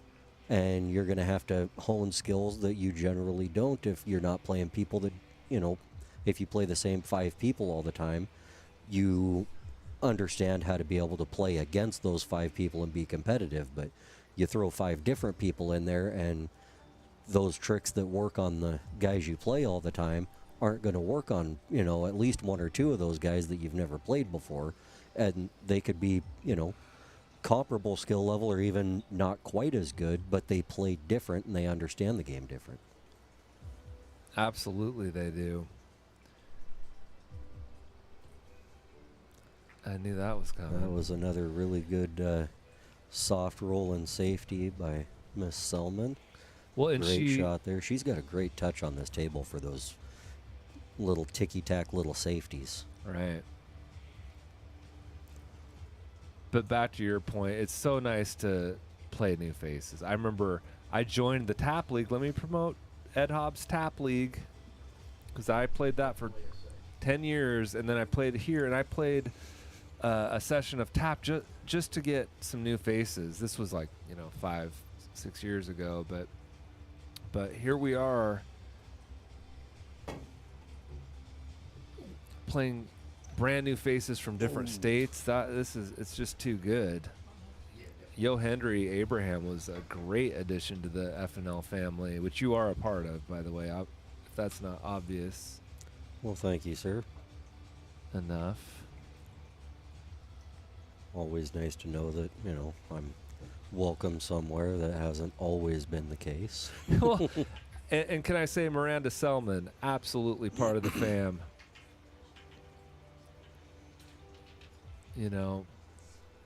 We run raffles and we get, players that are rated around her ranking, and I'm going to have her back. Or, oh, wow, I just remembered something. Wow. Okay, I'm going to make an announcement, you guys, that's pretty big that I can't believe I almost forgot. Suzanne Smith wants to play a Scotch doubles match with Miranda Selman against another 1,000 rated team. So that's not necessarily our next match, but it is definitely coming in the next 2 matches. Well, that would be a lot of fun to watch. I watched Suzanne Smith win in the NW. I commentated her match with Dan Louie, of all people, world champion Dan Louie. So I tried to get Suzanne Smith on the show. Believe me, and she was talking about it. The dates didn't work out, or something didn't work out, and it just kind of moved on to the next thing. But she'll be on the show, people. And I know there's guys in the chat that are like, "Ooh, I want to play those girls. I need to find if I need to add this stuff up now. Who's gonna get that match?" Yeah. Well, Miranda just missed a kind of a tough 8-ball there, but she swung for the fences at it, and I think she, for the first time that I've really noticed, came up out of her shot when she hit it. Well, it is the 8-ball.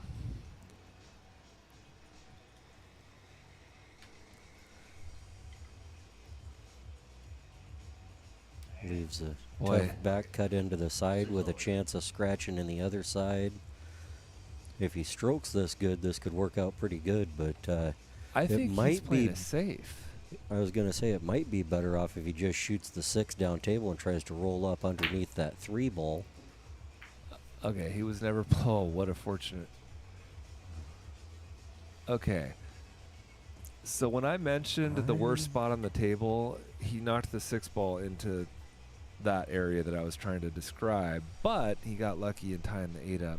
She might have enough room to be able to spin this in. If she shoots this easy with a little bit of left English, I think she can get that to throw into the pocket.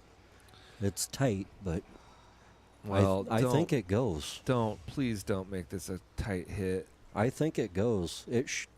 Looking through the window here, it's Don't hit got the 5 room. first. Thank you. That was a great shot, folks. Yeah, you can't risk hitting the 5 and losing the game. If you're gonna do anything there, you've got to hit that ball thick. If you clip that 5 and then knock the 8 in, you're gonna kick yourself for the next 3 games. Unless you're better at holding your composure than me, I'd sit there and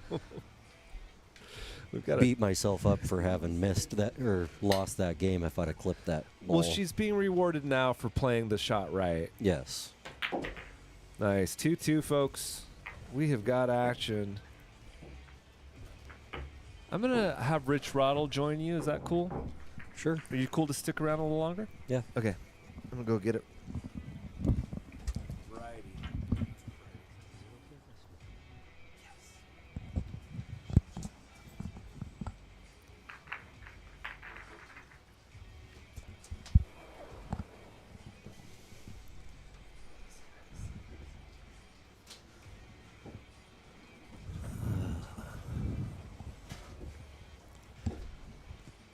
Mr. Rich Roddle, how are you doing, sir?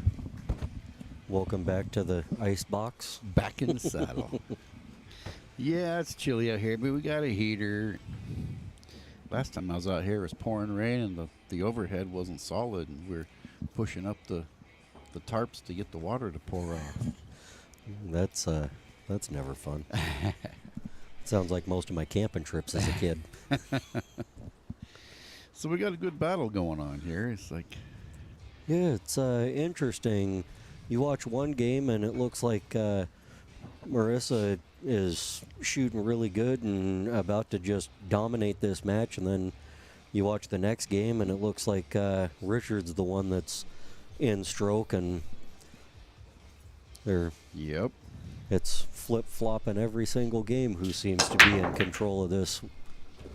But I have a feeling if one of these players gets comfortable, two or 3 racks in a row where they're feeling good, then this match could be over pretty quick. If they get a confident stroke going, I think they're going to do really well. well, 9-foot table, you know, it's big, you know. Oh, I know. The earlier match, you know, both you guys are like 200 Fargies higher than both of these, you know. So it's like this table's this table's tough. You know, it's like I was talking earlier with Miranda's girlfriend. It's like their boyfriend. It's like 40.5 square feet of cloth, you know, versus a 3.5 by 7 that's like 22 feet or something like that, you know. Mm-hmm. The extra room can make it, you know, easier for shapes, but it can also make them shots really long. Yeah, I'm a firm believer that playing on 7-foot and 9-foot tables are good for your game because they develop your game differently. Mm-hmm. Because playing on a 7-foot table, especially playing 8-ball, there's so much congestion out there that your shape play has to be pinpoint. And then when you get onto the 9-foot table, stuff opens up a lot more.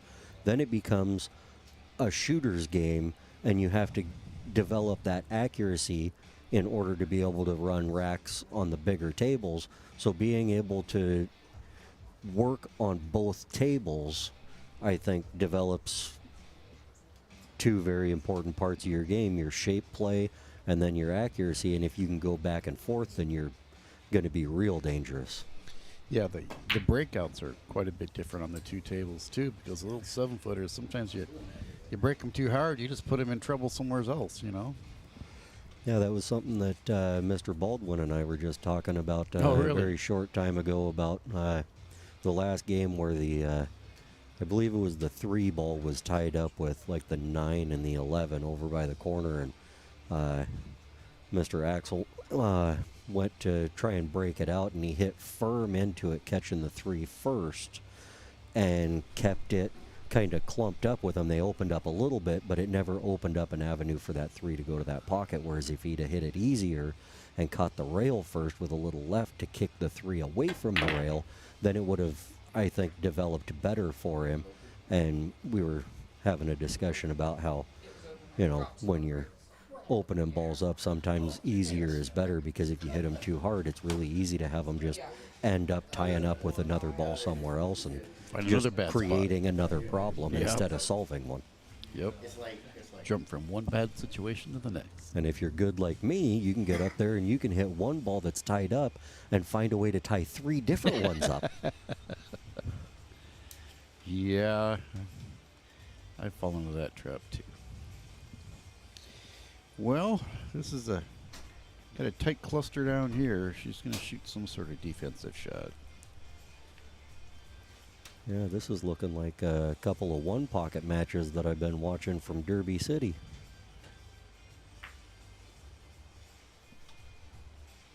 I believe he's got a 10 ball. He does. She got her 7 into a good spot there. Yeah. But I think she'd have liked that cue ball to come off that rail about an inch and get on the backside of that ball to take that shot on the 10 away, and also keep him from being able to shoot at the, believe it's the 13? Yeah, the 13, 14, 9. They're in trouble down there.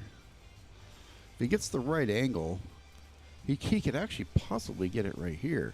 Yeah, if he could take the 13 here and then take the 15 off that back rail and run into the backside of that cluster, he could solve all of his problems. But If he got, yeah, he was going to be on the rail, though. I think if he had drawn that 13, he could have pulled it back and opened him up too, but that's for a different time.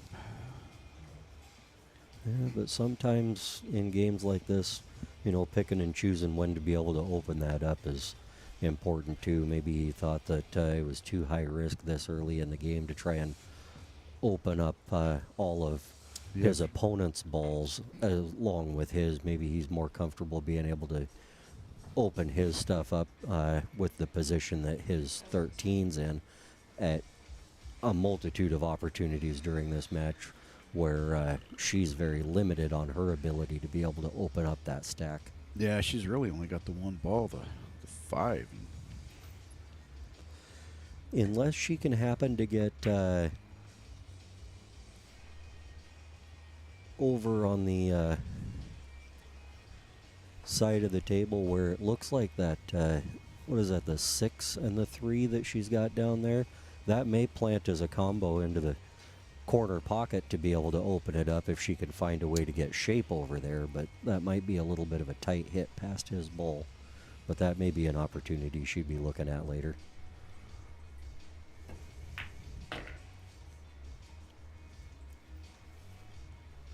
I thought he might be firing for him right there, but I don't know what he's thinking now.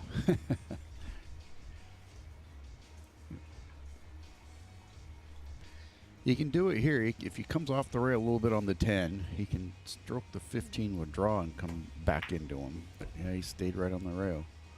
Yeah, he left himself pretty straight on that. Maybe he's just planning on stopping on this 15 and cutting the 13 up to the corner and running the cue ball into the 14 and try and open the stack up that way. Or maybe he's going to try and muscle up and spin into it off the rail here. I don't think he has that in his bag of tricks, but yeah, the problem is he's just taking away, you know, one breakout ball at a time. You know, he's running out of options. Yeah, well, you take this 13 here. He's going to have to make something work here. Yeah, if he takes this, he's going to open the table up for Miranda. So we'll see what happens.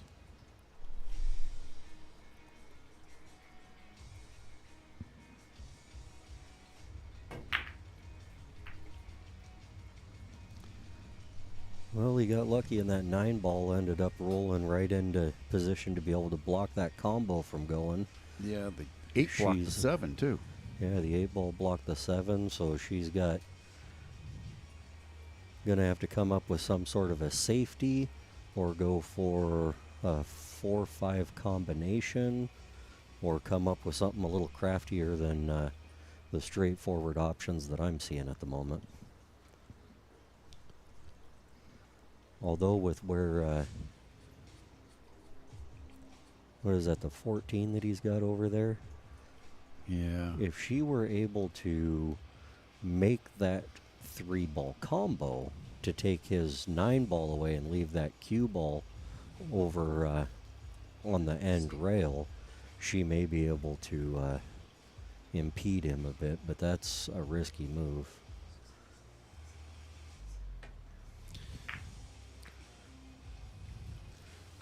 No, I think she wanted that 3 to end up on the other side of that 9 ball. Yeah, but this still isn't an easy out for Chris. No, but if he can cut this 9 with a little bit of right English and check that cue ball off the rail, he could then play the 14 off the 7 in the side and stop the cue ball there. It looks like to have an avenue for the, I think it's the 9 ball that he's got, or the 13 that he has up table. But here he could take the 13, the 13 is a and small window. hit the window to come back for the 14. He's got to get that window between the 7 and the 8. Well, unless he can check it with a little bit of inside and hit the gap between the 8 and the 4 ball, but that's taking a stroke. Yeah, it's not a very big pass. Did he get there? I think he's got the edge of it, but it's not a makeable shot, I don't believe.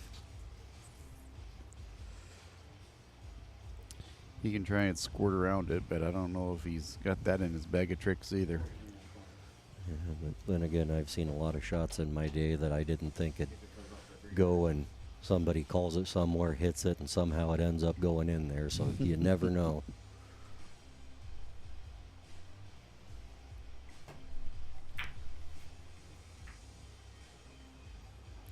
Well, she's wide open.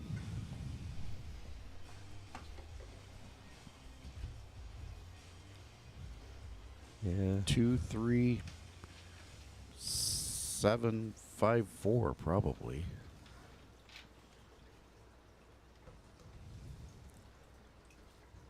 I don't know. She may just play safe off the 3 here. Yep.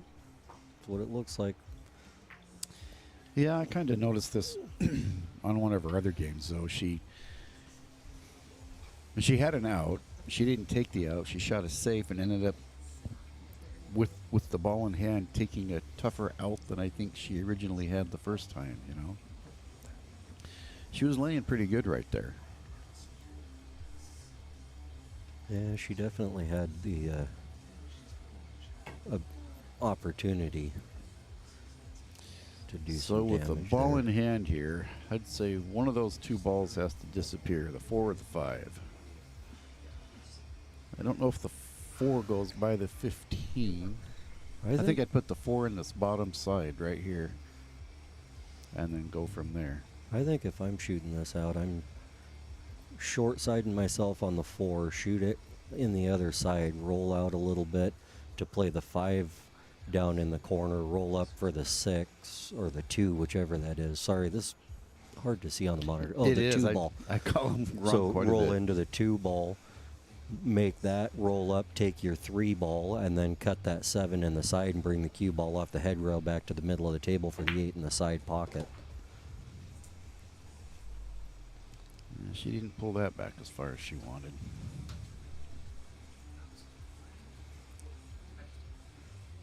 No. That's why I was thinking take the 4. It was just a natural roll ahead, you know. It's Yeah. That was a good shot, though.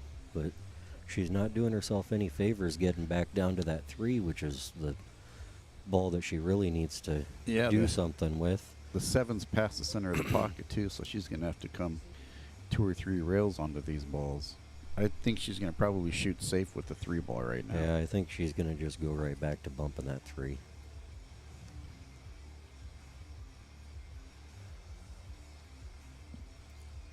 Safety with the bridge. Favorite shot. She says safety with the bridge, my favorite shot. Yeah, I tried one of those in my match. Unfortunately, it didn't quite get everything I wanted out of it. It's always tough when you're using the bridge. Even if you're pretty comfortable with it and use it a bit, it's still tough. Anytime you bring the bridge into play, it's one more mechanical thing, you know. But And she did good here by taking away the side that he went to before, so he can't learn off of his previous mistake. He's got to go a different direction. And he's tree-topped going over the 3 to be able to kick for this one. And on top of that, he's kicking stuff toward the 8, and that's always risky. no hit. So where do you start? Your Fargo's a lot higher than mine. Well, I think if I'm shooting, I probably start with the 7 with a little bit of angle, put the cue ball basically just on the high side of where the 8 is, roll the 7 in, go to the rail and out about a foot and a half for the deuce to shoot the 2, and then you roll forward a little bit from that, and then from the 3 it should be pretty easy to get to the 8, whether you want to hit it with a little bit of center right to come out for the 8 in the side, or you just want to roll it in and take the 8 up in the corner, or you know, try and hit it with a little inside and come 2 rails back out. But this can work too, but she's shooting the 2 and trying to draw over for shape, and generally speaking, if you've got ball in hand, you want to avoid having to make the cue ball do anything. If you can take ball in hand and you can just set the cue ball up at an angle to do the work for you so you don't have to do anything with it, that's usually the higher percentage way to go, and she got herself pretty straight here. So. Yeah, she's got to come off that rail far enough for that 7. She tried to get too much out of it and dogged the shot, trying to force shape for the 7.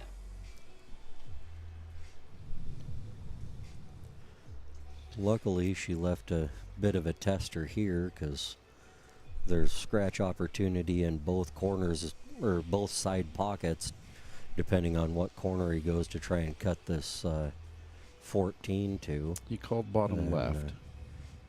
The 8 ball, the closest pocket is dead blocked. And he hit that good, but what's he do here with the 8? You can try and cut it down in the corner, but if you catch that 7 square, you could make the 7 and follow it in, or even bump the 7 out of the way and scratch right past it. And you've got to hit it hard enough for the scratch to be in play to get the 8 ball anywhere close to getting to the pocket. Yeah, I think that 7's going to be a break for him. I think it's going to kill that cue ball.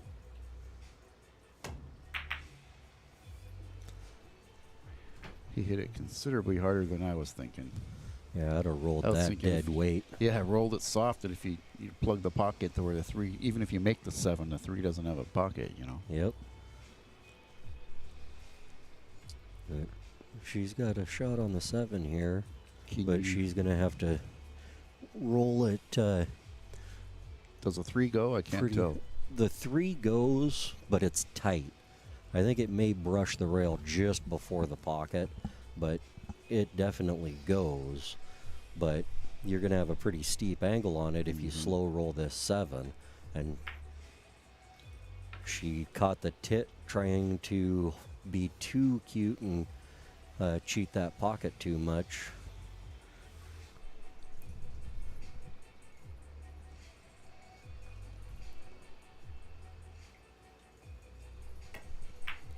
Chris takes advantage of that. Ooh.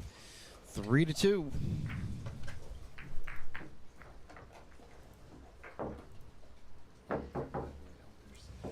Yeah, wiped its feet on the way in, but it still got to the bottom of the pocket, and score sheet, that's all that matters.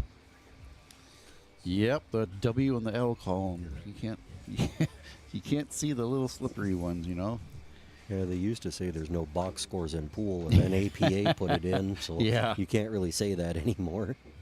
Yeah, that's the thing with Fargo, you know, it's win-loss. There's no ball count there, and you struggle when you use Fargo in leagues because they've taken a win-loss logarithm for a handicap and applied it in quite a few leagues to a ball number for a spot. You know, how many... And that's an interesting, you know, it doesn't know if you've lost, you know, 10-1 or 10-5. It just knows you lost, you know. Yeah. So let's see if Chris can keep it going.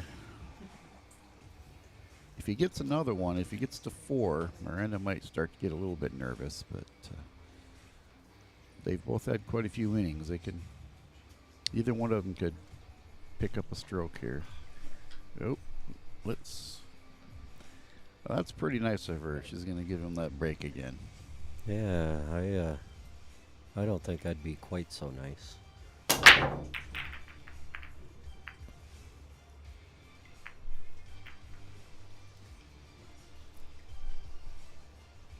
I'm a firm believer that the break is one of the most important shots in pool, and yeah, we were noticing that on your 9-ball games. You got a crushing break, man. You can really put the smack down on them balls. Well, thank you. I've tapered it down a little bit over the years. I used to hit them a little bit harder, but I try and focus more on controlling the cue ball.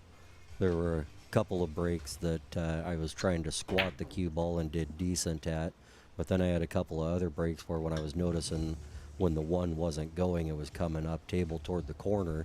So I adjusted my break a little bit to try and bring that cue ball 3 rails around to get over where the 1 ball was going to be to try and end up with shot. And I used to just go with hitting it with all the power I could possibly put into it. And when you're doing that, I ended up losing a lot of games because I'd dynamite the break and make 4 balls, and the cue ball would end up on the floor, and the other person just gets up and, you know, has easy little out because there's, you know, nothing in the way, and they start with ball in hand. And it's like the old commercial, thanks for the gumball, Mickey. Yep.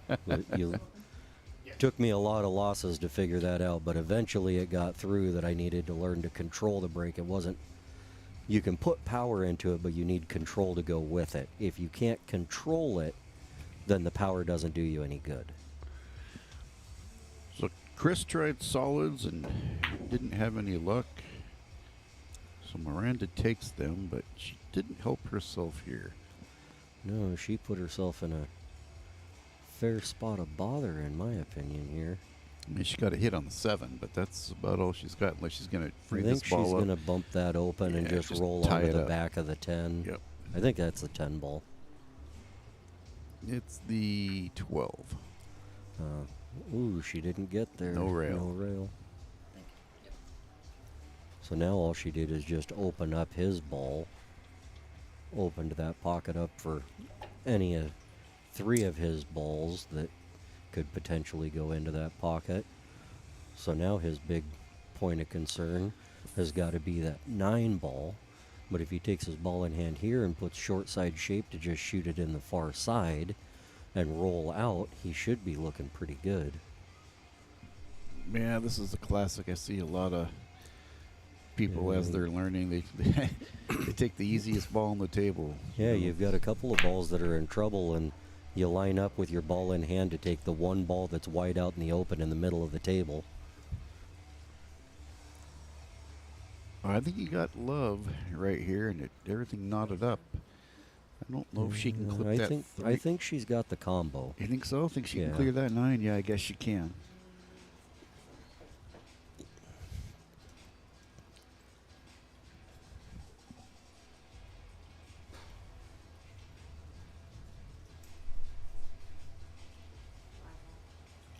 Oh, she doesn't like it. She's taking the 5 for the corner Yeah, she just called. I think she might be knotted up on that 9 where she can't get that 3 ball. Well, the cue ball's below the 9.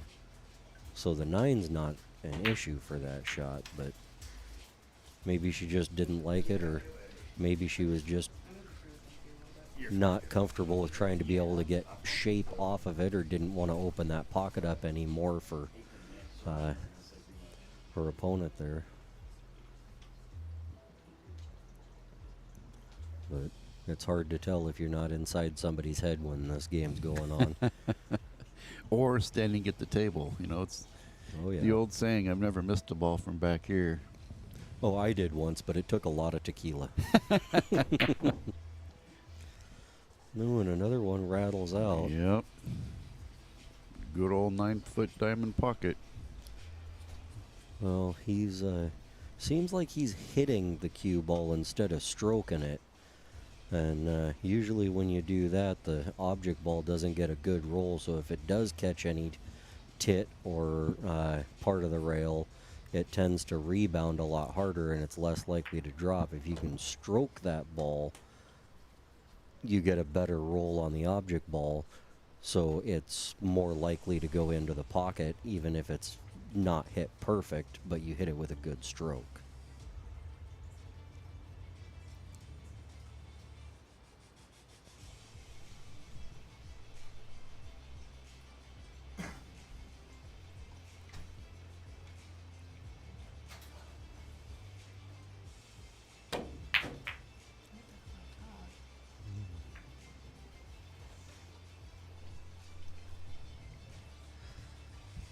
It seems like the nerves are getting to both of these players now. They were making some really good shots earlier, and they're rattling quite a few now. Yeah, seems like they're tensing up a bit. Frustration can build. Oh yeah.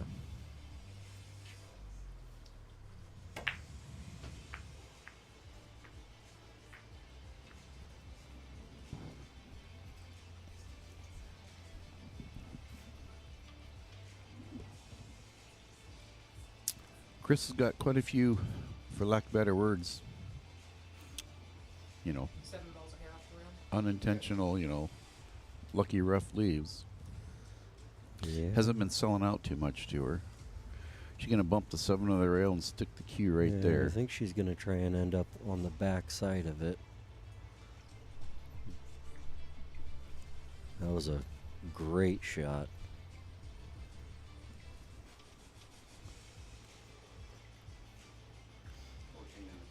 It's got a kick window, but it's never easy.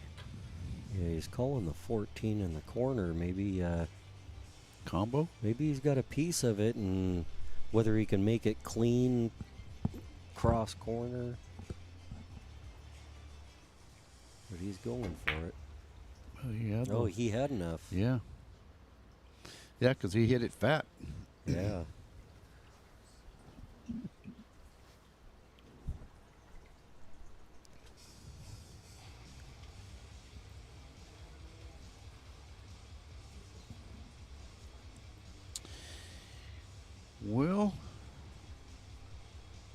got a bad 1 down here now. Yeah, that's One's tied up with that's the gonna make life difficult. 11, I believe. Yeah, it looks like that's the 11 ball.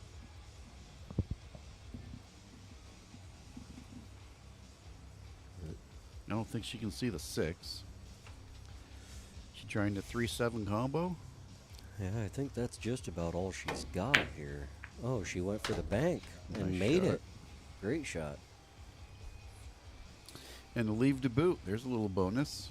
But she's still got that bad 6 ball.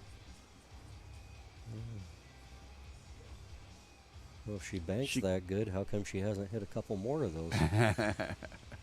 I think she could probably take that 7 right now and bring the cue back out and open that 6 ball up. That's definitely doable, and if you hit it right, then you've got that 4 in the side. But then you're still left with that 1 as a problem. And if you get rid of everything else and don't do something about that 1, that was a good shot right there. I don't know if She she's wanted to trying to- cover that pocket a little bit more, I think. She, I think, just made that a big pocket for the 13, but if he clips it, if he shoots this hard, which I'm guessing he probably would going for that ball, and he's gonna not shoot the going for 15 it. and try and break this right now.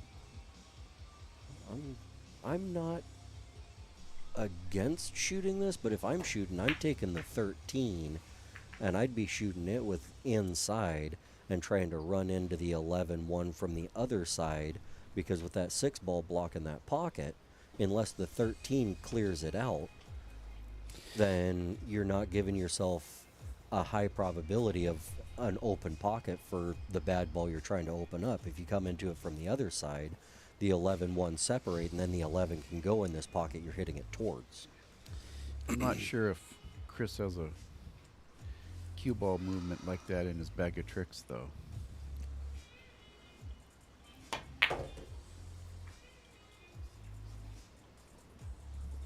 Well, just like we talked about earlier, I mean, she's got the 7 and she's got the 1, but that 6 ball just gets larger and larger every time she puts down another object ball. Yeah, and it's hard to be able to get all the way over to open that 6 up from this angle. Oh, and she rolls it in easy.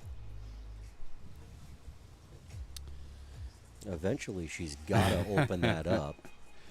I mean, right here, she might as well just shoot into the 6 and stop the cue ball right there. Leave him a piece of his ball, but not really much to do with it. And let him try and safety back at her where she's got a ball on both ends of the table in order to, you know, make it harder to be able to hook her.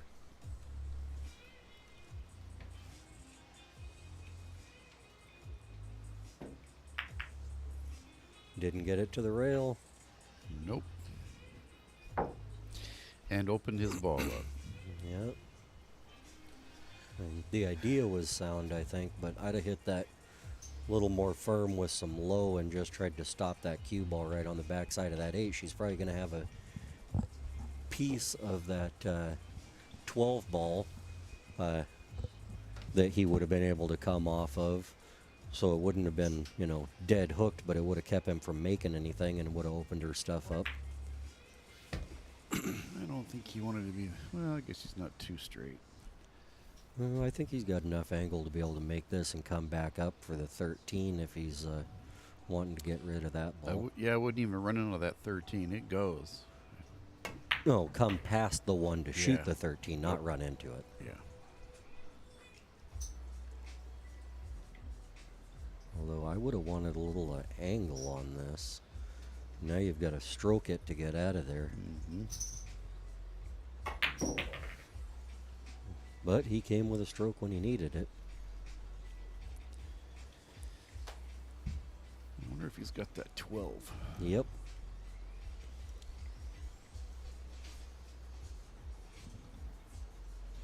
Goes. It's just a matter of where he goes to off of it. Key to the rail and back out.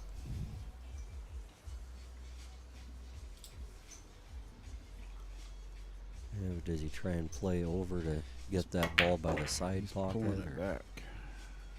Ooh. Woo. That's called clean living there. Yeah,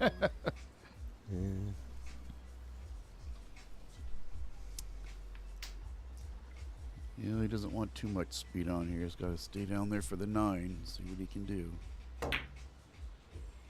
Ooh. Well, here's... Did he cover her from being able to shoot the 6 ball? Here's her golden chance. Yeah, I don't think she's got the 6, but she's got a wide open 1. Yeah, but it's... Unless you just stop there, it's hard to be able to get much better than that for shape on the 6. And then you're going to have to make a long corner-to-corner shot unless she's going to try and draw this back to between the 9-8. Oh, she had some angle to draw it out to the middle of the table. I thought she was straighter than that. That was a good stroke.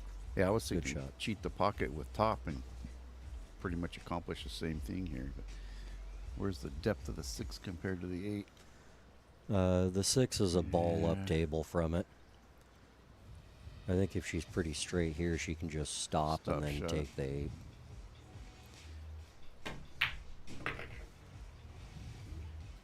Yeah, she's a little close to it. Yep.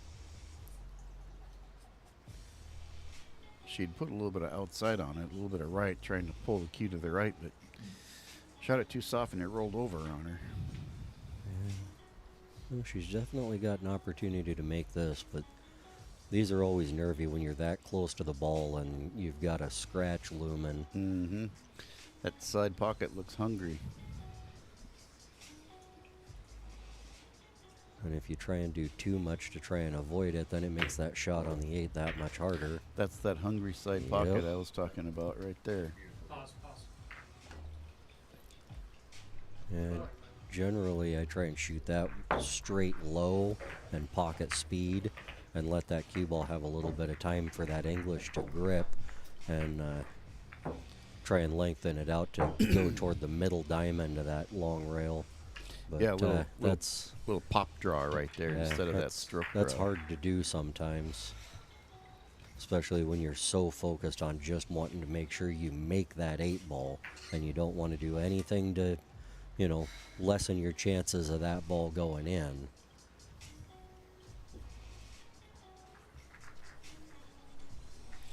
Yeah, it took me a while before I grasped the fact that sometimes that little pop draw shot grabs quicker than that big power stroke, Oh, yeah.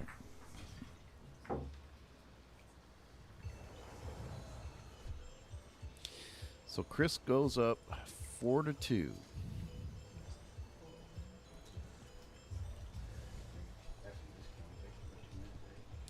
This is where the games start looming large, so huge difference. This game right here is big. 5-2 versus 4-3 is a big difference.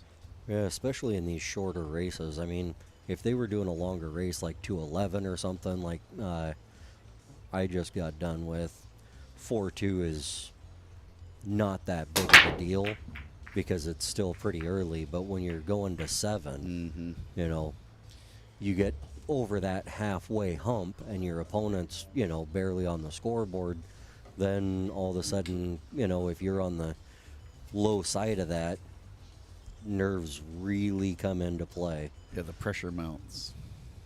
And for some people, they buckle down and focus better when they're, a little bit behind. And some people, it doesn't make any difference one way or the other. And some people, it just becomes an anvil sitting on their shoulders and just hard to be able to get that arm to move when that pressure starts building. Yeah, that's where I've struggled in the past and trying to get better at it. The mental game, my buddy Patrick keeps saying, you don't have to win them all right here. You just have to win this one. And then you just got to win the next one, one at a time. And I've tried to take that to heart, so it's not quite as bad as it used to be.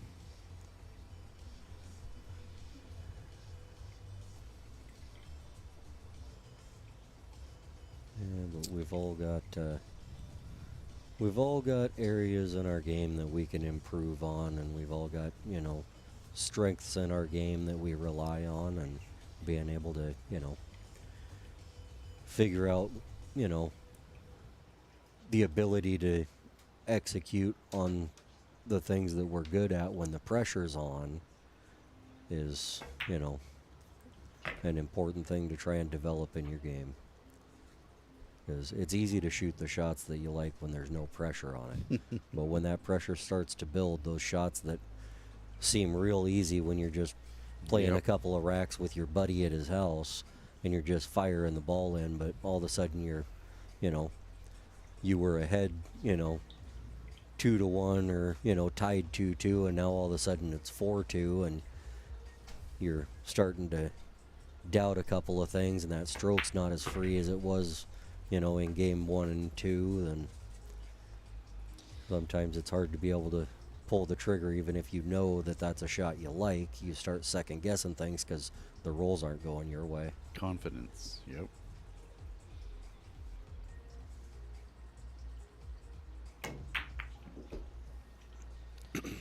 Well, that was a good shot, but from here things get they're starting to get a little more dicier. difficult.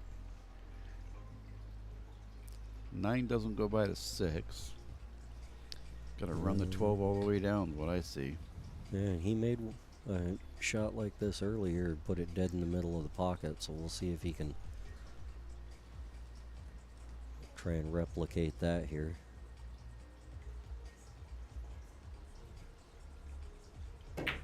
Bingo. Ooh, great shot. Nice shot. Thank you. Oh, he hurt us. I'm thinking that came from inside. Well, I can't tell. Oh, he's quite a bit backwards on that 9, so he's not going to be able to hold that cue. But boy, look at all that traffic if he tries to come around for that 13.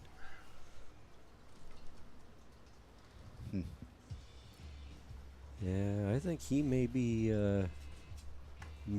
better off if he just takes the 13 here and tries to go into that end rail and back up to play the 9 ball in the side where his cue ball is right now. Yeah, because I think the 8 ball has both corner pockets. Yeah, it does. There's the view right there.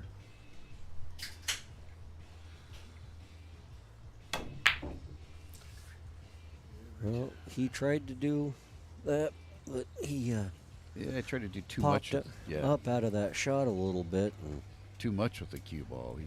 He rolled it all the way to the other end.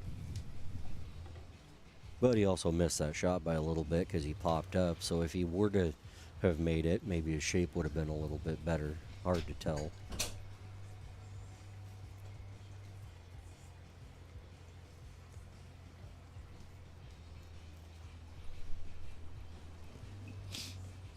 Miranda's got herself in a tough spot here. She's going to have to play a good safe, I think, off the 2 and try and roll the cue ball up behind the 8. Under the 1. Oh, king free. Yeah, I thought she might be able to come off that 2 and hit that 1 square and stick him dead behind the 8-5, but she caught it a little thin if that's what she was going for, and if she was trying to roll underneath him to block, she overhit it a little bit. But she's had a couple of shots in the last game or two that she's under hit and hasn't gotten to a rail, so maybe that got in her head there and she didn't want to under hit that and give up ball in hand and overstroked it. She didn't give away too much though. This is a very tough combo. Oh yeah, this is not a shot that I'd be wanting to have to play. Well, she needs to start taking advantages of these situations because they're going to get fewer as she starts to make balls. Yeah. Shoot the 4, come out 1 rail, get onto the 6 or the 7.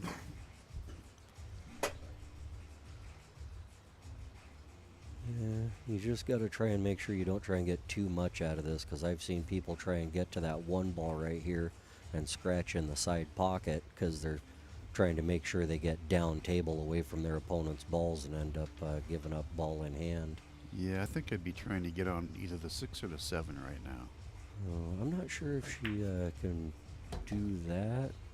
I was thinking try and get on the 5, but it's kind of on the 50-yard line. Yeah, she's got a piece of almost every ball she's got on the table, but she's got a really good safe right here as long as she drives the rail. If she just she just stops on the 1. Exactly.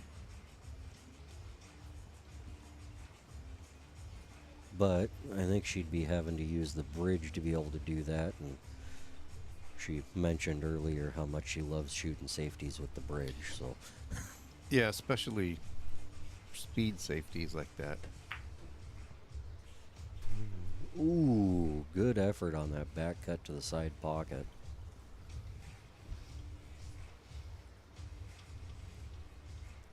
Well, distance can really be your enemy on a 9-foot table. Oh yeah, well, you know what they say, if you can't leave them tough, leave them long. And can't leave them much longer than this.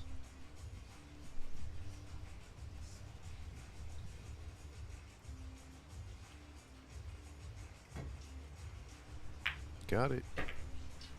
Yeah.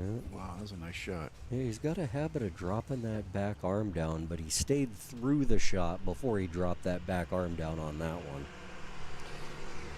Yep, this will bring him right down. Yeah, it should be. I've noticed plenty that of angle. I've noticed that he really puts a lot of force into these. So let's see if he shoots too hard. Yeah, this is one where you just need to stroke it good. Yeah, You don't need to hit it hard. no. You've got the angle that'll Yep. take you down there. You just need to let that ball roll like it wants to. Just Well, like- he got a little more into that than I think he needed to get where he is, but ball went in and he's got the shape he needs. So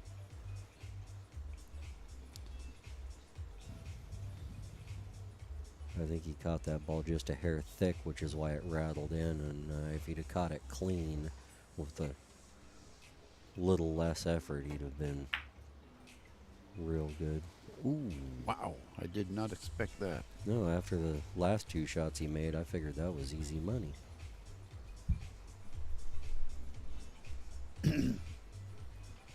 But that's why you never give up until that last ball is in. You gotta shoot every ball like it matters.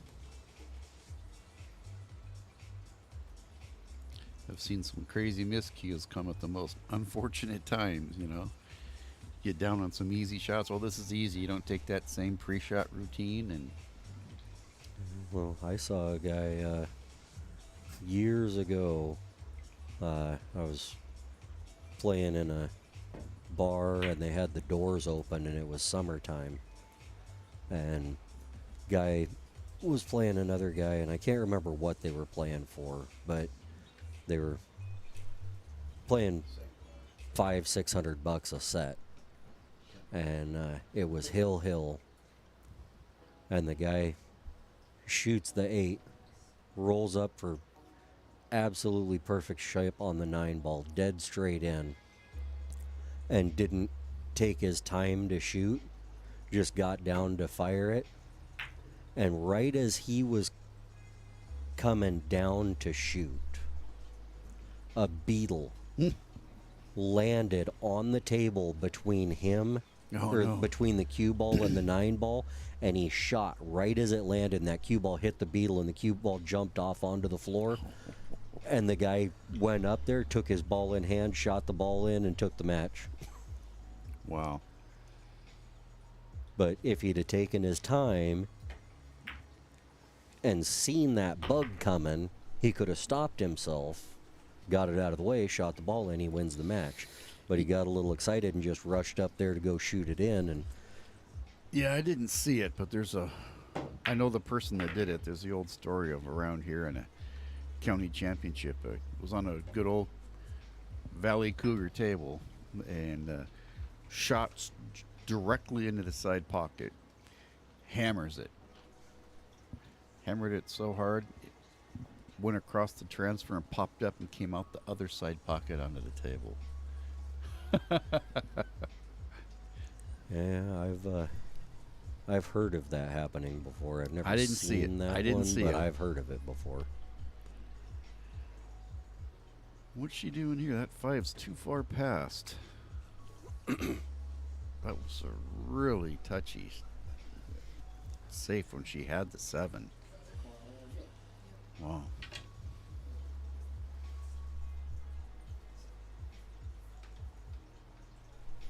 Chris says, I missed this 8 once. Yeah, is he going to let that rattle him or focus him? Time will tell. Ooh. He just poked at that one. He didn't stroke through it. That was not a confident stroke at all.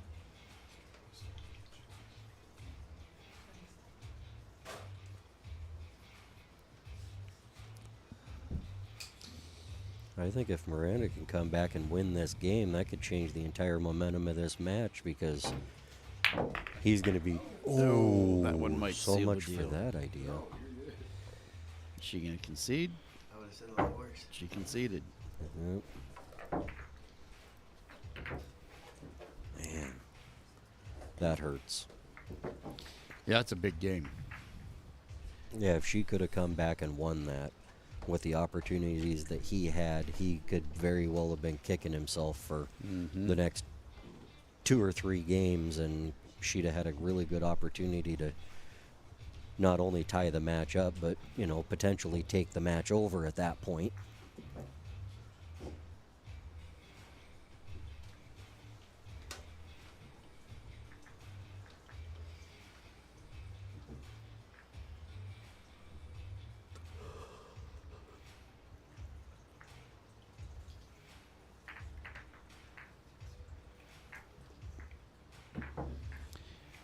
Well, now's when she's got to put a string together, because what she does not want to do is let Chris get to that proverbial hill, and then it's really turns the pressure up. Yeah, she's in a tough spot here. That was a huge game.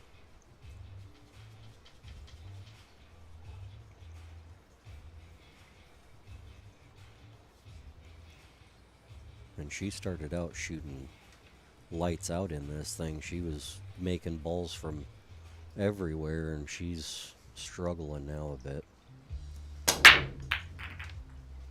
Oh, ball down on the break. It's a nice laying table. There's no real trouble balls. I think I'd be doing everything I could to take a solid right now.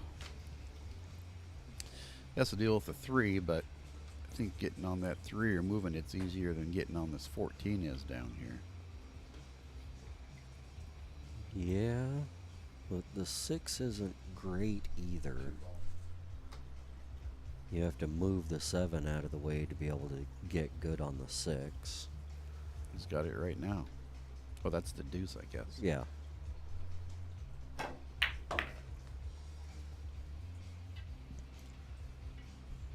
Well, there's the 7. Yeah, if he can make this 1, well, I was going to say the 1 in the side with a real smooth stroke with a little bit of draw and not overhit it, it'd slide down and play shape to that 3 in the side, but he's going to go for the 7 now, try and make an opening for that 6 ball. I still don't think the 6 goes in that pocket. I don't think it goes by that. I can't tell. No, it would go Oh, here it's down from below. over there. Yeah. I had the 6 on the screen. I had the 6 and the 8 confused.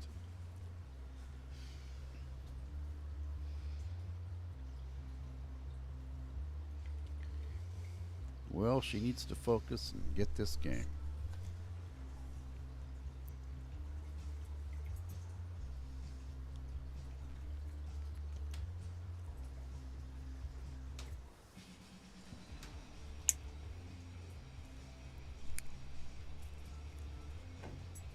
As a friend of mine used to tell me, this is when you find out who you are. You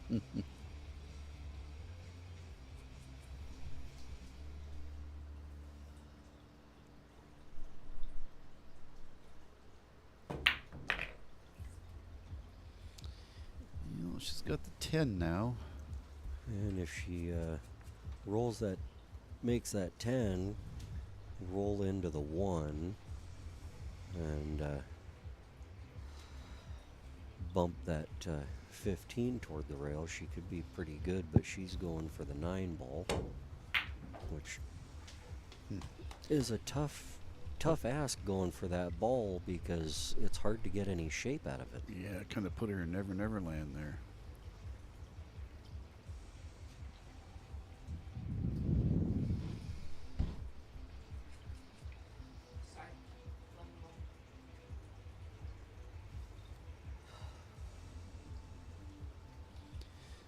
believe she called 11 in the side.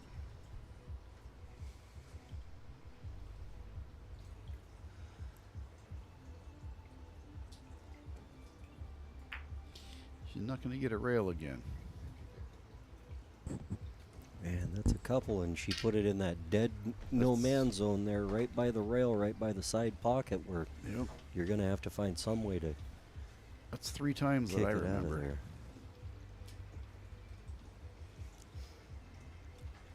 Yeah, that's. He's looking at that's gonna squeezing the come one back in and- there. I'm looking at the one right in the corner pocket in front of him. I think it goes right by that 7 ball. I could be wrong. Well, if I was looking at shooting that one ball in a side, I'd be shooting it in the opposite other side side, yeah. pocket. I don't quite understand what he's doing here.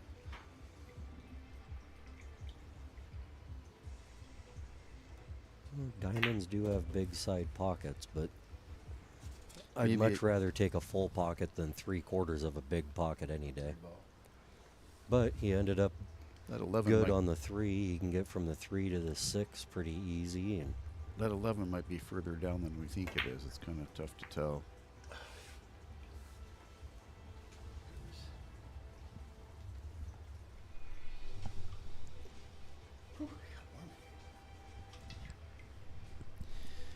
Let's see what she can put together here, but definitely needs to stay on this side of the table. if she can get that 11 to go, it's not on the rail, but it's darn close. If she could make that, that'd be huge. But I think she's better off if she plays the 15, tries to roll up, and then take the 10 ball off the edge of the 11 and into the side to get it off of that rail. If she does that, she needs to do it with enough speed to free the 11, because the 11, unless she plans on following the 3 ball in.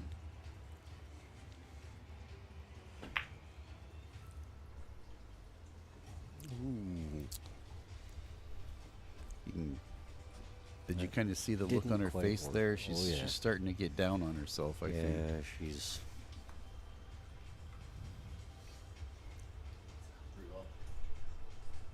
She's got that little bit of a already defeated composure over there in the corner.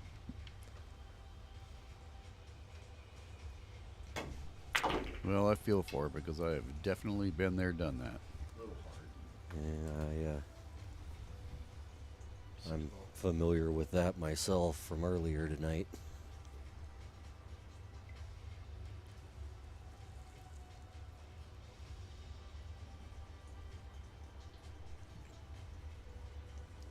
You going for the 6 ball here? Mm-hmm. Well, that was a little bit of a tough ask, if you, in my opinion. He's got a 10 ball. She can take the 10 or the 11 here, it looks like. That 11 is just looming large. I wish you could get a real good view at that. I think it's farther off the rail than it looks like. That was a good shot right there. She should take the 11 right now and roll forward. She won't scratch if she rolls forward.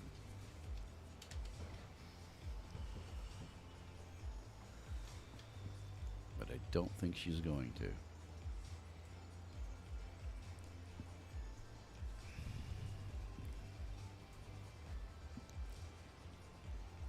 Yeah, if you hit this just pocket speed easy with top and a good stroke, you can at least catch the point of that side pocket and kick out.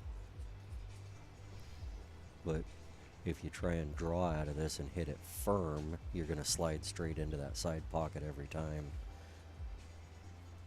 She is going for that 11, queuing up with some top. Yep, came right off the tit and out. That's what I thought was going to happen. That was a good shot.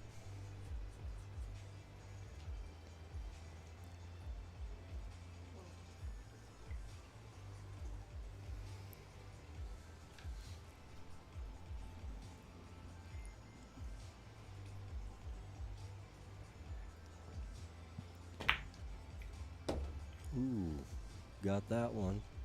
Stay Little bit away from crisp. it. Stay away from it. Yeah, She got some pretty good backwards angle on this 15. Yeah, but it's better than the cue ball dropping in that side pocket. That was close.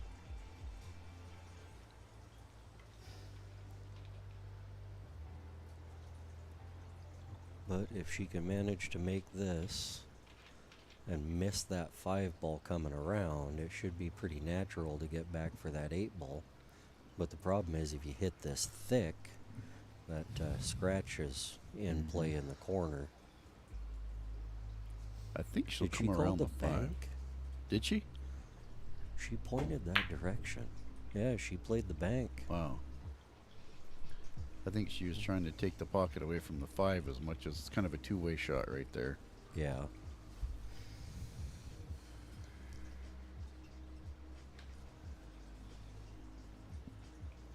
There may be a 5 off the rail off of the. There also may be a cue off the 5 carom and dump that stripe and then leave a cue ball hook down here. That's possible.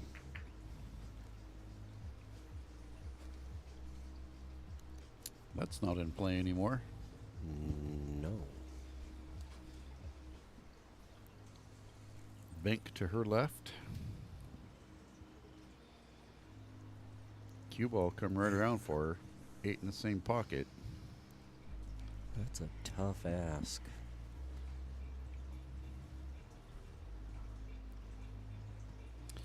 Well, when you've shut yourself down to 1 ball, you don't have a lot of choices a lot of times. This is a pretty thin cut. If she can hit it thin enough to get it back in front of that pocket and get that cue ball down underneath the 7-6, she might have a chance here. Nice try. Well, she would have had a shot on the 8 if it dropped, and she left him as tough as she could. Hard to play a real tight safe here with that cue ball that close to the rail because you can't get any low on it. You could glance the bottom side of the 6 and... Well, this works too.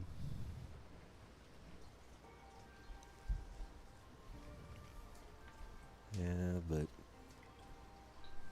I think she's got an edge of that 15.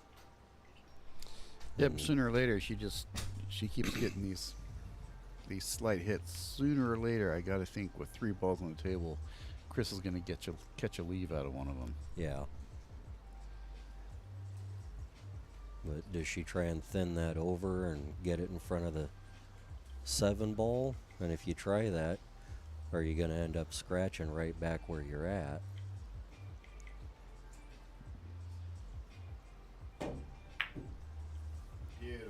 Wow, that was a great shot. That was Yeah, a great shot. She got away from that scratch and Yep. she made the ball. That was 8 in the very side. good shot.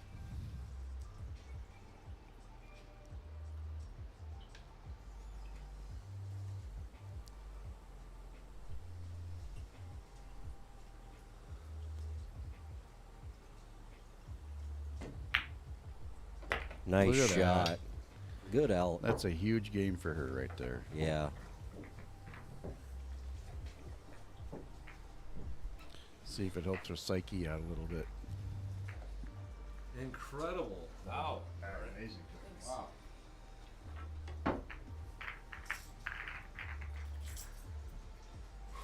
Got a little bit more spring in her step, it seems like. Yeah, I think she's pretty happy with that, as well she should be. Yep. And you guys are playing at a good pace. Keep it up. Get to start. I know that Hill's on match on the A side. We're great. Take 2 drinks, I'll be ready.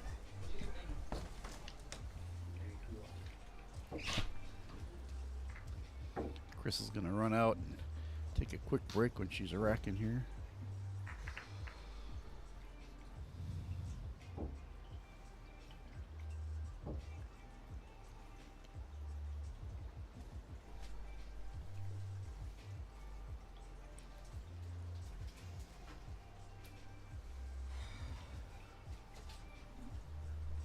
Yeah, that was a great cut. And then she gets some love when the cue ball rattles in the corner and then fires straight out. And that was a great 8-ball. Hero cut. Yeah, she made it work when she had to.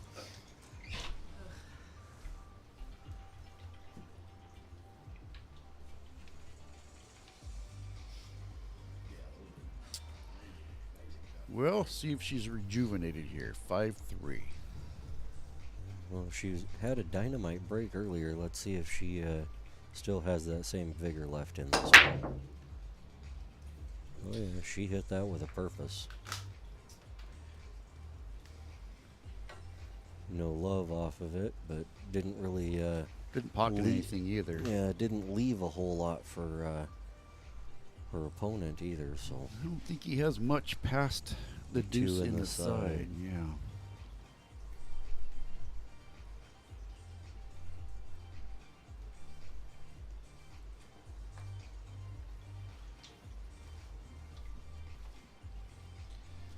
He's looking at, I don't know what he's looking at. He's looking at something else. looking at the combo on the stripes in the side pocket. I would hope not. That'd be a rough way to start. He I just think he called the the deuce. 2, yeah.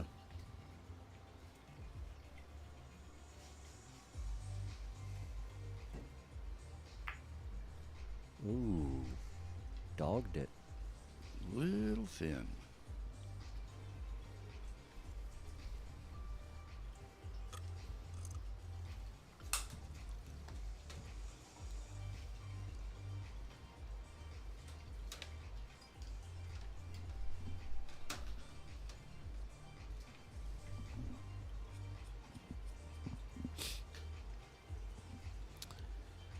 No real easy choice here. I don't know if she's got that 10 on the side. I think she's looking at the 5 in the corner. That 10 goes in the side, it looks like. I believe she called the 6 ball. And if she can make the 6, she could have a pretty good looking table. And it drops. Got the 4 now, and then that 3 ball clustered up with the 14.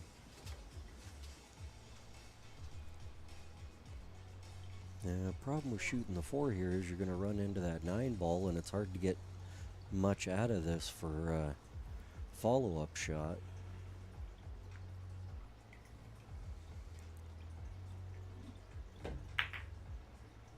But sometimes when you got a shot on your bad ball, you just have to take your medicine and roll shoot with it and get it out of there. And these matches have been going back and forth a few trips to the table each, so that's going to help her in the long run, not having that ball tucked up there. And if this 7 goes, then yeah, the 7 does go. I'm going to try and not move here because she's looking right at me.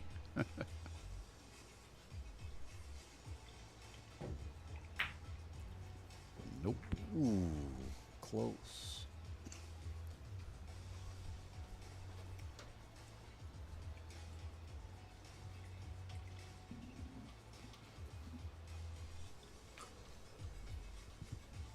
Well, let's see if Chris can keep his composure here, because he's got to kind of think that he let that last one get away from himself, and so he's got to refocus here. Yeah, it's really easy to kick yourself when you think you had a really good opportunity to get onto the hill and let it get away from you. But he came with a good shot there, but knocked that 2 ball right into trouble with a few of his balls. That did more damage to him than her, I believe. Well, if he makes this, he's going to definitely change the furniture.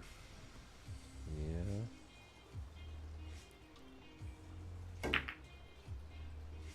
Ooh, and he missed it.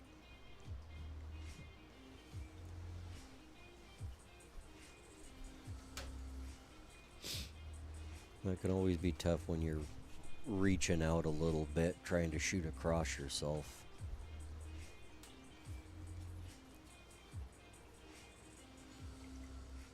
Question is, can she make that 2 or the 5, or is she gonna end up having to shoot the 3 for the side? I think she's got that deuce. I can't tell if she can squeeze that cue by that 9 or not. Yeah, she definitely can hit, you know, the majority of it, but whether she's got quite enough to make it, can't tell from back here. I do not think she does. She didn't look at it very long, which tells me that it was a definite no.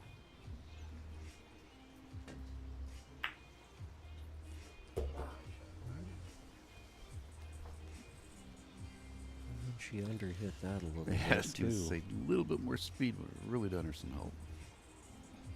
But if she hits it much harder, that ball probably doesn't drop in the side pocket, so at least she's still got control.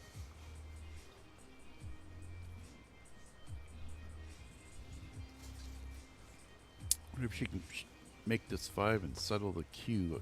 If she puts the cue on the end rail, I think she can hit enough of that too. But I'm not sure. Yeah, it's hard to say. She did make that though. If she rolls the 1, I don't know if that 1 goes in the side though.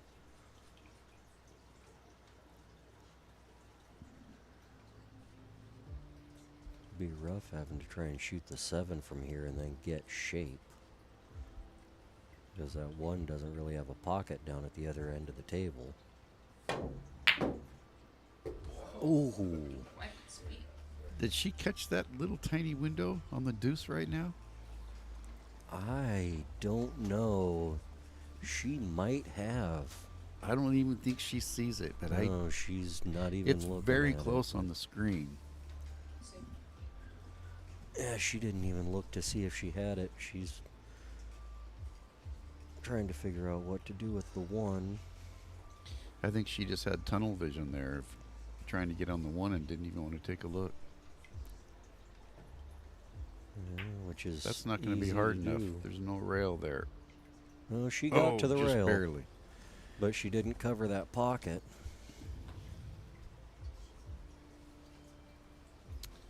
I think you can shoot the 13 and clear that deuce to where the 9 has a pocket now. Well, if or he take can the 9, reach it. take the 11 first, maybe.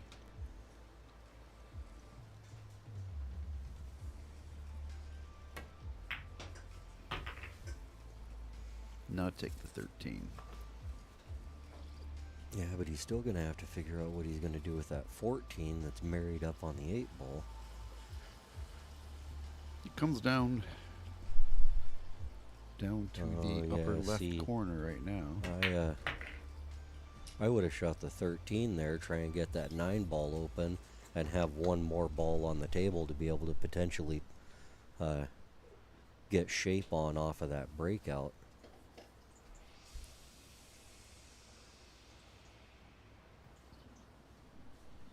Now he's a bit flatter on this, so he's got to punch it a little more, which makes it more likely to rattle that ball. Yep, and he's only got 1 ball to get onto. And he opened the pocket up for it, but he doesn't have a whole ton of the pocket, and he's going to be stretched out or using the bridge on the 15 because I don't think he can shoot the 9 from here. Yeah, but he's not nearly as vertically challenged as I am. He's a tall dude. Yeah, but being stretched out that far, that's risky. Ooh, he got away with it. Yeah, but I don't Didn't get himself anything off of that 9 ball, though. No help on that. That 14's not coming this way. No, I'm trying to back cut that from here is ugly because you're sending that 8 ball flying. Mm-hmm. Is he going to thin this and try and get it in the way of the 2? I believe so.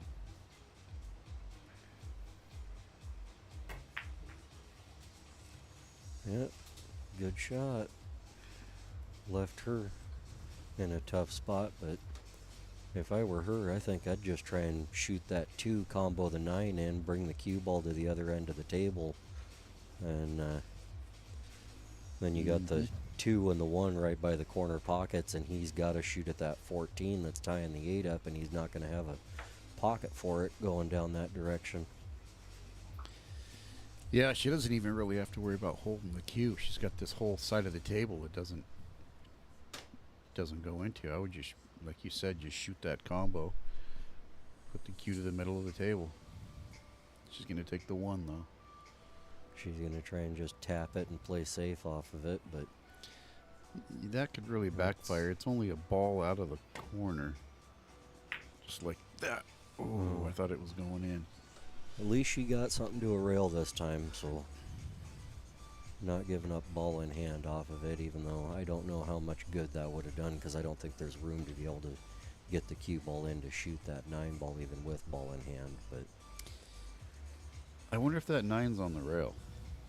Because if it's not, he could just snuggle it right in, snuggle the cue in there. But he's going to free his 14 up right now. It's pretty much a free shot. As long as he doesn't scratch in the side, he may be going to play the 14 up in the corner.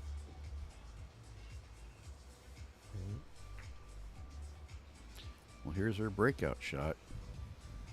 Well, I wouldn't even worry about breaking it out. I'm True, shooting pocket that the one one. ball in, come off the end rail about a foot, and then just play that combo and roll that cue ball over right behind the 8 ball. Yep.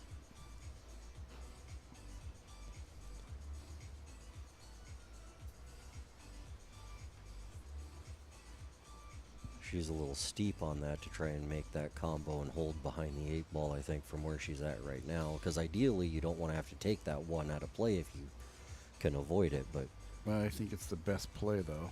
yeah, if the cue ball were a foot and a half farther down table toward the 1, I think I'd play that combo and not shoot the 1. But I think shooting the 1 here is the right play. Yeah, I think she's going to try this combo, and the cue ball is going to release too far, I think. Oh, she's just going to touch it and get them tight. It doesn't really gain her much, though. No. And she got that combo where it doesn't go. Yeah, I was going to say. So now that takes away her opportunity to be able to make the 9 and hook him. Yep. It's twisted just a little bit now. Now all he's got to do is not make that 14 and force her to do something.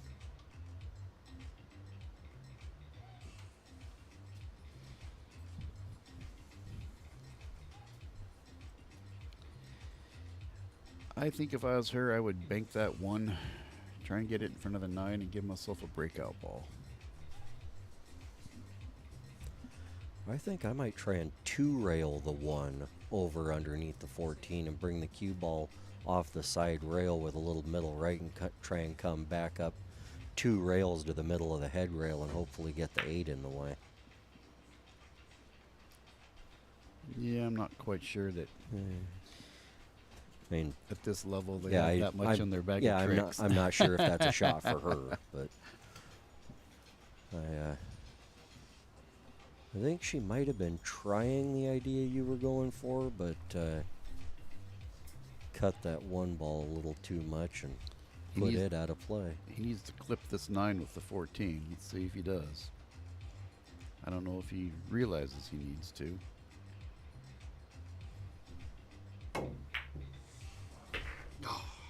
Ooh. Well, he was trying for it, and he hit it close, but almost scratched and now kind of hooked himself, so. He's just going to roll into it slow. Ooh, that's too fast. Was that a good hit? That was not a good hit. I do not believe that was a good hit. Yeah, there we go. Well, I don't think the 2 goes here, which means she's going to have to shoot the 1 and draw back. Exactly. Yep, this should be easy peasy for her. Should, but, you know, they've been battling for quite a while and made a couple of good shots and missed a couple of easy shots, and sometimes some of those shots you screwed up are harder to forget than the other ones. She got a little straighter than she wanted to be here. Right now, she just needs to put 100% focus on make the 2 and take your medicine. Take whatever shot you get. That was a good shot. And she hit it good. She hit that perfect. Beautiful.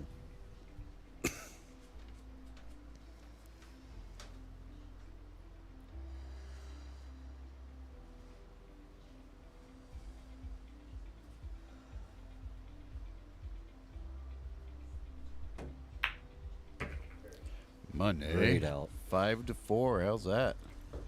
Yeah, that's time for pressure to be going the other direction now.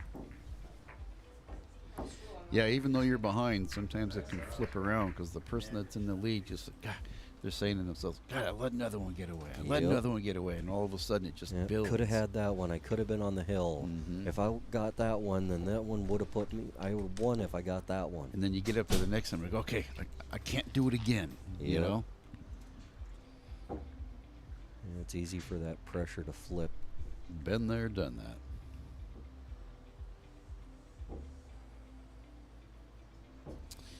That was on a team one time in Lincoln City. It was a race to 13, and I believe we had a 12-6 or 12-7 lead and lost it. And we missed 8-ball shots that I'd have bet you my truck on, you know? Oh, I've been there.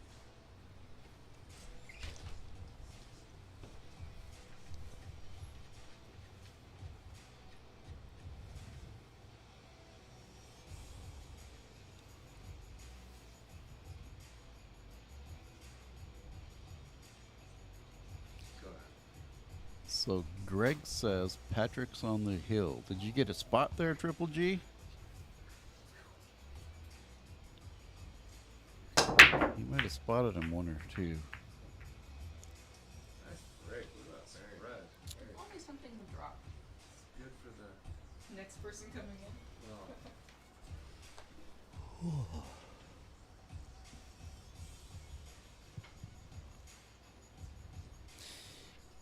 Yeah, I think you have a very good point there, Patrick. Wasn't it 5-3? I don't know. They have their own score on the wall in there.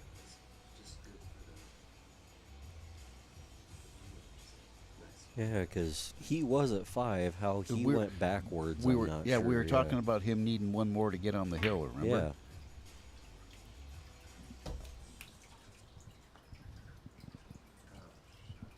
Go inside and talk to Mr. Baldwin.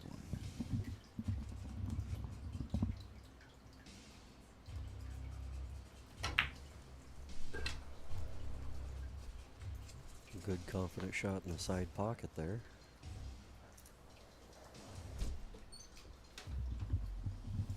It's 5-4.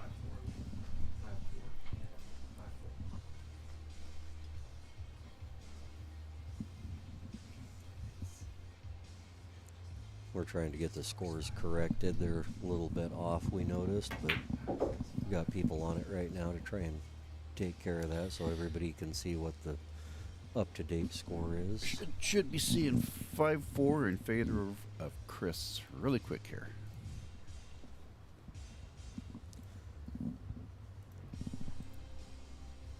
Chris has made a couple of shots here. Looks like he's stroking the ball a little bit better, but now he's got to do something from here.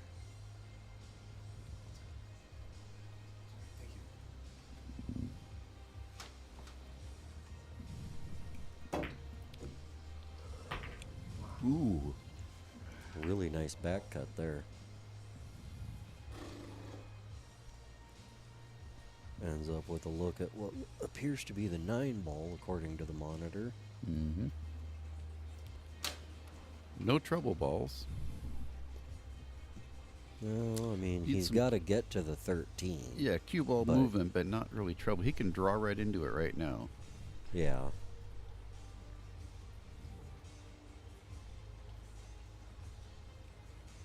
Just don't overhit it and get behind the 1 and end up dead. Or rattle it. Yep. He could have accomplished that same thing with about 3/4 of that speed with just a little softer draw, and I don't. That pocket Yeah. might not have. That pocket monster might not have kicked him so hard. Yep. Well, and I think he'd ended up with better shape with straight draw, and he put low right and ended up missing the ball to the left because he kind of threw it out of the pocket a little bit, I think. Ooh. Titty shape. She really needs to be looking at that 6 ball right now. There you go.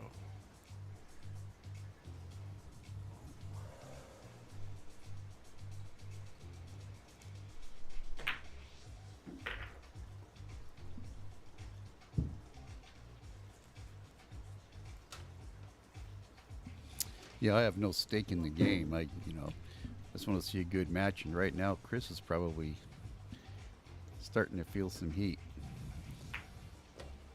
Yeah, but he did come with a couple of good shots at the opening of this rack, so maybe he's bound and determined.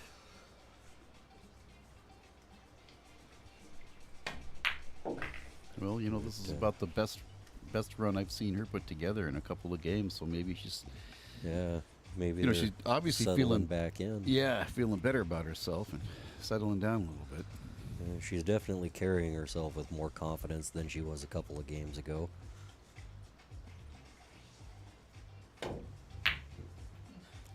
Oh, and then that happens. Yeah, that might leave a mark. She did make a tough 14 out of it, though. Yeah, but he's got Does ball it- in hand, and if does he it- takes the 5 right now, I mean, if he takes the 14 right now, if it passes underneath. I think it goes to the top right corner on the screen. And if he takes it right now, then that 5 is no longer bound up for her. But if he shoots this in and gets on the... You just got to shoot to get out right here. Yeah, just make the 13, then make your 9 ball and walk away. And he really likes to he likes to drill that draw, doesn't he? Yeah. Could have hit that half that hard and got more draw out of it and make that ball. And yeah, that's what I was talking about earlier. Sometimes that quick draw will grab more than that pound draw, for lack of better words. So how straight is she on the 5? Can she get back out of there?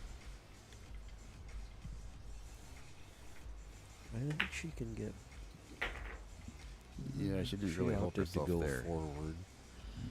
Left herself a... Yeah, forward would have been fine, but Yeah, you she did left more herself speed. a cut up in the corner, and it's a natural angle as long as she hits it with just a little bit of top or a touch of left to miss that 13. It's natural shape to her ball. She just needs to not overhit it and scratch. Oh, and she caught the ball a little thick and missed it. Well, here's a golden opportunity for Chris. Let's see what he can do. 13, leave himself some angle. 14 takes him right down to the 9.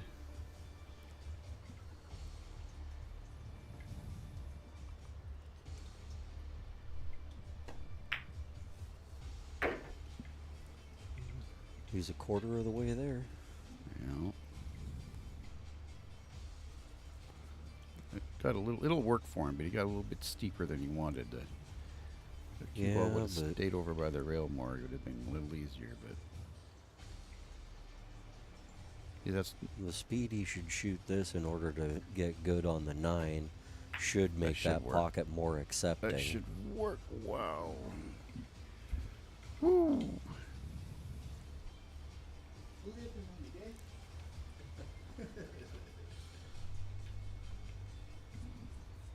Well, at least they paid attention in kindergarten. They're sharing very nicely for control of the table right now. Yeah, this is really not an easy 1 ball to get on. No. I don't. Wow. You put that 4 in the side. Now, I hate to say it, but you come 3 rails around and try and put the 1 in the lower corner. Can't tell the angle. I'd play it in the side and just try and roll straight up and back. She tried to go down for the corner. Yeah, because she didn't like all that cue ball travel.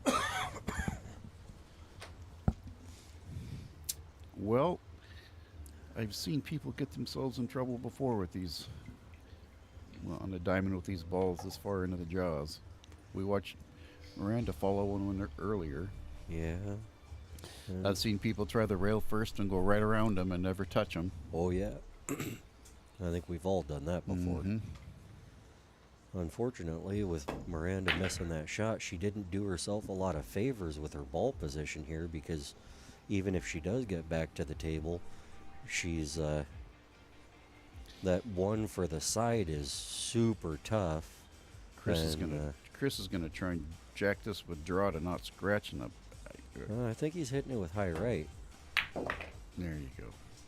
Oh, I straight top. I just saw that he, every time he yeah. came up to a tough shot, he'd hammer it with draw, and I'm like, oh, that pocket monster might get him. See, now here he just needs to put a touch of left and roll this in easy and force her to shoot a combo if it doesn't go, but make sure it at least stays in the pocket. Nice shot. Chris is on the hill.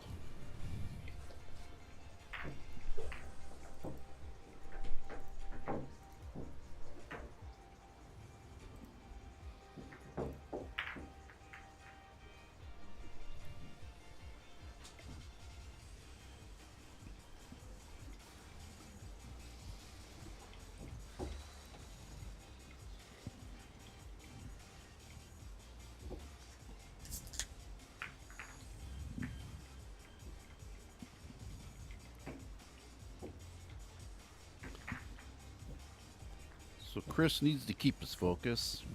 Miranda needs to try and get it back, because she now needs 3 in a row.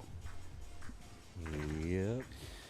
And that's what always goes through my mind when I get into situations like this. I'm like, gosh darn it. I tell myself I need 3 in a row, and I've only mustered 4 to this point, and it's like, ugh. Yeah.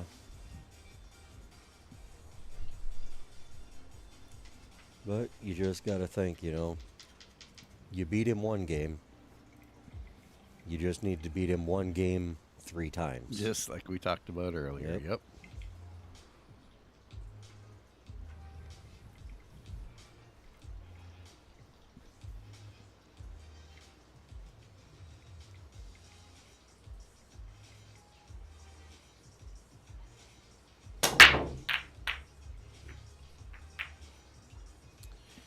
Dry break. Let's see what Miranda takes for a choice. Thinking she takes either the 13 or I think it might be the 4. I'm thinking those are about the only real good shots she's got, because if she goes over by, the 6 and the 14, I think, then she's tree-topped. And I don't think she can get the 2, because I think she's stuck on whatever that other ball is down there. Yeah, the 10. She has a true stroke on either the 13 or the 4. Yeah. If it were me, I think I'd be. She's taking the 13 for the 4 ball, but.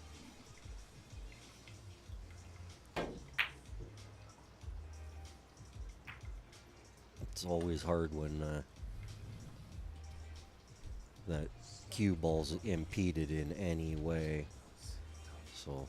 Yeah, she was stroking down on it, and if you don't hit that ball just perfectly centering, you don't even realize it. It just squirts off just that, half a degree, 1 degree, just enough to transfer by the time you roll 5 feet and you miss. Yep.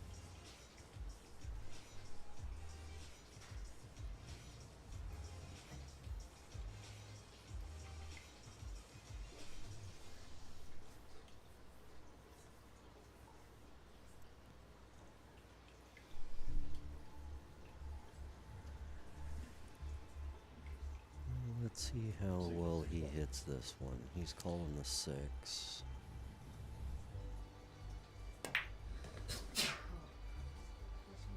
Stroked it nice.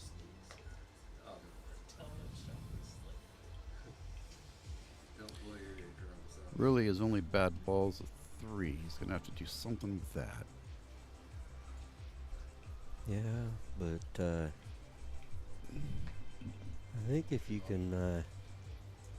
He could almost take the deuce right now and roll down. And I was gonna say, I think I'd be looking at maybe the 2 to the 3 right now, because you got to use either the 2 or the 1 to get below it to shoot it up, unless you're gonna try and develop it in some way. But that gets risky when you're running into balls down there when most of your shots are gonna have to be up table. And even if he doesn't make it, he gets it out of the area. And yeah, as long as he doesn't hit it too hard and have it come all the way back down.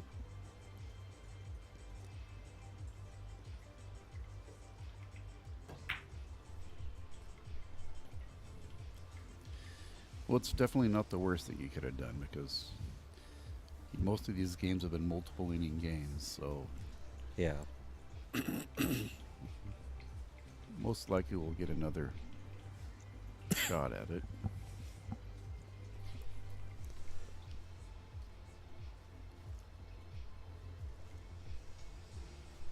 It looks like Miranda's taken, what is that, the 14? Yes.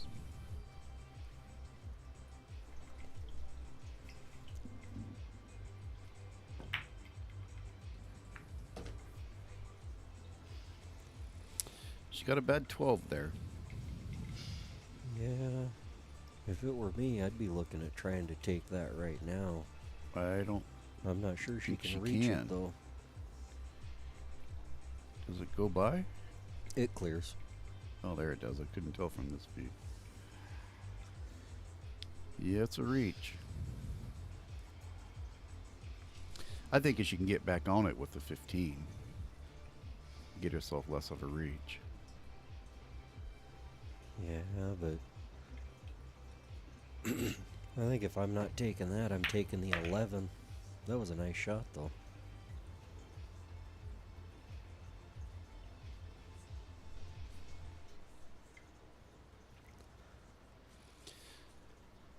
Pocket speed on this 15, she'll have the 12. The 11's lurking large, though. Well, the 11 goes by. Yeah, but she doesn't want to be dead straight in, because then it makes it hard to be able to get to any other ball, but she overcut that by a little bit, leaving her opponent kind of close to the rail and with a pretty long shot, so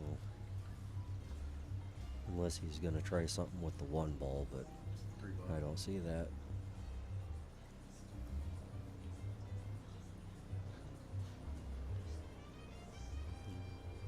He called a 3 ball? Yes.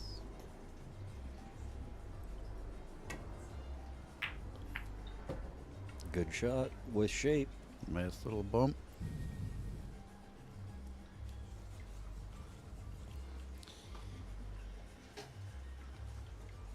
Need some delicate cue ball movement, but all balls have a pocket here. Depending on what he gets on the 1 to the 7 or the 7 to the 1 will not be easy. Oh, but I'm thinking if he makes this and can get fairly straight on the 4 ball, a little bit of angle to get back down table a little, just like that. If he just hits this with a little bit of draw, makes it and draws that cue ball about 2.5 feet down the middle of the table, he can just roll that 1 ball in and get the 1 in the other corner, where he just rolls it in. Then he's got that 8 ball in the side pocket. Should be in business. Well, going to the rail and back out's not a bad move. And from this angle, it guarantees he's not going to drift over behind the 11. Just roll that cue right up to the 9 and bump that 9. 7 ball. Well, we went to 7. Oh. That's surprising.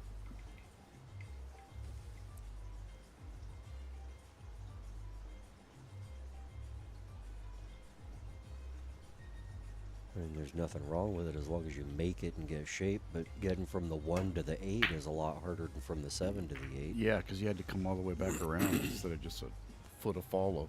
Yeah.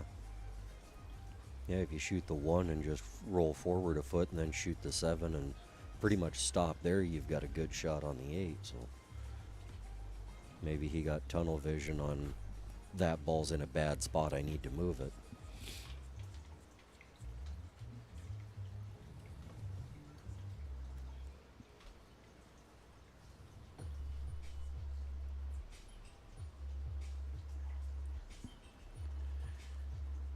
Does that 12 clear the 7? To go up in the corner? I Yeah. believe so. Looks like it should have plenty of room. But is she going to shoot that, or is she going to go to what she's been doing and just play like a safe off the 15? I think she is. That seems to be a pretty standard practice for her. Which a lot of times can work well for you, but every once in a while you get too defense oriented and you overlook opportunities to get out. Yeah, you got to know when to flip that switch. Yeah, she tried to play basically the same kind of thing, just off the other side. Maybe she was worried if she came off the 15, she'd risk scratching, which is valid. But she left, she double kissed on that and left the 1. She wanted to hit that a little thinner, I think, and have that 9 block the 1. This is not an easy shot, though. No, and there's no easy way to end up with shape off of it either, so even if you make this, what do you get out of it?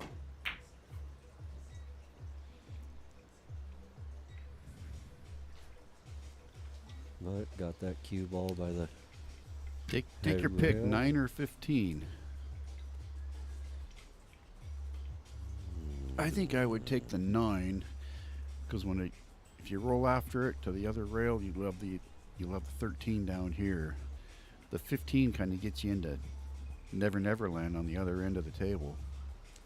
Well, with where that 1 ball is, I might shoot the 15 and then do what she tried to do the last time, but a little firmer, and come off that 9 back out underneath the 8 and play a safe.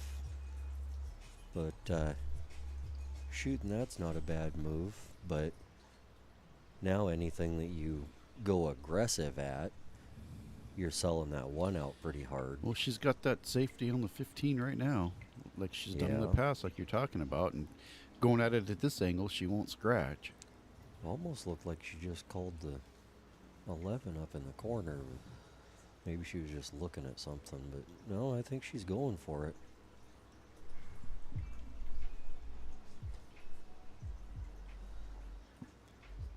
Maybe Drew she says, says I'm tired of messing around. I just want to try and get this done. Ooh! And it didn't work on that one.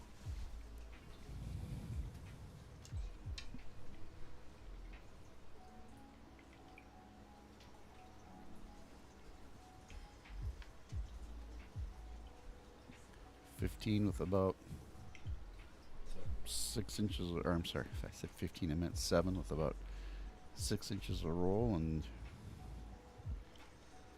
straight draw shot. He decided to pretty much stop it right there. Does he have angle to follow 2 rails, or is he dead straight on this? I don't want to get in his field of view. I believe he has a little bit of angle. Looks like he's drawing, but it's hard to tell. He is.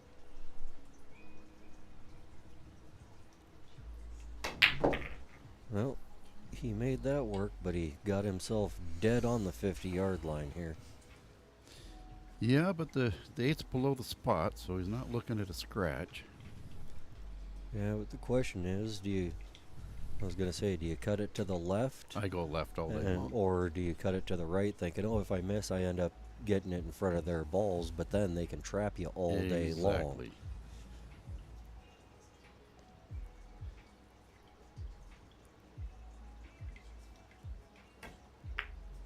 There it is. Oh, overcut it by a half a diamond.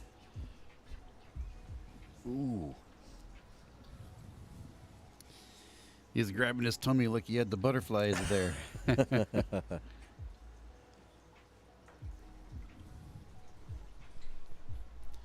Well, she's got to be feeling some pressure with that 8 ball, 4 inches outside, 5 inches outside of the corner pocket.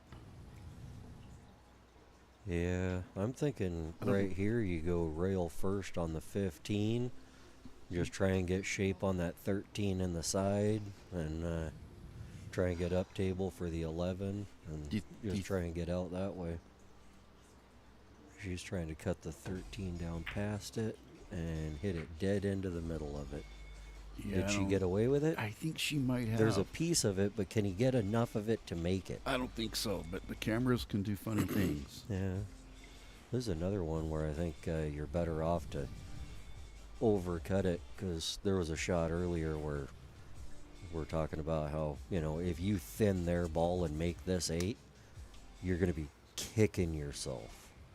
So I think you're better off making sure you just keep that 8 in front of the pocket, even if it doesn't drop. But it could go here. Hard to tell from the camera. If shooting would draw, I would just be slow rolling this. Me too.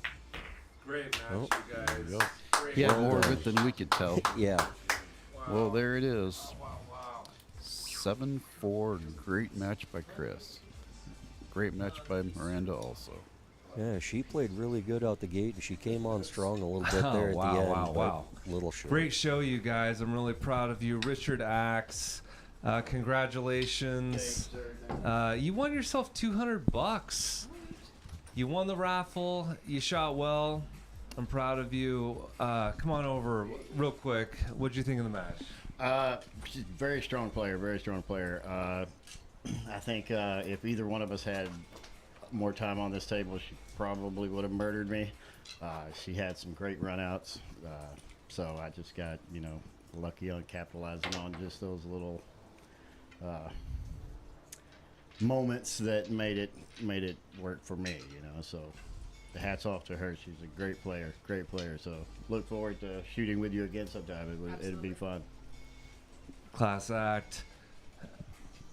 Miranda Selman, can we get a quick word with you? I announced that she's going to play with Suzanne Osborne in a Scotch doubles match. We loved having you on the show. You looked amazing. You played phenomenal, in my opinion. How'd you feel? I mean, pretty obviously, it took me quite a while to settle in. I had my chances and I didn't capitalize, and that'll kill you every time. So I eventually got some good runouts, but it wasn't enough to save me. So Richard shot great, and congratulations, Richard. Well said. Let's do this raffle, ladies and gentlemen. I'm going to have Brooke come out and draw some raffles.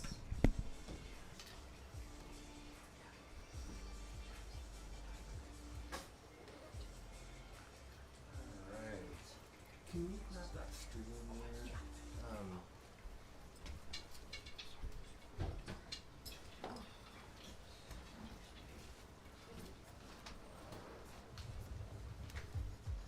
I need that, yes.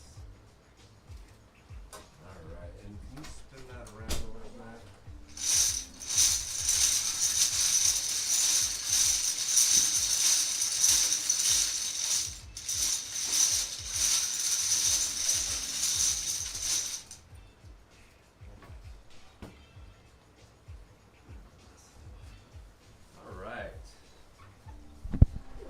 All right, so this is for the lesson and the hat. Go ahead and reach in there.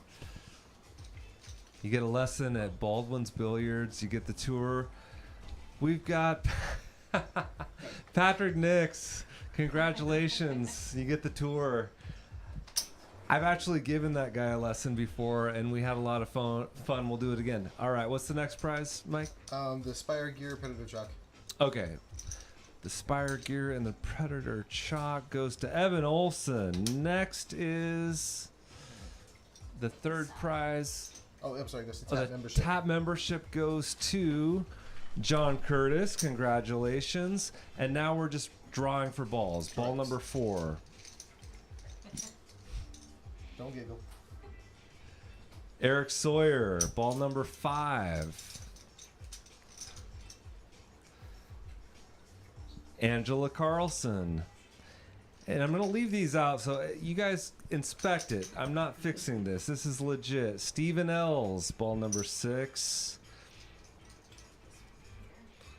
We've got John Curtis, ball number 7. What we're going to do is we're going to have Mike break the rack, and whichever ball goes in first wins the grand prizes. Todd Shirley, that's ball number 8, which is the pool cue, the Spire Portica pool cue, and then the spot on the show. Nick's got another one, ball number 9.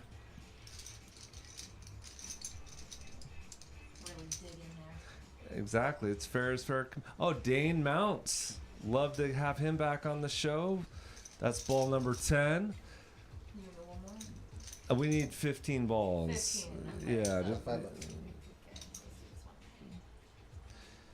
Carl Taylor. He's a new raffle donator. We appreciate you, Carl. Eric Sawyer again. That was for ball number 12. Dane Mounts wins ball number 13. And ball number 14, Joe Hunt.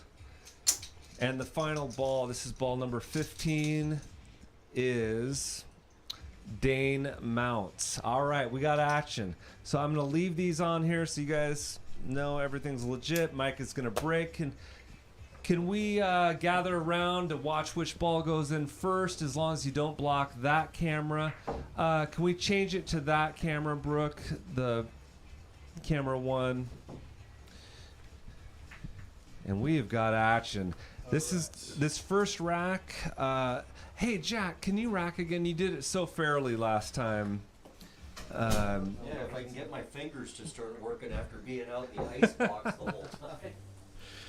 We appreciate. That was some great commentary, actually. Jack Kiske, everyone was commenting about how knowledgeable you were. We all learned a lot. So that's good. All right, we're going to breaking cue. All right, good night. Thank you. All right, thank you so much. And your commentating was great, by the way. Oh, you guys, phenomenal commentating. Totally random. What cue am I using to break it? That is a phenomenal question. Here, give me 1 second. It's in the garage. All right. Do a little dance, keep everybody entertained.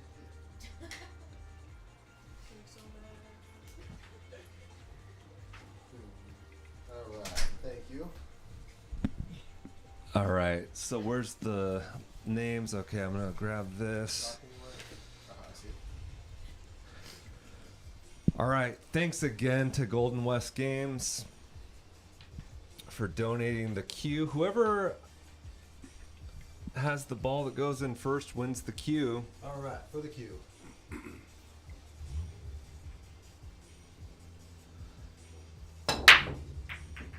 Which ball goes in first? Boom! 13 ball is Dane Mounts. I love that guy. He won a nice pool cue. We're going to rack one more for the spot on the show, ladies and gentlemen.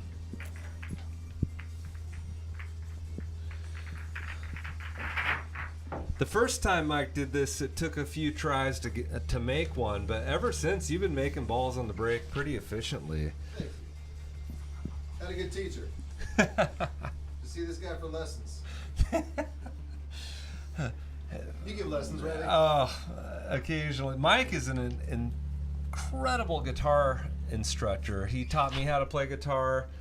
He gives. That was our deal. I showed you how to play guitar. You showed me how to play pool. That's right. That's right.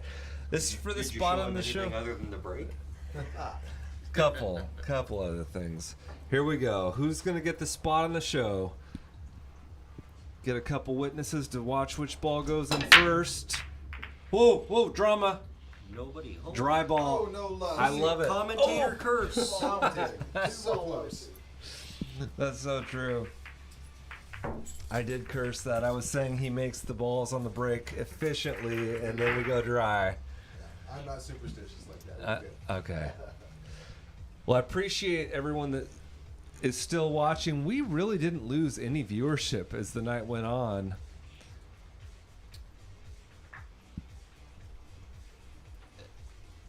like I expected. We did go later than normal, and I know there's a lot of people out there that didn't want it to end, so good for them. Sorry to the people that have to drive. Kiske, thanks for sticking around. Here we go for the spot on the show. What is it? Dry again. My goodness. Okay. We got this. Yeah, we do.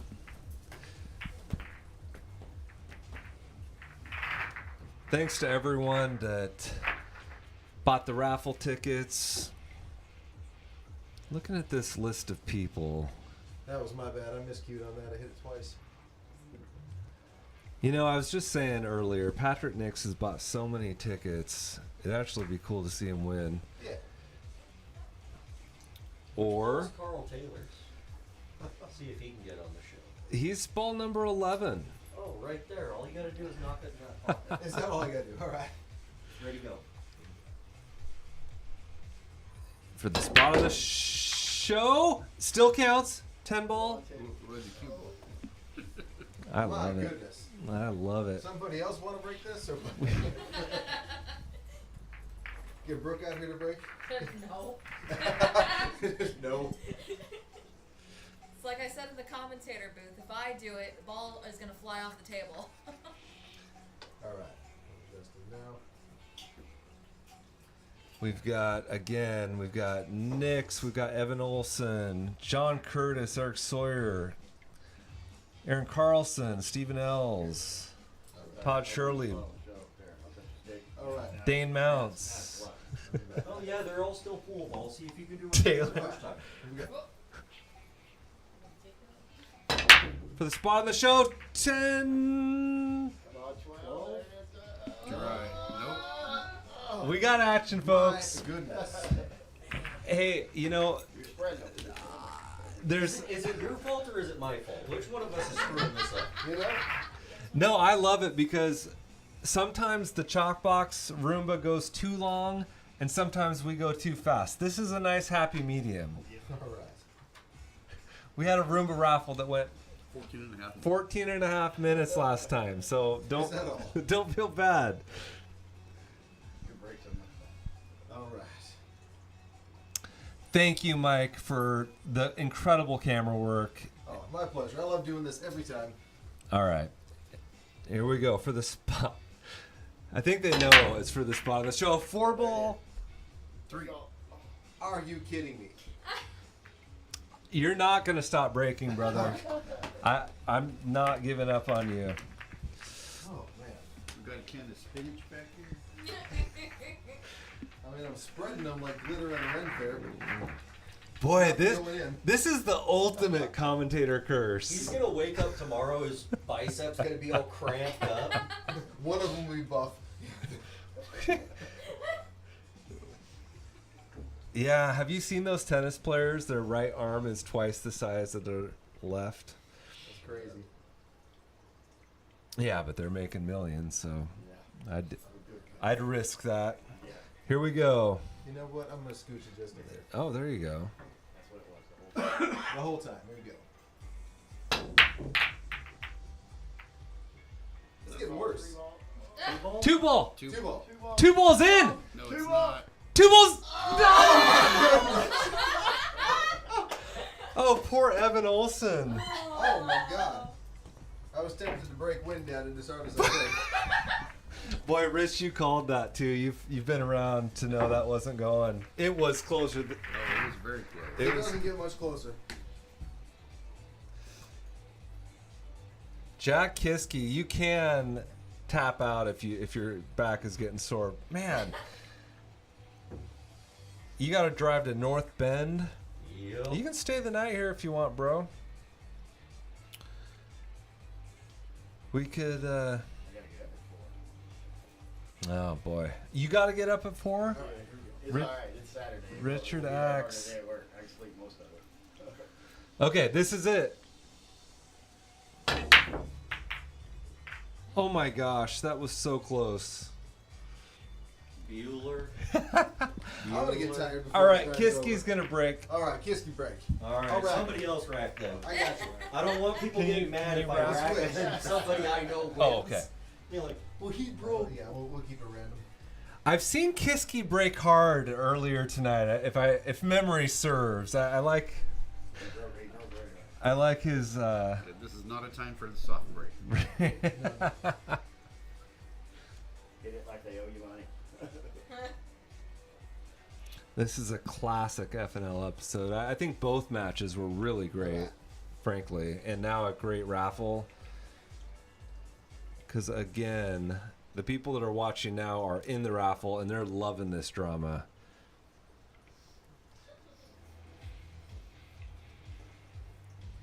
For the spot on the show. Oh, helps if I hit the rack. Well, you're shooting with a playing cue. That was a practice test. Lee gives lessons. This is the real. Boom! There it is. Cue ball does not count. The 14! 14 is in! Nice job. Joe Hunt, ladies and gentlemen. Well done, sir. Joe Hunt. It says Jay Hunt, but I believe it was Joe Hunt. I can't wait to have a brand new face on the show. Joe, congratulations. Thank you for your donations. And thanks to everyone involved tonight. I think it was one of our best shows. We went a little 12:30. That's not even late. The night is young. But let's call it a night. We'll see you next time.